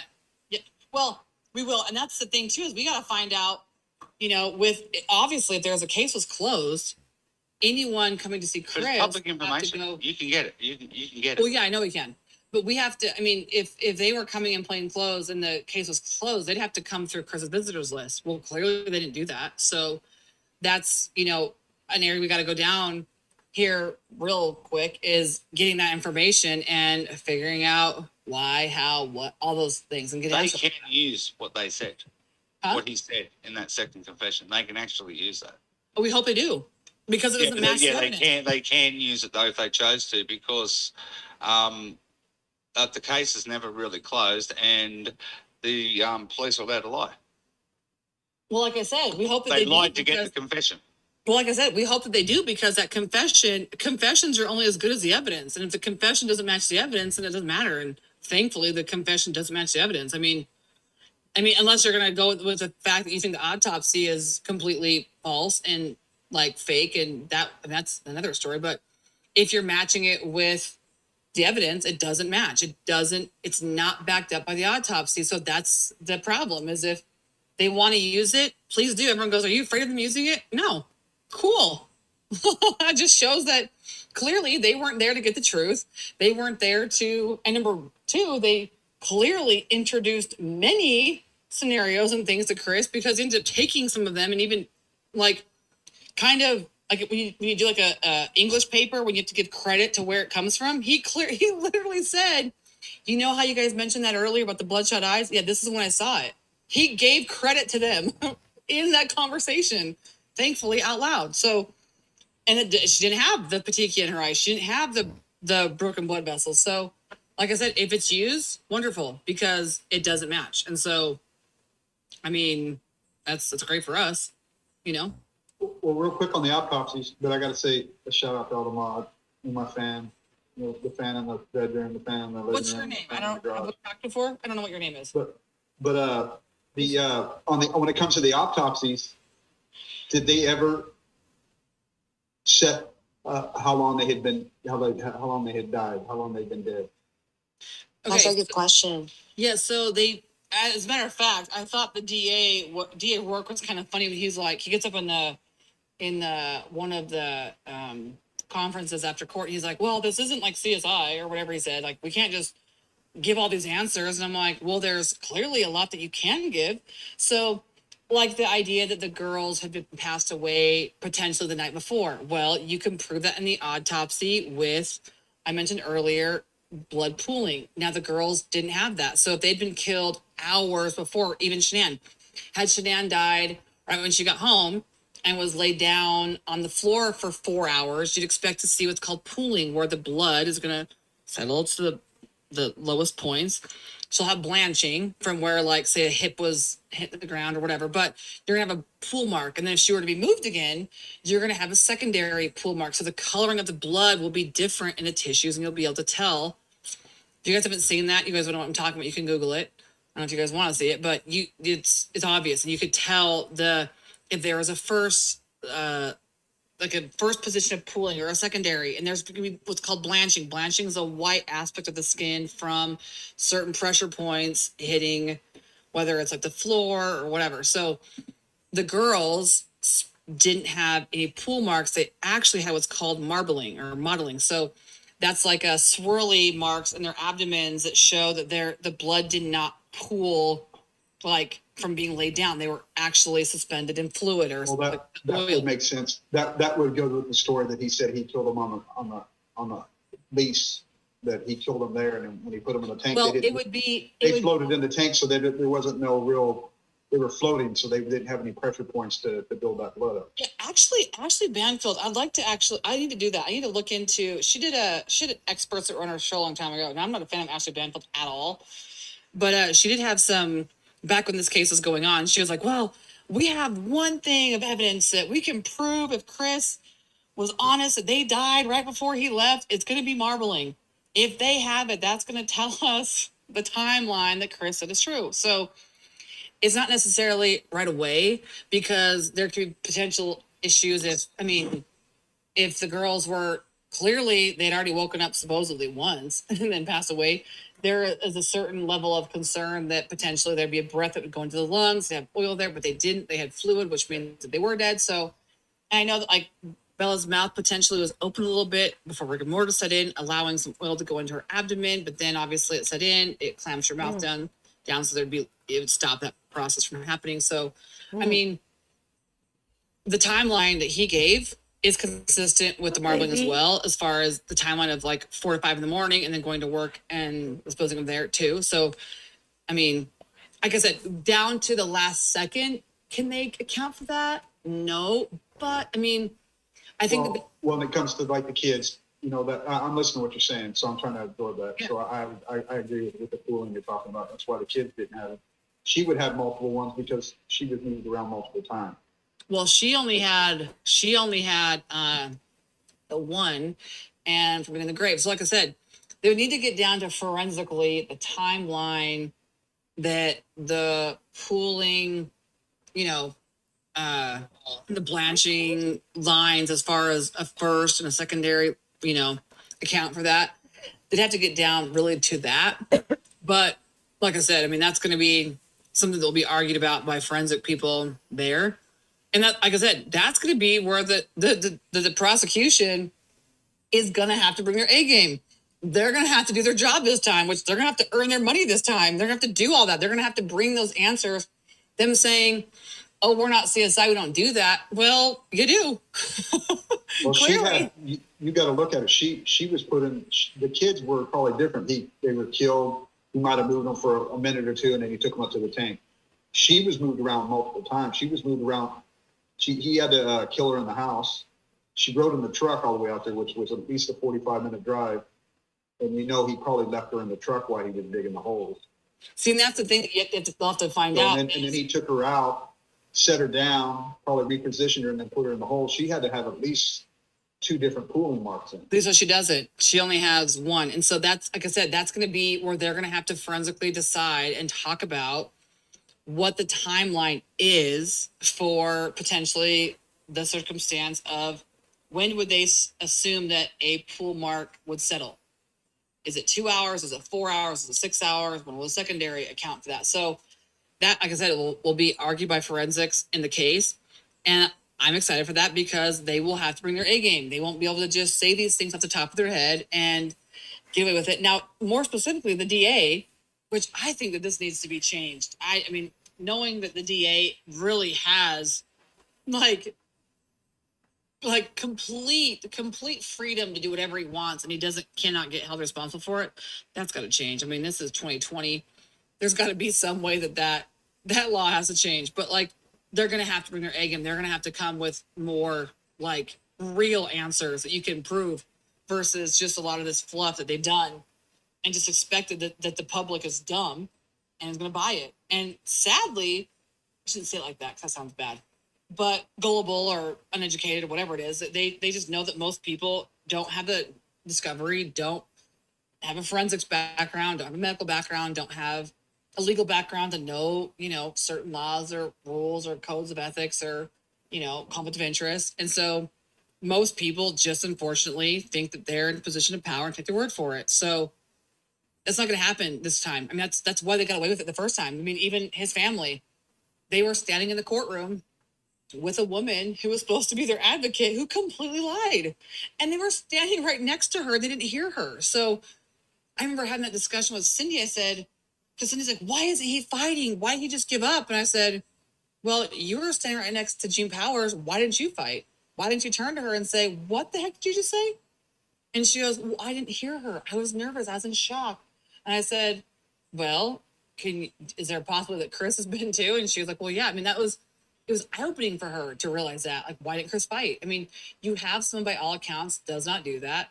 And so, like I said, this whole case is going to be, it's going to be flayed open. It's going to be, the prosecution's going to have to, they're going to have to bring evidence. They're going to have to account for everything that they said that they had to begin with. I mean, even Jay and I were going over one of the charges that Chris was charged with. Their charge number 6 for the fetus for Nico. It was Sam Volta's got a good question. If I could just answer, it's something I would be able go ahead. to answer. So he asked, let me get this specific here. He asked, if they had not been found in the tanks, what would have happened to them? You know, these tanks. So would they have simply disappeared after being in there for so long of a time? No, so they probably would have broke up over time, right? Or they were already from the autopsies. The girls were already, the tissue was already breaking down. Their limbs were already starting to separate. So like we was talking earlier today, that they drained water out of those tanks to fill them up with oil, right? There's an oil company, not a water company. So they drained the water out and they hauled the water off separately. And there's a big pit if you look at the videos or the pictures. So there's an open valve and it just gravity flows. They would open a valve and that water would flow in there. So there's a good chance that at some point body parts would have broke down small enough to fit through that valve into that drain line, into that pit, or they would have plugged up the drain line themselves. And either way, somebody would have found, they would have found the remains of those children. And Chris says that.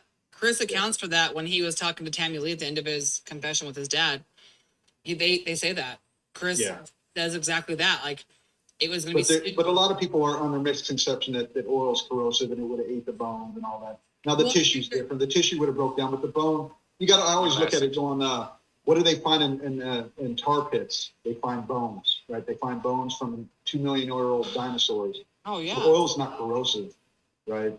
Well, I think it's because people have that question because they were told originally in some of the press releases that it was boiling hot oil. Well, it wasn't. It wasn't. It wasn't. It was probably ambient temperature that day. Whatever it was outside, it was probably even cooler than the outside temperature because it came from the formation. It wasn't. They weren't introducing artificial heat down there. Yeah, and I think that's important. People don't know that. And so, like I said, Tammy Lee and said, so what were you going to do then? Just sit at home like a sitting duck and wait for us? And he said, well, that's why I'm here without an attorney. If people think that he was putting them there to get away with it, absolutely not. I mean, like I said, there's 500 unused old oil tanks. If that was what you guys think was his disposal choice, he clearly knew that there was hundreds. Probably even 50 within a mile of his home or 100, 2 miles of his home. I'm 100% convinced he was. If you look, there's the video Jay showed the other day, and I've seen pictures. 2 years ago, there's 2 small holes next to her grave, and he was planning on putting the kid in there. Even the sheet that blew out there, right? He didn't have time. He had people coming in there. It just, you only have so much time. And if he actually, like we talked earlier today, if he really killed the girls there on the site, he had even less time. They say it takes 4 minutes to choke somebody out to get all the oxygen out until they're really dead. So that's 2 girls. Or longer. He still had to walk from the truck up the catwalk, up the stairway to the catwalk and put them inside the tank. He spent 15 minutes just on the 2 girls. Well, and I'll say this is that, what Chris has said is that he didn't go there to dispose of them there. He didn't know what he was doing. He went there. No, he had, I believe he did what he did without a real true plan. It was spur of the moment. He had GPS on him the whole time. He had nowhere to go. He was hoping, he said it himself. He was hoping to come back the next day, but the work wouldn't let him. And I think that's when he was going to clean up his mess. He wasn't planning on Nicole being at his house. It didn't go good for him. Well, I don't remember him saying he planned on going back there because all I know from him is that. Yeah, he did. He said when they did the first interview with him on that Tuesday morning, they were interviewing him, and they were talking about him. What about work? How's everything doing? He was talking about, he's not sleeping good or whatever. He goes, I just want to go back to work. I tried to call work to see if I could go back. Oh yeah, I think that's true. Stay busy. Yeah. And they told me no. They said it was better off for me to stay here. Well, that's because they were doing an investigation. Well, I think that, okay, so that's different then. I thought you were saying that he said that he specifically wanted to go back to cleanup. I don't, that's, okay. Well, that's no, he never, I'm not saying that's what he said. Okay, okay. You just got to put 2 and 2, do add up to 4, and you're going, well, he wanted to go back to work. I mean, you gotta jump in his shoes and go, well, yeah, I'd want to go back too and go clean up any loose ends, right? Well, I'll tell you this about his Just dad. 3 people, 4 people. I'll tell you this, though, with his dad went home to North Carolina, went back to work. I don't know if that's a shock or coping mechanism, but he didn't even take a day off. He didn't take a half a day off as soon as he got back home, went back to work. So you have to think about also if it's a shock thing, if it's a trauma thing, sometimes they just go into that disbelief or block it out, and they just got to do what you normally do. You do your chores, you do your, you go to work, you have that sense of responsibility. So he's not in the same role as Chris Watts was, though. I mean, yeah, it's a lot of shock and stuff. I mean, you can't actually take anything away from him going back to work. That's yeah. Still, you're in shock, right? You're post-traumatic stress disorder. You just got told some bad stuff. It's a nightmare, and you don't want to believe it to be true. Well, I think that's what, to be honest, that's for my opinion, I feel like that's what Chris went through. I mean, I think if you listen to him, like I said, I know that he has said a lot of things, but I also look at if, Chris wanted to talk to his dad first. I mean, I also look at Tammy Lee and say, if you were truly wanting the truth, I mean, why, even when Chris got there with his dad, Chris didn't have to go to the police station with his dad. His dad flew into town. They could have gone home. They could have had dinner. They could have done all kinds of things. They could have chose not to go back to the police station. They did. And Chris wanted to talk to his dad, and they knew it. And I think that's why there's an extraordinary amount of time they spent questioning him, because they needed to show a pattern of lies. Well, Chris was going to lie about certain things because he wanted to talk to his dad. And then quickly cut in there on that one. It was just amazing that he was asked to come in at 11 a.m. for the polygraph. 4 o'clock, they still hadn't started the polygraph. Right. Whatever it was. Like, Tammy's interrogated him for 5 hours, basically, leading up to the polygraph. Yeah, because they needed to have this pattern of lying. Well, it's like, yeah. Well, but by the time he had it, he was exhausted. Well, I think that what I think is crucial is that any other polygrapher, they're going to want to talk and ask questions about each person. She said, well, we can just assume if he did one, he did them all. Well, that's not how that works. They had a guy sitting there without an attorney talking. So they're going to pump in all the information they can, whether it's true or lies. They're going to get whatever they can. I mean, they know they've been down. As soon as he goes, I want to lawyer up, they know they lost. So they're treating him nice. They're treating him like he's a good guy. They're doing everything they can to appease. Right. I think my question with that is, want him to stop talking. If he stops talking, they're investigating. He could have just walked at that time as well. Yeah. Well, right. I think that's my point, is that Chris was there giving them information voluntarily. When she was doing the polygraph, why not ask? I mean, that you have to think about, why would Chris pause and ask her about the questions? If it's going to, if he answers questions, is it going to cover the girls too? Is it going to make him guilty for them because he was concerned about that? Well, and it goes back to he doesn't have to be telling the truth about something. They're not looking for him to tell the truth. They're looking for him to tell lies. They're looking for his alibi. They're looking for his story to be good. They're looking for every avenue. Why wouldn't she ask those same 3 questions about the girls? I would say, I think it's because she was nervous that there was a potential or possibility that Chris... He would tell the truth. Yeah.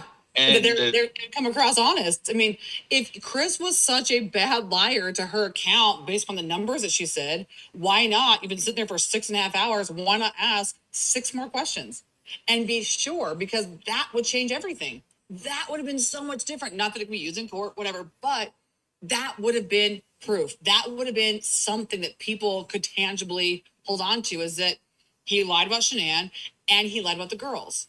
And I think that was a very crucial play on her part. She couldn't risk that. I think because of the way Chris was, she couldn't risk that, because if she was sure that Chris was guilty, especially since she says that, why not ask? I think she got spooked when he questioned that, because I think that, from history and from experience, for someone to say that, it's a kind of a weird question. So, like I said, he was there. He was a bad liar. Instead of assuming that he's responsible because what she did, which was a mistake, why not ask? I think somebody Hey, else. Kim, I see the chat and then I see Booba. She says, did he kill her on their bed or Cece's bed? Because there was makeup all over the sheets. So it was a pillowcase. So he says that he choked her in Cece's room, took her to his bed and put her upside down so he couldn't look at her. He laid her face down. So that's what he says. It makes sense. Yeah. And I got two quick questions here for the people in the chat that didn't want me. One is the first one was asked us a little bit ago. And you don't have to get too in depth on it, but Chris Watts said he smelled alcohol on her breath, correct? I was going to ask you that too. Did he say anything about the alcohol? No. And did they in the blood, the BAC, did she have any in her system, or did that come back negative? She came back with 0.128. 0.128. Yeah. And he says that she was just super emotional. I asked him if he could tell if she was overly inebriated. He just said that she was super, super emotional. And so I think when they're having a conversation, when, you know, they've obviously had this back and forth for a solid week, she had told him the whole entire week, like, you'll never see the kids again. That was a long conversation they were having. I mean, you see her reaction to all kinds of stuff in her text messages. And like I said, those text messages they've released clearly are not all of them, and they're supposed to make her look innocent. So I'm more curious as to what was actually there that could potentially make her look guilty. Let's see it. So yeah, I've asked him, could you tell that she was drinking? Could you tell if she was drunk? And he just said she was so upset that I don't think he's even thinking that. I think that she was so upset. And I think that when you're so distraught and you're so emotional, I don't know, I guess I'm not like an expert on judging someone's intoxication level or how they act. Because I know if you're exhausted and you're tired and you're emotional, you just kind of are a little more sloppy to begin with. And so I don't know. He doesn't say that he like 100% can say that she was drunk. Absolutely not. Well, but he was probably tired himself, and he was probably had a lot of tunnel vision. Yeah, I don't think that he was probably blocking out some stuff. You know, he wasn't getting the whole 100% of the picture. You know. Yeah, I don't think that. I mean, he wasn't necessarily overly shocked when that came out, but he was more like, oh, maybe. I mean, she was definitely very emotional and very upset. So, could that have been a possibility? Sure. And my homegirl here, Angela Lassiter, is asking about I think you spoke on this earlier, but what is Chris Watts' mental health today? Is he stable, or is he is he on a mental watch, or? No, not a mental watch at all. Nuh-uh. So when anything is released or big, I mean, they definitely check in with him and talk to him, make sure he's okay. I will say that there was a huge difference when he was put in the general population and out of his cell, like for 23 hours a day. Huge. I could imagine that would be anybody, you know, when you're in a 6x9 by yourself, like a tiny little speck of a window, no conversations with anybody. And I can only imagine and the only conversations you do have is your 15-minute phone calls. Some points were once a day, some points were more, but, and you're inundated with people's emails. Like I remember the first time he was asking about the lyrics that were sent to him, the Metallica lyrics. He was like, why was someone sending this to me? He didn't know. I mean, you have to think about that. Everyone, I know that they all think these are sinister things he's done. Like he should know and account for all these things, but he was like, what are they talking about? They had been sending lyrics back and forth to each other for so long. And that was a lyric that Nicole had asked him about several days earlier. And I think because he wasn't responding like normal, you know, she was like, asked him again. And so he couldn't off the top of his head think about it. So he looked it up, but he didn't know why people were saying that. So people have given him so much information, like literally hundreds and hundreds of letters, that it's hard. I mean, he's emotional. He misses his children. He is sad what was happened to his wife. Like I just said, I talked to him 2 days ago and we were talking about Shanann. And he's like, you know, I loved her. Like I did. She's the mother of my children. So I have love for her. However, we were not meant to be together forever. Like that, a change happened and he saw it and he wanted to end the relationship and move forward with the girls. And so, I mean, he he likes to, like, I'll play him like videos sometimes, or read him certain things, and he likes that. He wants that. I mean, he definitely has his very, very hard times where I think a certain part of him is in like, are you kidding me? Is this really real? I think that he has that a lot where he's just like, what the heck? How, what? So, but I think, as far as like, is he on medication? No. Is he seeing a therapist every day? No. He does have a job in the prison. They are now on lockdown. I did ask him, I was concerned about that, him going back into lockdown, because with COVID, they do have a lot of restrictions. And I was worried because when they first let him in general population and he was allowed to have his cell door open for 8 hours a day, he didn't know what to do. He felt uncomfortable, like walking out. He felt anxious, kind of like, oh my gosh, like, what do I do? And people would come by and say, well, you can have your cell door open. And he's like, okay, you can walk out of there. Okay. I mean, it took him a long while to adjust to that. I was actually more like wondering when he went back into lockdown like that, was it hard for him? And it was. I mean, it was nerve-wracking for him, but yeah. Well, it's a big adjustment. When you're a free man and you're a prisoner. I mean, at any level, it's not a good. Yeah, and when the investigators came up there, they put him in the hole for 40 days, for protection or for whatever. So he definitely mental evaluation. They're watching you, make sure you can. Yeah, you're not going to go crazy. Yeah, so I mean, they're not concerned about that. Chris is definitely not suicidal at all. He's very hopeful. I think that. Well, they have a standard suicide type of watch on new prisoners anyway. That's you could have been in prison 10 years ago and come in today, and they're still going to watch you. Oh, absolutely. And like I said, anytime something big happens, like when these movies are released or these programs are released, they definitely check in with him more. But like I said, he's not suicidal. I know that that's been asked before, like, does he want to just go be with his family? I mean, is he, as far as the spiritual side, looking forward to the day that they'll be reunited? Yeah. But does he want to go there today? No. I think that he's doing good. I mean, he definitely is. He's changed a lot. He's more talkative. He's more, and it's weird because that is something that has changed him, is this process, is realizing that people always say, why did he stick up for himself? Why did he speak up? Why didn't he confront Shannon earlier? Why? And he says that now, like, wow, like, there's so many things that he could have done differently that he now sees. Not that he labels them as far as behavior patterns a certain way, bossy, controlling, manipulative, whatever. But he's just saying that there are certain situations that he definitely could have stood up for himself, or even with the court process, he didn't know. I mean, even his family didn't know. Yeah. So, and I just got one more here real quick. I want to make sure because I'm making a claim that I'm 100% positive, but I don't want anybody having doubts on anything I say, and I know you wouldn't, correct? So I got my friend here, Alyssa Snyder, asking, incorrect what this guy said. I'm pretty sure that's referring to me.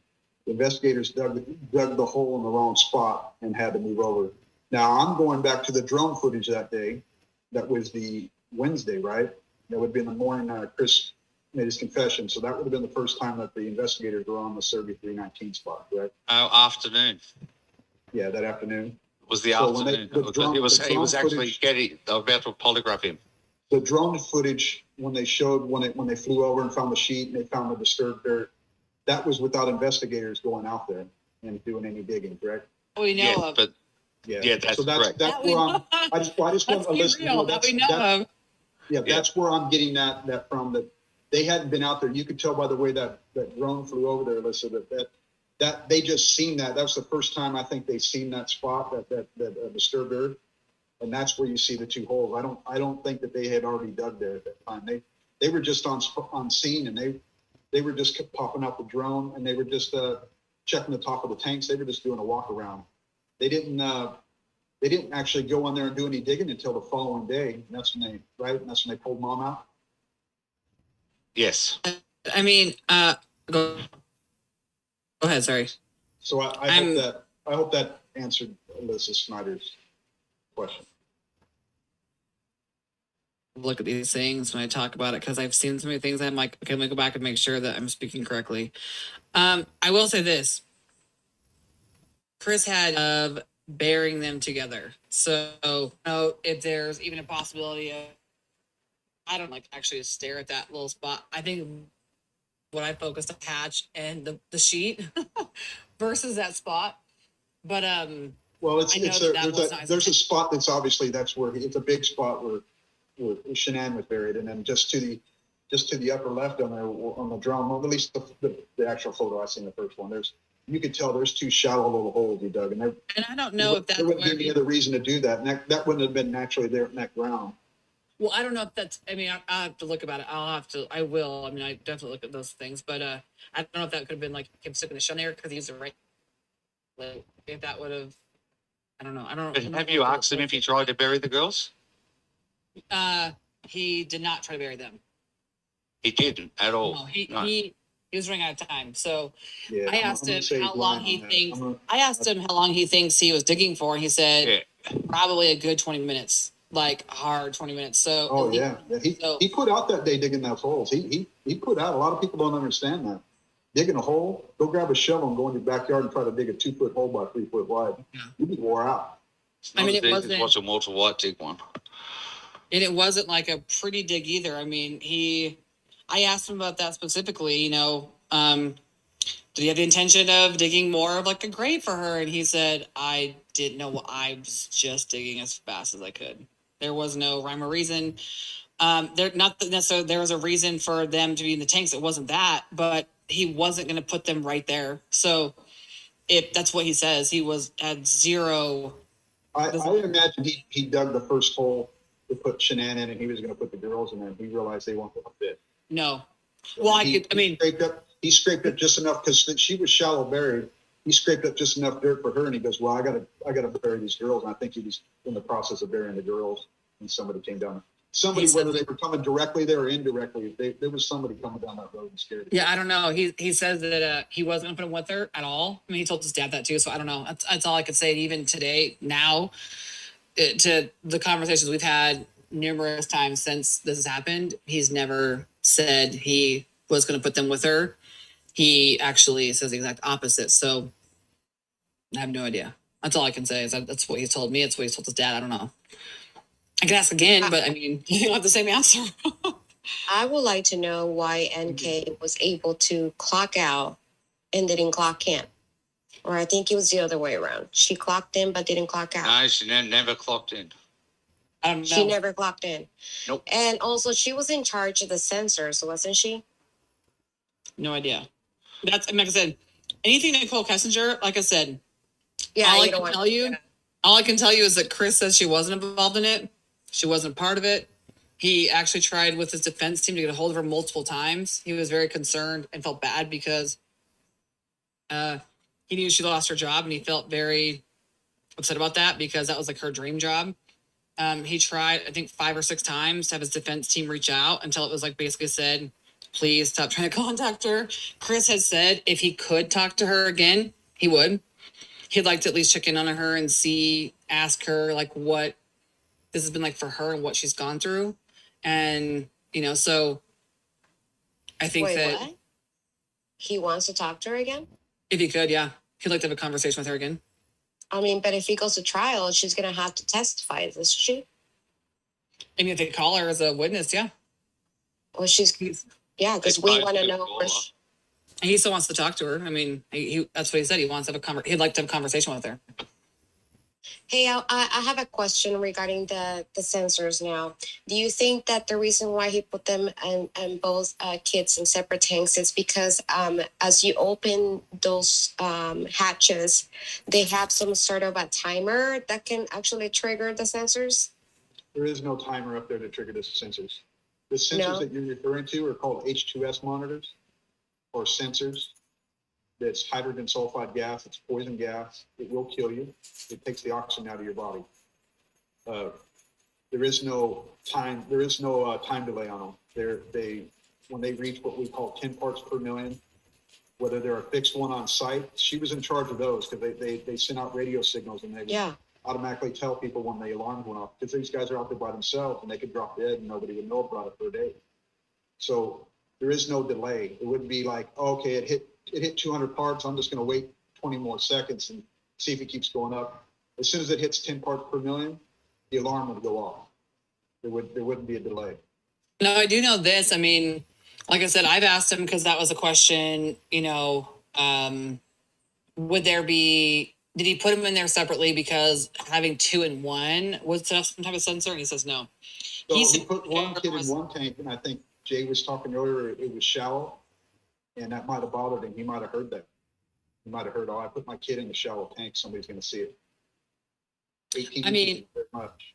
I know that people have even speculated that because the stairs and he put them basically in the tanks that would be equivalent to like their bedrooms, like Bella on the left, Stacey on the right. Was he having like a moment where he felt like he's putting them to bed, like in shock? He doesn't, I've asked him about that. He says he doesn't know that was his thought. It wasn't why. He was so stressed out at that moment. Yeah. You got to give him that. You got to give him that. He probably doesn't even remember what happened. Yeah, but people have asked that. So I've asked him. You got to go into a whole nother world that nobody wants to go into to do what he did. Yeah. So, I mean, but because people have asked, I ask him and he says no. So, people have asked, is that why he did that? He doesn't know. And as far as, was he not trying to set up alarms? Nope. I mean, he doesn't have an answer for why either. And it's horrific. Set off any alarms. I mean, going up there to open those hatches would be a normal deal. I mean, the day that they were out there with the investigators, they opened the hatch with the police right there. The guy Yep. But I would, it would be some decent speculation to say that he dropped the first girl in the tank that was shallowest, and he heard it, and he went and put the kid in the other tank. Because at this level, he's not an operator. He's not out gauging the tanks. He doesn't know the level of the tanks. Yeah. Right. So he as a lead, he's just the guy that shows up. So, and I think he dropped the kid in the shallow tank, and he probably, just from my experience, I would go, oh yeah, that tank's empty. I can't do that. Somebody's gonna open this hatch, and they're gonna see this kid. Right. Yeah, he's never given an account for why, but I do know that the things that I've asked him, because of speculation, he hasn't given an answer. He doesn't know. He has no I would idea. imagine that would have been a very dark moment that his body naturally tried to block out. Yeah, I'm sure. I mean, I think I would love to know, because there's a big coincidence that on Friday there was a leak at that site, and all of a sudden he's like, okay, I'm gonna go Monday and I'll go fix it, or Sunday or whatever, the day that the murder happened. So I would like to know, because it's just a big coincidence that all of a sudden there was a leak at that place. So I'm just going to be honest with you. That happens all the time. I've been working in the oil field since 1990. I've literally walked into a location, looked at everything, turned my back, and a pipe blows up. Literally, and that's happened multiple times. Well, that's just part of the business. That's a gas line. It's probably got H2S in it, and it's buried in the ground, so it's being corroded from the inside and the outside. It just failed. Well, let me clarify. I'm sorry. Let me clarify this too. I mean, Chris only happened on that. He was going to exchange a fire stick because Shanann was asking about adding He was off that day. He wasn't even at work. I've seen people speculate that he caused the leak. He wasn't even at work that day. He took that day off. But it only came up because he was exchanging a fire stick, and then the other coworker called. He happened to be there and said, I'll take it. So this whole idea that he created this whole thing, absolutely not. And the whole idea that no one was coming out there, false, because they were coming out there. So if anything, it was a moment of opportunity for him to exploit, right? Yeah, I mean, he only knew about that because he was doing it in exchange for a fire stick to save money on their cable bill. That's it. If he was going to plan it, he would have planned it where nobody was going to come out there.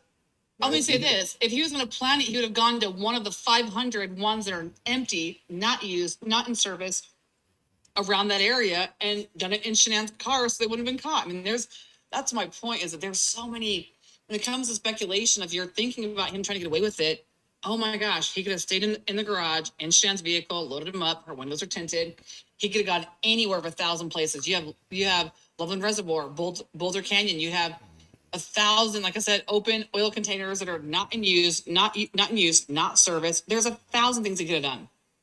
If you're thinking he was trying to get away with this or concerned he's going to get caught, the last place, that's why I've said, if he did anything but what he did that morning, I would say he's guilty. If he would have gone to his truck and nothing else, I'd have been like, where's the bodies? What'd you do?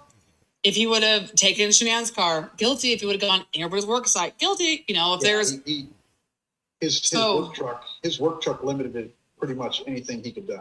And they were able to trace every step he made that day. And he knew it. I mean, even him going out the front door, I mean, he pulled his truck in. He made the comment when they interviewed him in the prison that when they were talking about his clothes, and that they asked him, "Did you dump your clothes in the dumpster?" He goes, "Yeah, I was always waiting for you guys to ask me that. You never did." And they go, "Well, they emptied the dumpster a couple of days later, and we didn't get there to kill them." Right. So they knew every stop he made. Right. Can I please quickly ask something? Yeah. Is there the possibility that you're possibly a bit brainwashed by Chris, that you believe everything he says when he's told so many fibs? No, I don't believe everything he says. So here's don't? How I can answer that. How I can answer that is I guess my point for what I'm doing with Chris and with his family is getting him back into court. Like I said, I thankfully don't have to be judge and jury. It's not my job. But what I do like is that because of the evidence that allows him to get back into court, I just believe he deserves his day. So I'm not sitting here saying I believe 1,000% what he says, or I don't. I'm just saying that I was able to put together, based on a lot of stuff, enough evidence that matched what he told his dad.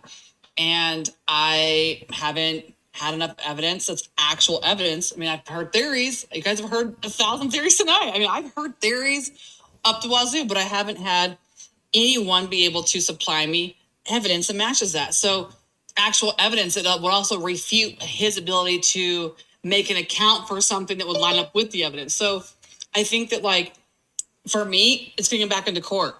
And I'll let the prosecution and the defense team handle it from there, But why are you using YouTube as your platform? Are you trying to, like, I don't know, potentially sway a jury down the track somewhere? Or here's what I said about that. I mean, people are asking. They have been swaying the jury for 2 years now. I mean, they clearly, the night that Chris confessed, walked out to the press and immediately lied and said Chris confessed to everything. They put out the guy from the gas. I know that. They lied. He didn't. He confessed to his wife, and that was it. Right. So what I'm saying is the whole world only knows their narrative, which is completely false. The gas station guy, false. Trent, false. Amanda, false. I mean, so do I think that my little 7,000 following is going to change the world's opinion? No. But do people want answers? Yeah, I think that's what it is. It's just providing people answers. What are the point? Yeah, but we brought that up earlier today. They got the legal right to lie about that. There could be other hidden motives that they didn't release to us. I mean, they lie and say things to entrap other people to make somebody feel scared. Qualified immunity. To make somebody, and another crime just to make them feel scared, to make them come forward. You know what I mean? Or other people, they say stuff to make them feel comfortable, so they'll break the law, or so that it's easier to catch them. They didn't break the law by doing that. They can't, and that can't be used. And like I said, I mean, they just can't lie in court. No, like I said, Chris gets his day in court, and we have said that. His mom and I've had the discussion many times. Like, we've had the discussion. Are you prepared that he could be guilty of everything? Yeah, 100%, 1,000%. I just want to get him back into court so he has the due process, and they lay their cards out. The prosecution does and the defense does, and may the jury decide the best side. And that's all that it is. And like I said, when people go, well, you were able to match, you put the evidence to match your narrative. Well, that's my point, is if I can put the evidence to match the narrative that Chris is saying, that says something. I mean, that's what the defense's job is to do, is to find, if you can match certain things together, that's your job. And so being on this side, let me say this. I have looked at her side. I have looked at her friends' accounts. I've looked at the prosecution. I've looked at Gene Power. I've looked at the judge. And I just don't happen to align with that side. I don't happen to align with Tammy. I don't happen to align with the DA. I don't happen to align with the judge. I don't happen to align with a lot of these things that have happened. I don't happen to align with some of the ways that her friends have, I feel like, misrepresented themselves or misrepresented Shanann, or they've admitted they've lied to the police during this investigation. The neighbor Nate. I mean, when I just look at both sides, I look at, like, the actual constitutional process that we are all afforded in this country. Chris just he can by law have the chance to go back. And because he's got that. I mean, you can't. it allows him to go back. I mean, that's just where. Now, he still has. I mean, there's a lot of people that have been convicted for stuff they never did. So I just happened. Like I said, let's just get him back in court. And the reason why I'm here is people. Well, speaking of going back to court, so I asked this question earlier, but some people, you know, we got a different show that we only do 2 8-hour shows a day. But Kristen Renee asked, "Aren't you worried about that taking him to trial? That it puts the death penalty back on the table now. Now, if you guys can get you're not worried about that." No. I don't the have. good thing I about don't the think death they have penalty that is in you get about Colorado. 12 appeals. Well, I like I don't said, think I they mean, have that in Colorado though. They don't have the death penalty. Yes, they do. They still have it. They just don't. They do. well, here's Yes, the thing. they do. It wasn't a concern to begin with. It wasn't an issue to begin with. His family wasn't concerned. No one was concerned with the death penalty. Did the DA use that to seem like, oh, we've done something great for him? That's a joke. When's the last Well, time? I thought that was part of his plea deal that they would take the death penalty. That was okay. Was that the reason why he took the plea deal? No. His family even said that's bogus. Like, we were not concerned about the death penalty. Even if he was given the death penalty, it's been almost 40 years or longer since someone's been prosecuted. You need to think about even like the Aurora Theater shooting guy. He wasn't given the death penalty. I mean, come on, that's a big, especially with all the politics in Colorado. Oh yeah, I know. It's not something they're concerned about. And like I said, if he is convicted with all that and it goes back on the table, well, there you go. He's going to be still in the same spot. Chris right just now. wants to go to court. Wants to give it a go. And go You have to realize that him being in prison for the rest of his life is a death sentence too. Either way, it's a death sentence, right? I mean, he's going to be in there till death. What's the difference?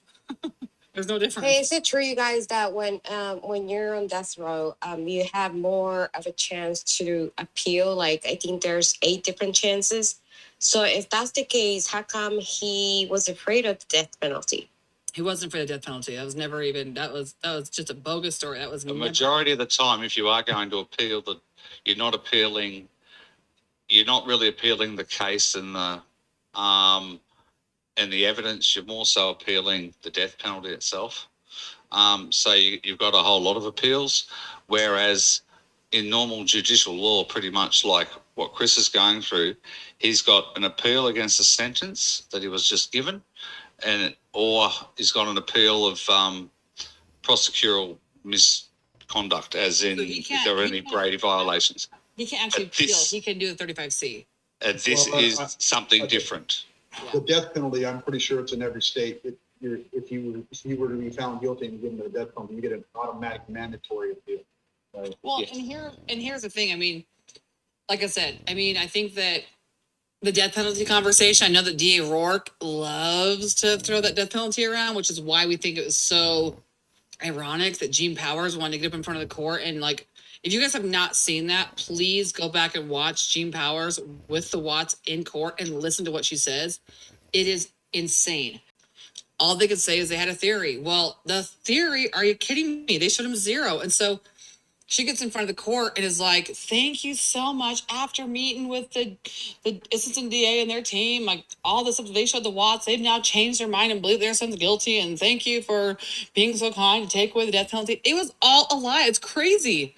So that will be something that will be addressed going into court forward is, number one, that. Because to me, the only way that she could have had that conversation in front of the court is if she was somehow tied with the prosecution, because it corroborated the prosecution's lack of evidence and what they probably needed and the judge needed to hear to believe that there was enough evidence to convict Chris of what they're charging with. There's no other reason. So trust me, the minute that happened, I was the first one to message her and say, don't you ever speak for her family again or his family again. What are you doing? What have you done? I mean, it was terrible. So you have to look at all. Can I interrupt? Sorry, Jay, are you awake? I think she fell asleep. Jay.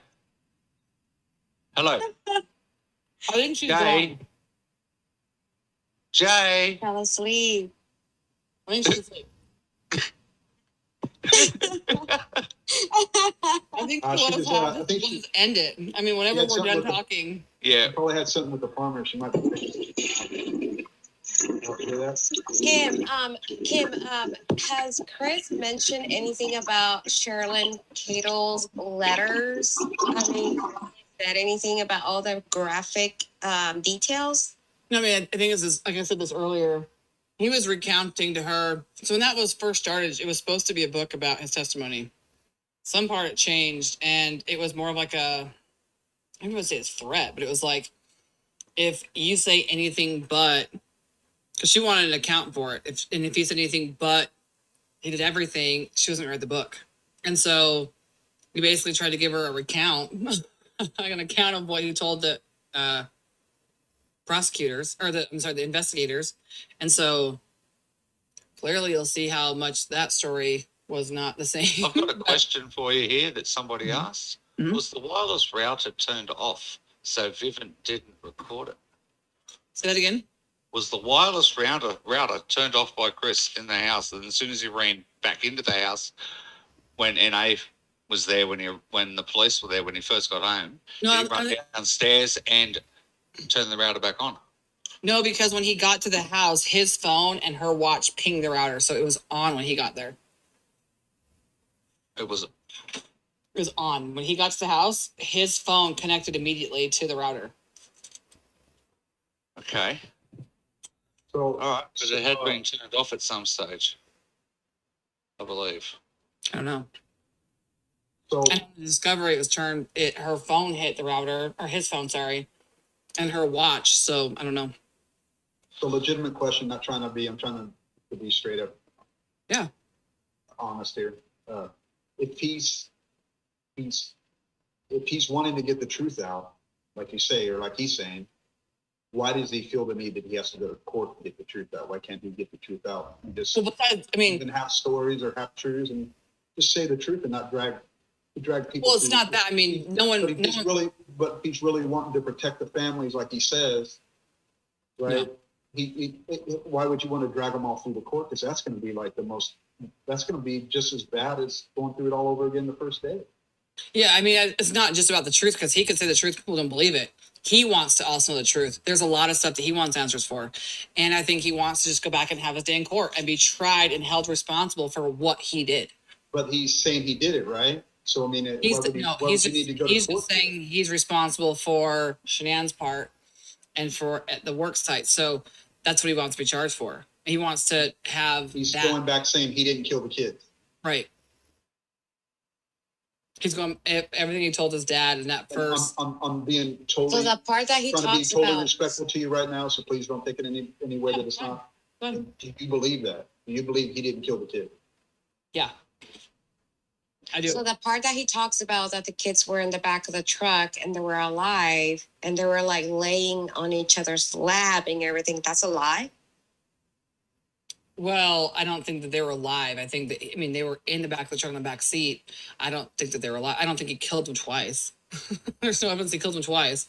I think there'd be a lot, there'd be significant injuries to their body, and there'd be a lot of different things that I think would account for an attempted murder, and they both wake up miraculously. I mean, Chris was a strong guy. I don't think that there'd been a struggle to kill them the first time. I mean, I don't know. Especially if he's trying to do it. If he, going back to your blood pooling, and I'm just asking questions here. Yeah. That would have been a long drive for those little girls. They would have had blood pooling there, right? That'd have been a 45-minute drive there alone, not counting the time it took for him to load everything up. It took him 45 minutes to get his truck out to leave his house by the time he first parked it. I don't think that. I mean, a good hour and a half right there. I mean, somebody's asking for the straight shadow. time. What do you think about the shadow? Like I said, the shadow has been introduced after the case. Thankfully for me, I don't have to argue the shadow, because that's not a defensive conversation. I mean, I think it's weird that the prosecution's like, yeah, there's a shadow now. Well, did you not see the first time? Because that clearly would be something that, if you're needing a story, you would come that. I said, you can't. That's what I have a struggle with. The prosecution has changed their crime scenes. They got in front of the judge and said they had enough evidence. And not only that, but Frankie went online and said there was a video that they were shown, too graphic for everybody, that they withheld from everybody else, that shows Chris carrying their body to the truck. So dead. The DA says that. So And they talk about the reference of carrying out like trash. They all say the DA and every person, Shan's mom, Shan's dad, and Frankie, all have the same reference of them being carried out like trash. So I have a hard time with them now changing the crime scene. That's crazy. How is that possible that they now are like, oh, there's a shadow, and Well, you can definitely see he's dragging mom to the car, but the shadow that's not beyond reasonable doubt. That would be. And I don't, like I said, the shadow is iffy. I don't know if that's something people have talked about, the discovery changing. I don't know if that's something that's been, who knows, added. I have no idea. Like I said, because it was not part of the case putting him in prison, thankfully it's not part of our job to prove or disprove that. That'll be a prosecution move. So it's not something we have to worry about. But I don't, like I said, you guys, there are so many one-offs that are, well, this is possible. I mean, who knows? Like I said, the defense only has to put together probable cause for something else or speculation in a different scenario. And I mean, that's where that stands. And like I said, I would really like the DA to have to do their job. Yeah. Well, you're going to force them to at that point. Yeah. Hey, a quick question here from Brooke. Somebody asked about Chris's camera. It looks like it was turned off after Shanann got home. What camera? The doorbell. But I don't think that, I never read anything about that. So I don't know where that person got that I information. think they would have been able to log on there somehow to find out when that thing was active and inactive. So yeah. That's when the router was turned off. Because if the shadow, talking about the shadow, it looked like it was coming from the front door. So if that's the case, that there will be images about that. Mm-hmm. Well, I think here's my point with that kind of stuff. Again, that falls into the realm of speculation that I can't even, like you guys have said, like you have been great at giving 1,000 theories tonight. But like I said, that will have to come out in court. It'll be a prosecution move, and they'll have to release. Clearly, we want Nate the neighbor to be responsible. There'll be a warrant to have all of his footage released from the carrier, not from him, but from the carrier. Same thing with Vivint. Clearly, there will be a discovery process, a warrant to have all of that information. So we want all of it. I mean, you have to realize that court, he's got a right to every stick, letter, piece of paper, whatever they got. Yeah, but they'll keep We're gonna stuff. kick They always keep stuff from the defense. Yeah, but think about that though, you guys. This is what's so weird about this case is that typically it's the defense who wants to stop everything because they got to protect themselves. It is crazy that this is all prosecution. It's a prosecution case. I mean, they've changed they didn't have enough evidence to convict him or to hold him accountable or indict him. They didn't have a preliminary hearing. They didn't have, the judge didn't see anything. Now they've changed their crime scene. So this is going to rest on the prosecution's shoulder to put up or shut up. They're going to have to prove their case. They're going to have to come to the table. And if they can't, well, then we're going to have to see what's going to happen at that point, because I mean, they're going to have to bring their best game to the table. And so will the defense, to be honest. I mean, but there's going to be an authentic, true discovery process. They're going to have to share the information. There's not going to be this, like in the original case, 13 days after Chris's first court hearing, the defense in their motion said that they didn't even receive one piece of evidence yet. Nothing. They'd seen nothing. That doesn't happen normally. Them trying to steal the autopsy. The defense was like, what are you trying to hide? Like, why? The defense did not see anything in there that they were concerned about themselves that could potentially taint the jury pool. I think, and everyone else thinks, that it's possibly her blood alcohol level, because they would think that she was drunk and more capable, because crimes like this obviously happen a lot higher when they're talk about a divorce and with alcohol involved. So the divorce process and alcohol makes this whole situation a lot more plausible that it could have been Shanann responsible. So like I said, those are all things that are going to come out in trial. I mean, it is even Chris's parents. They've wanted the DNA of the baby. They wanted Chris's phone. They're entitled to both, and they've got neither. So why? If the prosecution has nothing to hide, if they are so sure that they have the right person for the crime and they had all this evidence, well, then put it out there. put it out there. You know, Well, provide the family. that's the government. They're not gonna freely hand out. They're not gonna be like Chris Watts and tell you everything that they got. They're just not gonna do that. They're not set up, designed, or trained to act that way. Well, I forgot to ask you, Kim. Has Chris mentioned anything about the first attorney?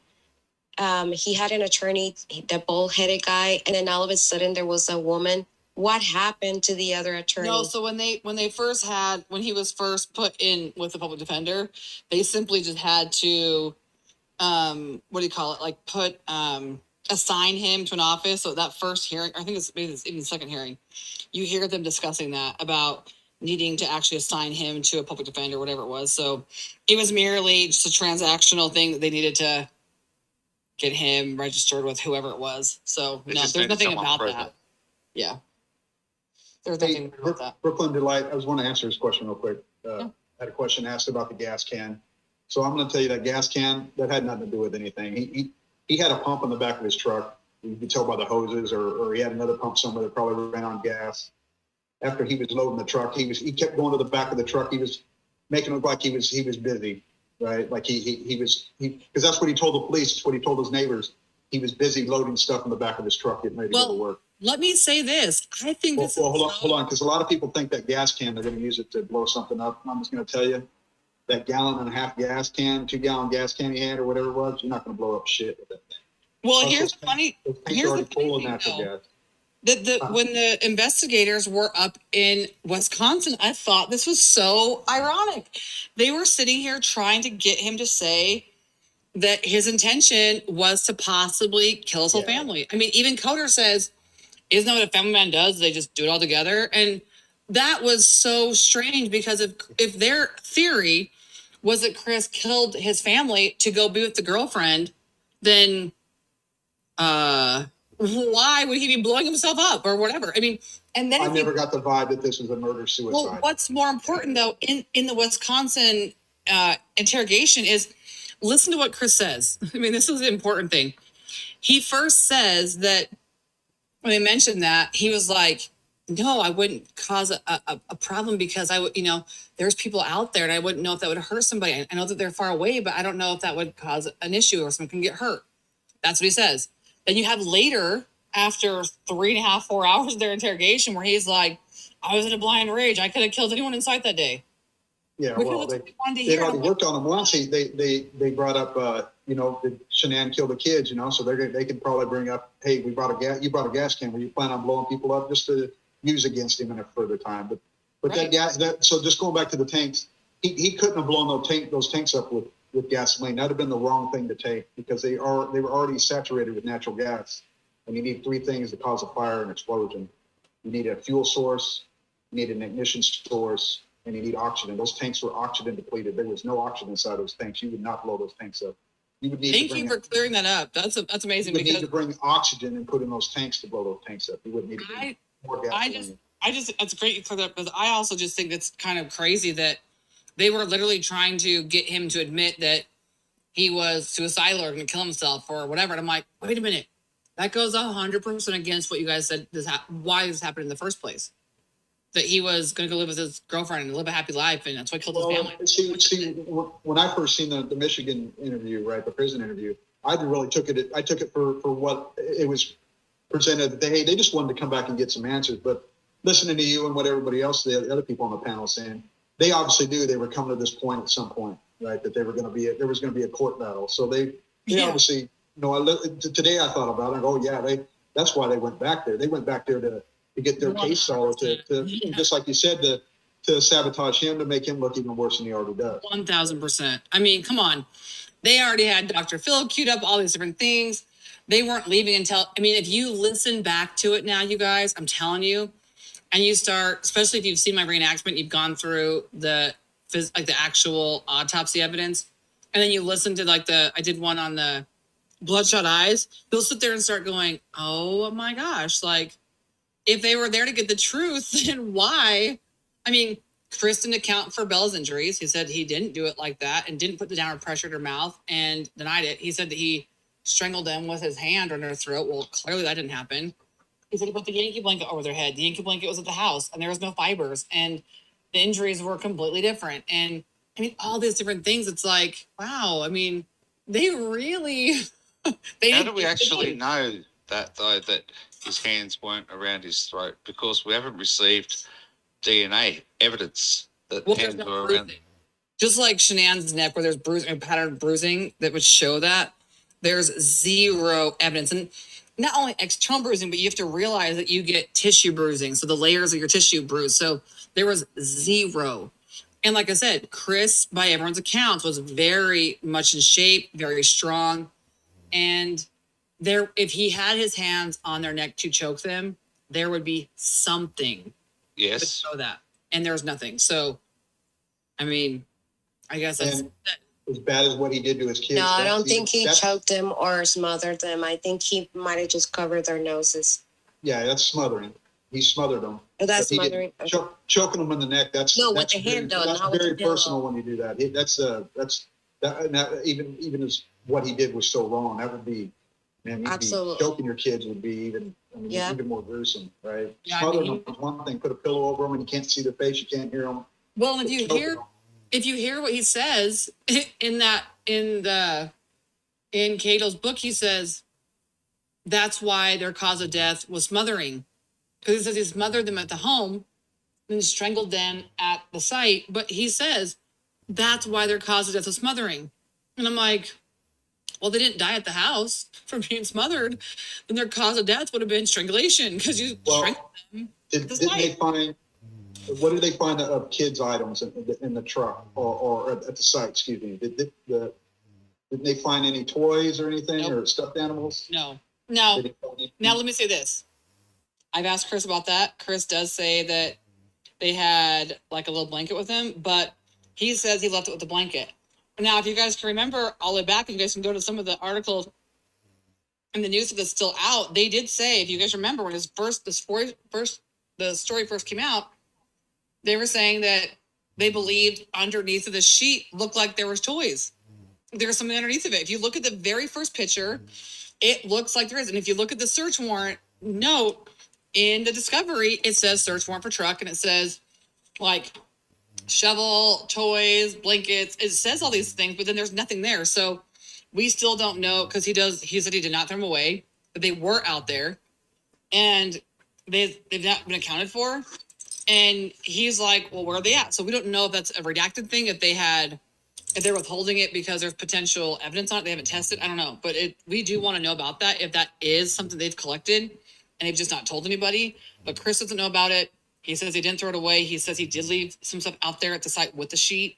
It wouldn't have blown away somewhere. So, and because it is mentioned on the paperwork, we're like, well, where is it at? So we don't know.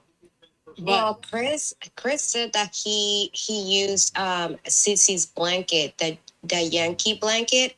And but if you look at the video, there's a a video of the police officer, and you can see Cece's blanket in a corner.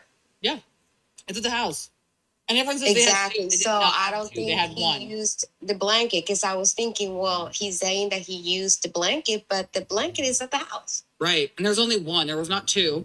That's a lie. There's only one. That's what Cece's Yankee blanket. And there would have been fibers in your air. There would have been fibers. And even the DA in front of the court says there was no fibers. So that, like I said, again, that is 100% just, that should have been something that if they were there for the truth and therefore whatever they would have said, Chris, that blanket's at the house, or they weren't strangled. There's no bruising. There was no this. And even, like I said, when Tammy specifically tried to go in hard on Chris about Bella's injuries, she had 2 pinkish purple adjacent bruises to her frenulum on her upper lip, which is fingerprint bruises, downward pressure. That's what it's from. So she asked Chris, tries to get him to admit to that or to take responsibility for it. Number one, Chris doesn't even know about the injuries. He heard them speak about it in court, but wasn't for sure what they were talking about. They spent a great deal of time with Tammy trying to explain it to him, to the point where her having to show him, like, Chris, no, the injuries under here. He's like, is her lip? Was there a hole in her lip? Like, he didn't know what they were talking about. And then when she basically acts it out, Chris is like, no, I didn't do that. He's like, so, I mean, even the things that we can prove were in the autopsy, I think Tammy was like, what the heck? Like, she was clearly trying to get him to account for that because that would have been a good thing, but he didn't. So I'm like, are you kidding me? Even the things that we can prove were injuries, you know, and Tammy knew there was an injury. He was like, no, I didn't. No, I put her basically his hand flat over their mouth, and then which would have it wouldn't have caused the same bruising. That would have been completely different. So, like I said, she was trying to get him to account for that, and he wouldn't. So I don't know. Like as I said, if you're going with the confession of Wisconsin, maybe it makes people say emotionally, yeah, I believe it, because it makes them feel better because it clears Shannon's name and Chris's horrific details.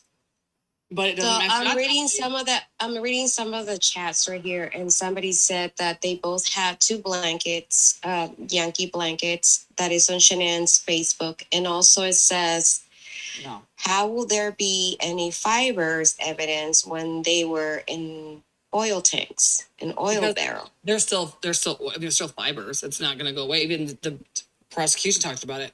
But if someone's telling me right now that they see on Shannon's Facebook there's an account for 2, please send it to my email at forchriswatts@gmail.com, because nobody from either family or even Chris says that there's 2. There's only 1. That's it. So if there's someone saying there's 2 and there's proof of 2, there's like a physical, like 2 of them lay next to each other, show it to me, because no one from either family says there's 2. Now there was a blue blanket. It was on the downstairs couch, but that was not the Yankee blanket. That's 2 different things. Whopper, I have a question for you, since you know a lot about the oil tanks. So you think the fibers will actually disappear? No. Forensically, they'll go into their lungs, and no, you can understand a lot of those things. They're going to be accounted for. That's why even the defense team, think about this. Why would Chris's defense team want to call in an expert from Holland who literally was a specialist in this area if they were trying to get away with something? You wouldn't try to bring in someone who has extensive history with oil, with the way, you know, getting fingerprints, getting fibers. You wouldn't bring someone like that on. And remember, the prosecution objected to it. And the judge said, we'll just stick with the regular collection process. Like, are you kidding me? So, like I said, you have to understand, why would the defense stop that? Why? I mean, Hey, what's the did point of that? everybody fall asleep? I think Whopper fell asleep. I don't know, you guys, it is late.